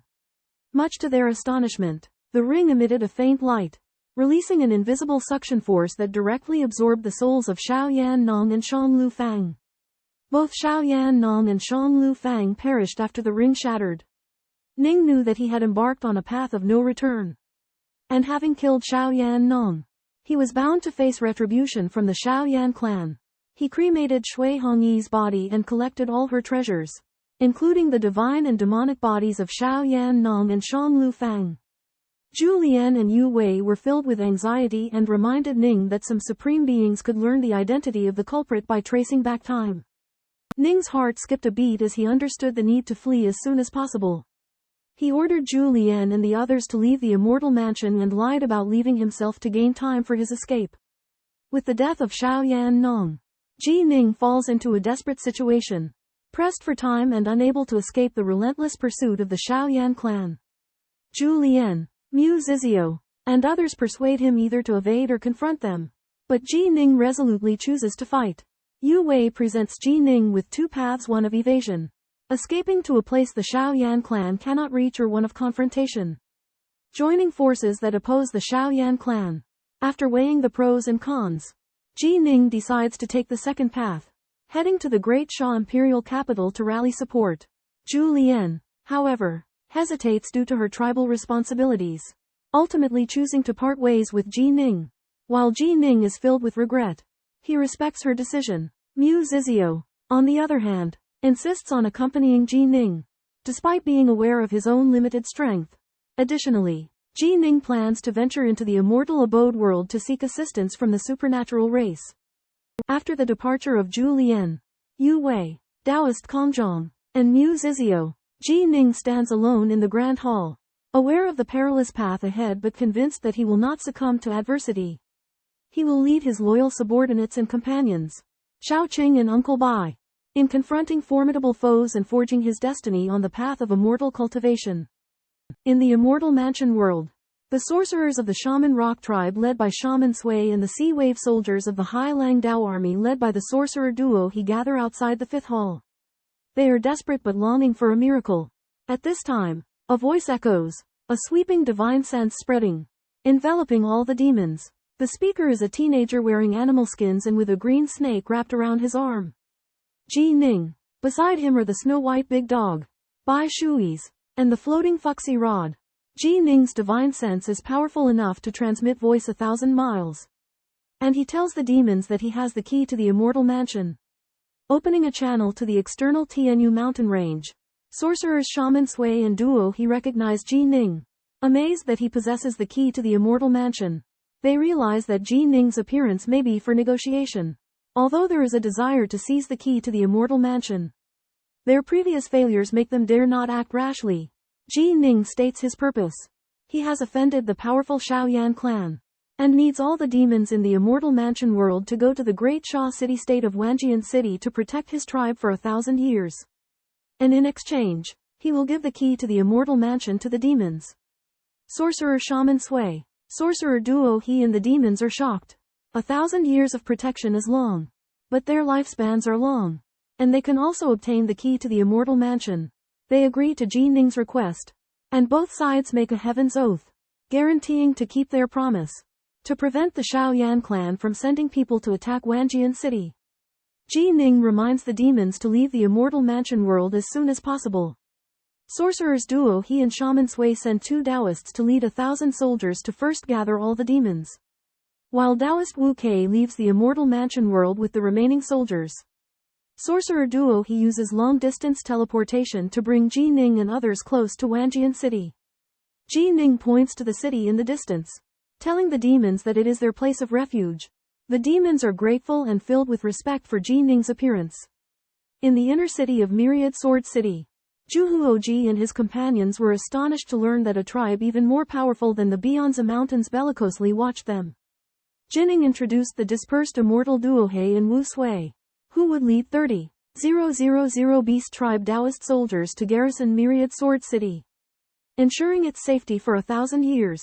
Unless a heavenly immortal or an opponent of equal strength attacked, Jining arranged for Zhao King and Uncle Bai to stay behind. And if the talisman was broken, they would head to Dragon Snake Lake to meet up. He bid farewell to his family, promising to make up in future for the disaster and telling them to take care. Meanwhile, at Dragon Snake Lake's Bright Heart Island, Jining urgently informed Chuyu, asking her to immediately lead everyone to relocate to Myriad Sword City, while he himself rushed to the Great Sha Imperial Capital. In the Great Sha Imperial Capital, inside the Shao clan's manor, the patriarch Feather God learned of the genius Shao clan farmer's death and was shocked. He immediately sent someone to investigate and concealed the incident. Feather God took the immortal carriage to the volcano to visit the nascent divinity demon Ba Huo and requested an audience with the profound mystery ancestor. The profound mystery ancestor appeared as the tribe's ancestor. Upon learning of Shao clan farmer's death, his expression became severe, and the atmosphere instantly solemn. Heartbroken, Venerable Xuanji learns that his beloved disciple Shoyan Nong's son has been killed in the Wuzhong immortal mansion and is filled with rage. He immediately leads the golden-robed man in a celestial carriage and uses the time reversal technique to investigate the truth. In the vision, Venerable Xuanji sees Shoyan Nong enter and leave the Daozang Hall, leading him to deduce that he did not die there. Then, he follows Shoyan Nong into the Wuzhong Hall and uses the time reversal technique again. In the scene, a disciple of the Black and White Academy named Ji Ning uses the Wind Wing evasion technique, astounding Venerable Xuanji. In the ensuing battle, Ji Ning defeats Shoyan Nong, Shang Lu Fang, and others using his great Dao domain and the mysterious god-slaying ring. Upon learning that Ji Ning is the culprit, Venerable Xuanji is enraged and blames it on the Black and White Academy. He decides to go to Tianbao Mountain and the Black and White Academy in Anzhou County to investigate Ji Ning's identity and whereabouts to avenge his disciple. Meanwhile, the Yao have already left the Wuzhong immortal mansion, leaving only empty halls and abandoned relics. Venerable Xuanji discovers traces of Ji Ning and others in the time reversal vision and concludes that they should be in the Black and White Academy currently. Thus, Venerable Xuanji sets off for Anzhou City, determined to avenge Shoyan Nong, even if it means becoming enemies with the Black and White Academy. Above the skies of Anshan, Grandmaster Xuanji and Immortal Yu Shen arrived in an immortal chariot, intending to investigate Ji Ning, who had killed their disciple, Young Yan Nong. Grandmaster Xuanji discovered that Ji Ning was young and had great potential, so he was determined to eliminate the threat he posed. The Black and White Academy was heavily guarded, and the Hall of the Master was packed with immortals. Grandmaster Xuanji demanded that the Black and White Academy hand over Ji Ning, but was met with a forceful refusal from Hall Master Immortal and the 5 Mad Immortals. They stated that Ji Ning was a disciple of the Black and White Academy, and that the Academy had a duty to protect him. They accused Grandmaster Xuanji of being unreasonable and overbearing. Immortal Tuo Shan of the Anshan Bay Mountain clan intervened and warned Grandmaster Xuanji not to push the Black and White Academy too far. Otherwise he would cross the Bay Mountain clan's bottom line. Grandmaster Xuanji was forced to retreat, but vowed to kill Ji Ning, and threatened to kill anyone who interfered. Ji Ning returned to his water mansion, and the yellow-haired Big Bear instructed him to go to the Starry Hall to study in order to calm his mind. In the Starry Hall, Ji Ning was captivated by the artistic conception contained in the Starry Scroll, and his restlessness dissipated, replaced by a profound sense of peace. At the same time, a gentle rain began to fall, nourishing the world below. As the rain poured down, Ji Ning let it wash over him, leading to his enlightenment of the way of rainwater. In the Chamber of Stars, his comprehension of other great Taos progressed significantly, with his sword Tao reaching the realm of the great Tao. After comprehending the way of rainwater, Ji Ning's swordplay became even more formidable. When he performed the self-contained universe technique, the surrounding space was enveloped in rainwater, resulting in astonishing power. Yellow Fur Bear and Black Horned Cow praised him, recognizing that his strength surpassed that of ordinary loose immortals. Ji Ning's mastery of the complete way of rainwater met the requirements to become a nascent divinity. However, he hesitated due to his concern about retaliation for killing Xiao Yan Nong, a noble of the Great Xia dynasty. Yellow Fur Bear and Black Horned Cow analyzed the political landscape and unspoken rules of the Great Xia dynasty for him, pointing out that the imperial family would uphold law and order, protecting vassals from attacks by immortals. They advised Ji Ning to participate in the Immortal Fate Convention to hone his skills and gain experience. Ji Ning recognized the challenges of becoming a celestial immortal but also the esteemed status they held in the three realms. He retrieved the treasures he had seized from Xiao Yan Nong, and with the help of Yellow Fur Bear, selected useful magic treasures to enhance his power. After defeating the godfiend Shouyan Nong in the Water Mansion, Ji Ning obtained his legacy treasures. The most notable ones included a vast amount of yuan liquid, totaling 100,000 kilograms, which could help one break through to the primal Taoist level. Great Teleportation Tao Talisman, an amulet that could allow for instantaneous, long-distance movement. Primal Water Pearl, a natural container for the Purple Mansion space, which could be used to cultivate a second soul. Ji Ning's spirit was strong enough to employ the secret technique to create a second soul. The appearance of the primal water pearl excited him even more, as he would be able to use it as a container, splitting his soul in two, and cultivating a powerful second soul, thus enhancing his own strength. However, as Ji Ning and his companions were admiring their spoils of war, Yellowfur the Great Bear spotted an immortal arriving at the Winged Serpent Lake. It turned out to be Xuanji, an immortal sent by the Shouyan clan to seek revenge on Ji Ning. Xuanji ordered his men to massacre the mortals of the Winged Serpent Lake and placed under surveillance the locations of Ji Ning's clan, such as the 10,000 Sword City. He was determined to find and kill Ji Ning at any cost. After failing to locate Ji Ning in the Yanshan area, Patriarch Mysterious Intent decisively rallies the Heavenly Immortal Tribe and the forces of Mount Heaven Treasure, deciding to search via mobilizing the power of the tribe. After Patriarch Mysterious Intent leaves, Immortal Denkai of the Black-White Academy's Immortal Palace reveals himself within the 10,000 Sword City and informs the Ji Estate's Estate Lord Ji Lujun that Patriarch Mysterious Intent is going to be watching over Yanshan and to remind the Ji Estate to keep on guard. Immortal Denkai thanks Ji Ning's master and indicates that he will be leaving this great world to train up himself and seek breakthroughs. Meanwhile, within the underwater manor, Ji Ning begins cultivating the second Yuan mystery art, dividing his soul in two. After some arduous cultivation, Ji Ning successfully separates his soul, placing it within a Unity Water Drop Pearl. With the help of the Nuwa statue, Ji Ning's separated soul rapidly recovers, restoring itself to roughly 70 of its original power. This causes Ji Ning to have a second life, making him quite pleased. Patriarch Mysterious Intent mobilizes the tribe and Mount Heaven Treasure to search for Ji Ning, while Ji Ning himself focuses on training with the second soul within the underwater manor, utilizing the essence within the Unity Water Drop Pearls to strengthen himself. Ji Ning fortuitously obtains the Heaven and Earth Spirit object, the Exuviation Water Pearl, which is the optimal carrier for the soul. With the help of the Exuviation Water Pearl, Ji Ning's soul cultivates rapidly, quickly reaching the Myriad Manifestations level, and breaks through to the Primordial Spirit within half an hour. After breaking through to the Primordial Spirit, a strange beast called the Turtle Snake forms within the Exuviation Water Pearl, and Ji Ning's soul merges into it, feeling the tremendous nourishment it provides. At the same time, the Turtle Snake Primordial Spirit also produces primordial fire, signifying that Ji Ning has officially become a Primordial Spirit Taoist.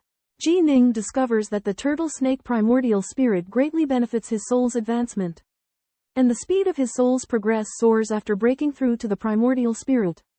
Though there are limits, it grants him significant enhancement during the early stages of the Primordial Spirit. Subsequently, Ji Ning attempts to cast the Lesser Thousand Sword formation, only to find that despite reaching the Primordial Spirit, due to replacing all his flying swords with Earth Grade ones, The difficulty of controlling them has increased substantially, and he can only execute up to the 7th layer. Yellowfur Big Bear suggests that Ji Ning refine 100,000 caddies of primal liquid to elevate his primal chi's purity and thus manipulate magic treasures more easily. Realizing that as a second primordial spirit, he will become a formidable sword immortal specializing in chi refinement in the future. Ji Ning resolves to continue delving into the lesser thousand sword formation and elevating his strength.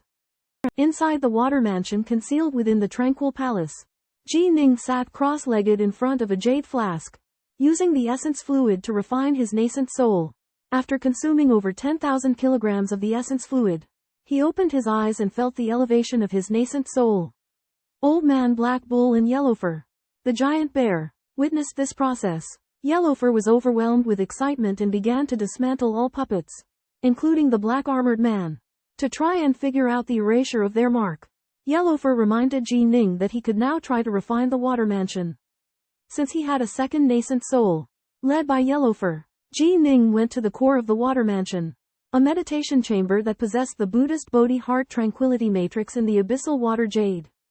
After 6 days of refining, Ji Ning successfully controlled most of the water mansion.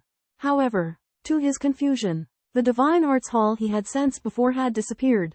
When Ji Ning inquired, Yellowfur revealed the truth. Among the 3 immortal ranked artifacts left by immortal Suwa, only Old Man Black Bull remained. The universe scroll and 9 realms seal had already been fused by the water mansion spirit, becoming a part of the water mansion itself.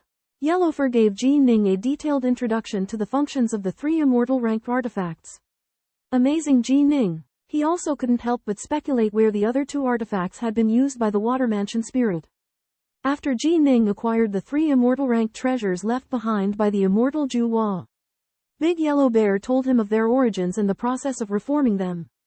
Big Yellow Bear spent hundreds of millions of years melting together the Thousand Ox Sword, the River Diagram, and the 9 World Seal to create a peerlessly powerful immortal ranked supreme treasure, the Thousand Ox Sword. The Thousand Ox Sword not only possesses sharp sword intent, but also integrates the essence of an ancient universe river, allowing it to manifest a 10,000-mile-long universe river upon unsheathing, greatly increasing its power. Unlike ordinary immortal ranked treasures, the Thousand Ox Sword has a powerful spirituality and can move autonomously, even being capable of rivaling weaker Pyryong treasures. Despite this, its power remains limited without a master's control. After a year of hard cultivation, Ji Ning comprehended the void displacement technique, the foundation of the great Tao of the universe.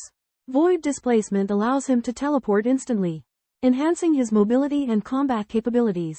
Upon Big Yellow Bear's suggestion, Ji Ning decides to leave Anjie County to temper himself and break through the bottlenecks of the blazing fire and gale wind Daos. As snowflakes fall, Ji Ning embarks on a new journey, determined to rebuild Heartforce Isle and restore Brightwater Lake. In the snow-covered Myriad Sword City, Ji Ning emerged unnoticed, sheltered by an immortal mansion monster race. In the mansions of the monster race immortals duo He and Wu Sui, he was reunited with his clan leader Ji Juhuo, Elder Ying, and Ji Lujun. Ji Ning disclosed his plan to embark on a distant journey and left a generous inheritance for his clan. He bestowed upon them over 10,000 mortal-tier magic treasures, over 900 earth-tier magic treasures, and 12 heaven-tier magic treasures, as well as numerous precious spirit pills and spirit materials. Most importantly, he brought the vast scripture pavilion, containing countless secret techniques for chi refinement, sorcery, divine abilities, and divine sense, surpassing the collections of the Snowdragon Mountain and the Black-White College. More importantly, Ji Ning left behind 18 core Daos, including the treasured methods collected by immortal Renhua. He advised that these methods be imparted with care and placed his suggestions in a guidebook. He also gifted them 9 formidable Chomchi puppets, each possessing battle prowess comparable to a loose immortal. As Ji Ning bid farewell, his kin were overwhelmed by his generosity. They realized that the Ji clan's foundation had been solidified, and given enough time, they would become a formidable power in Anjie County. Even though Ji Juhuo knew his days were numbered, he was filled with confidence in the Ji clan's future, believing that Ji Ning would lead them to greatness. At the Red Dragon Mountain of the Yinglong Guard, an old man in a white robe guarded the teleportation formation, waiting for orders from the Shaoyan clan. Suddenly, the formation lit up, revealing a boy in animal skins. a green snake, and a pure white dog Ji Ning. The servants present and the old man were shocked. After learning Ji Ning's true identity, the old man followed him onto the teleportation formation to the Great Sha imperial capital. Upon arriving at the imperial capital, the old man reported Ji Ning's whereabouts to the guardsmen in charge of the Shaoyan clan's affairs. Ji Ning flew down Yulong Mountain with Shaoqing and the white dog.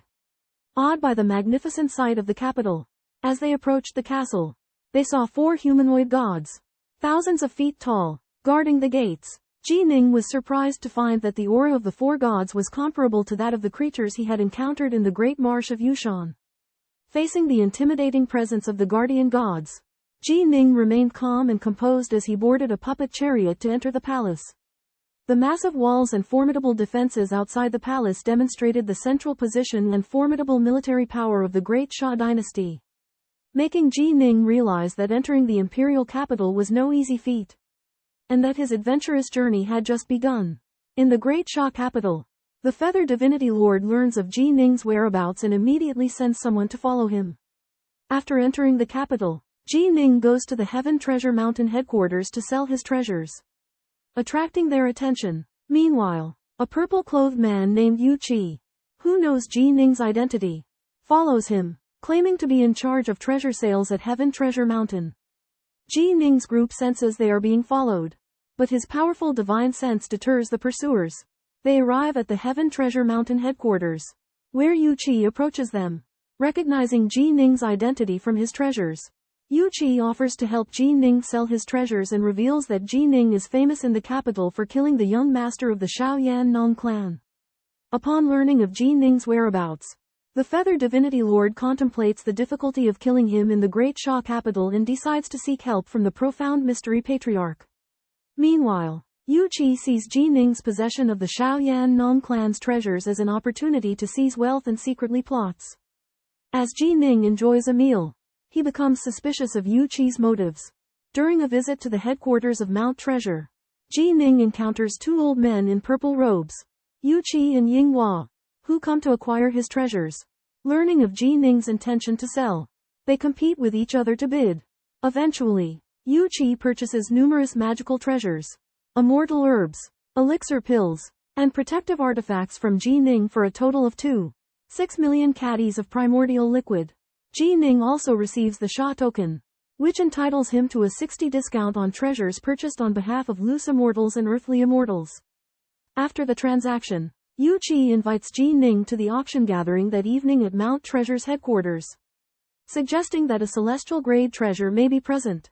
Ji Ning agrees to attend after learning that Shaoyan clan will also be there, as he anticipates the possible appearance of the 5 elements essence. Meanwhile, far away at Yan Palace, Princess Yan receives intelligence from Mount Treasure that Ji Ning has arrived in the Great Sha Imperial City.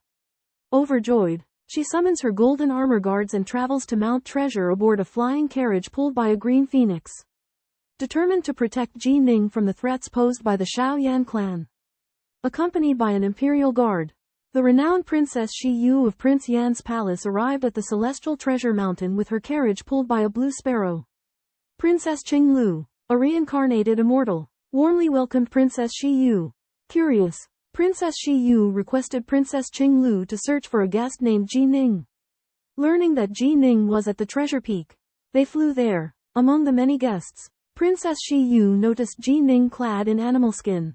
His appearance bore a resemblance to Princess Shi Yu's uncle, Wei Kai Shan. Warming her heart, Princess Qing Lu disclosed that Ji Ning sought revenge against Young Yan as its people had killed his mother. Despite Ji Ning's daring action, Princess Qing Lu believed he possessed sufficient strength to protect himself. At this moment, a tall and thin old man, Grandmaster Zan Ji, appeared within Celestial Treasure Mountain.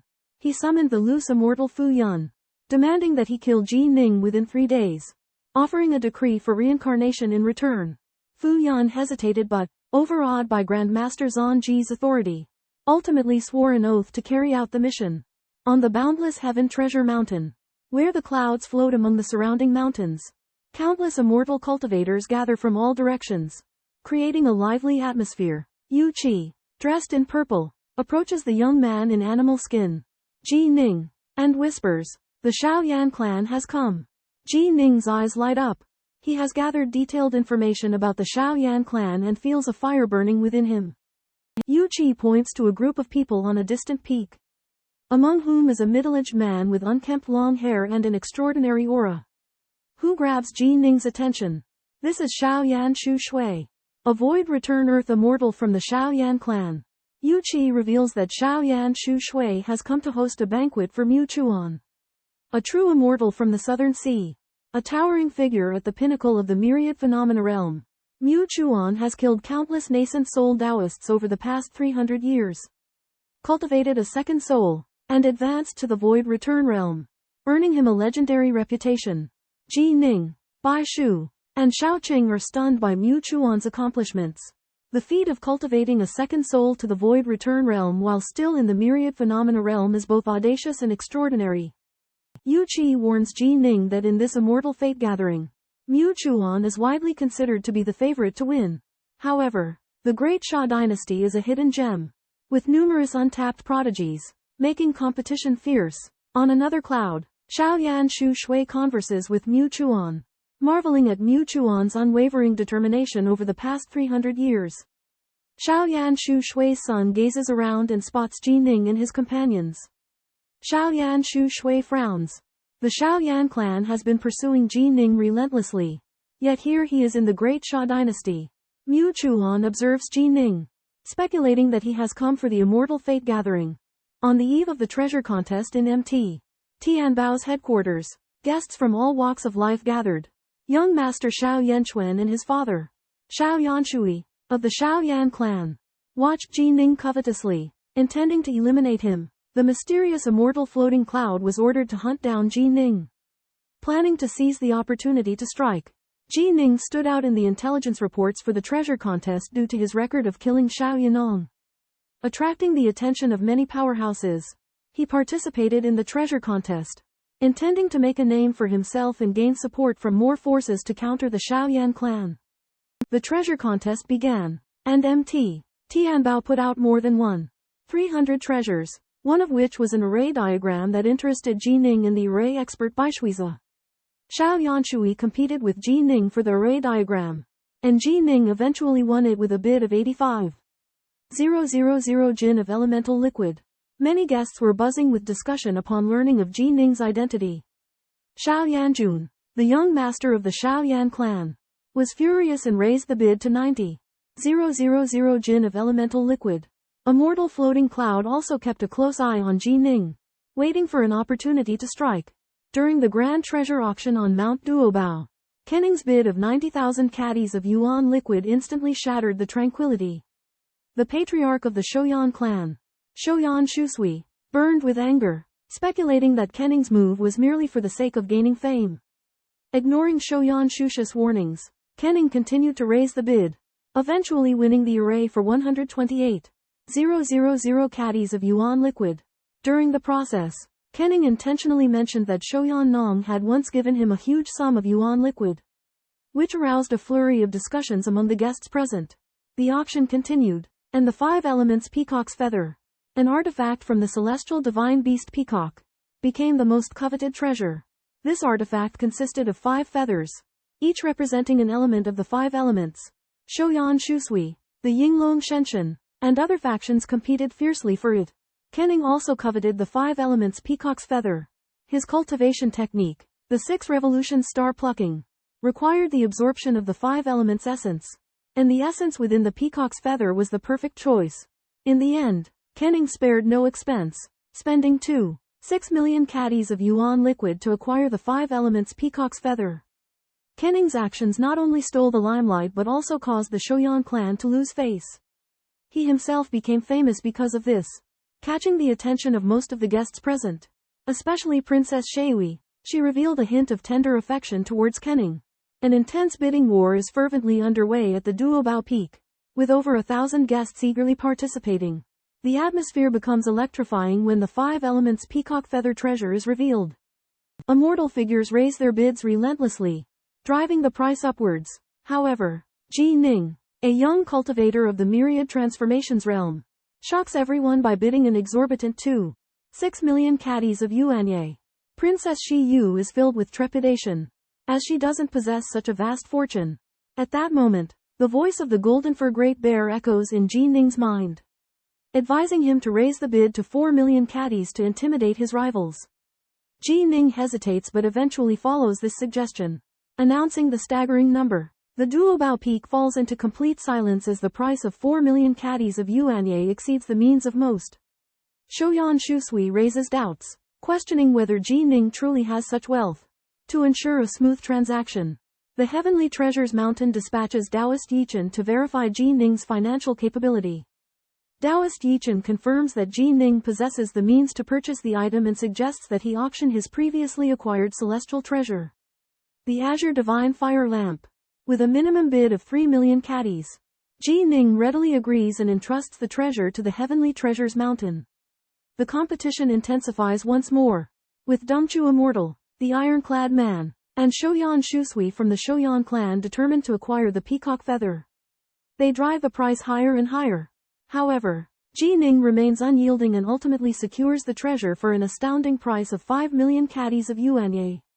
The audience marvels at Ji Ning's wealth and boldness. For him, the 5 elements peacock feather is crucial for cultivating his star-picking art divine ability, making its acquisition imperative. The vast fortune that enabled this purchase came from his earlier victory over Shoyan Nong and a nascent soul realm demon god.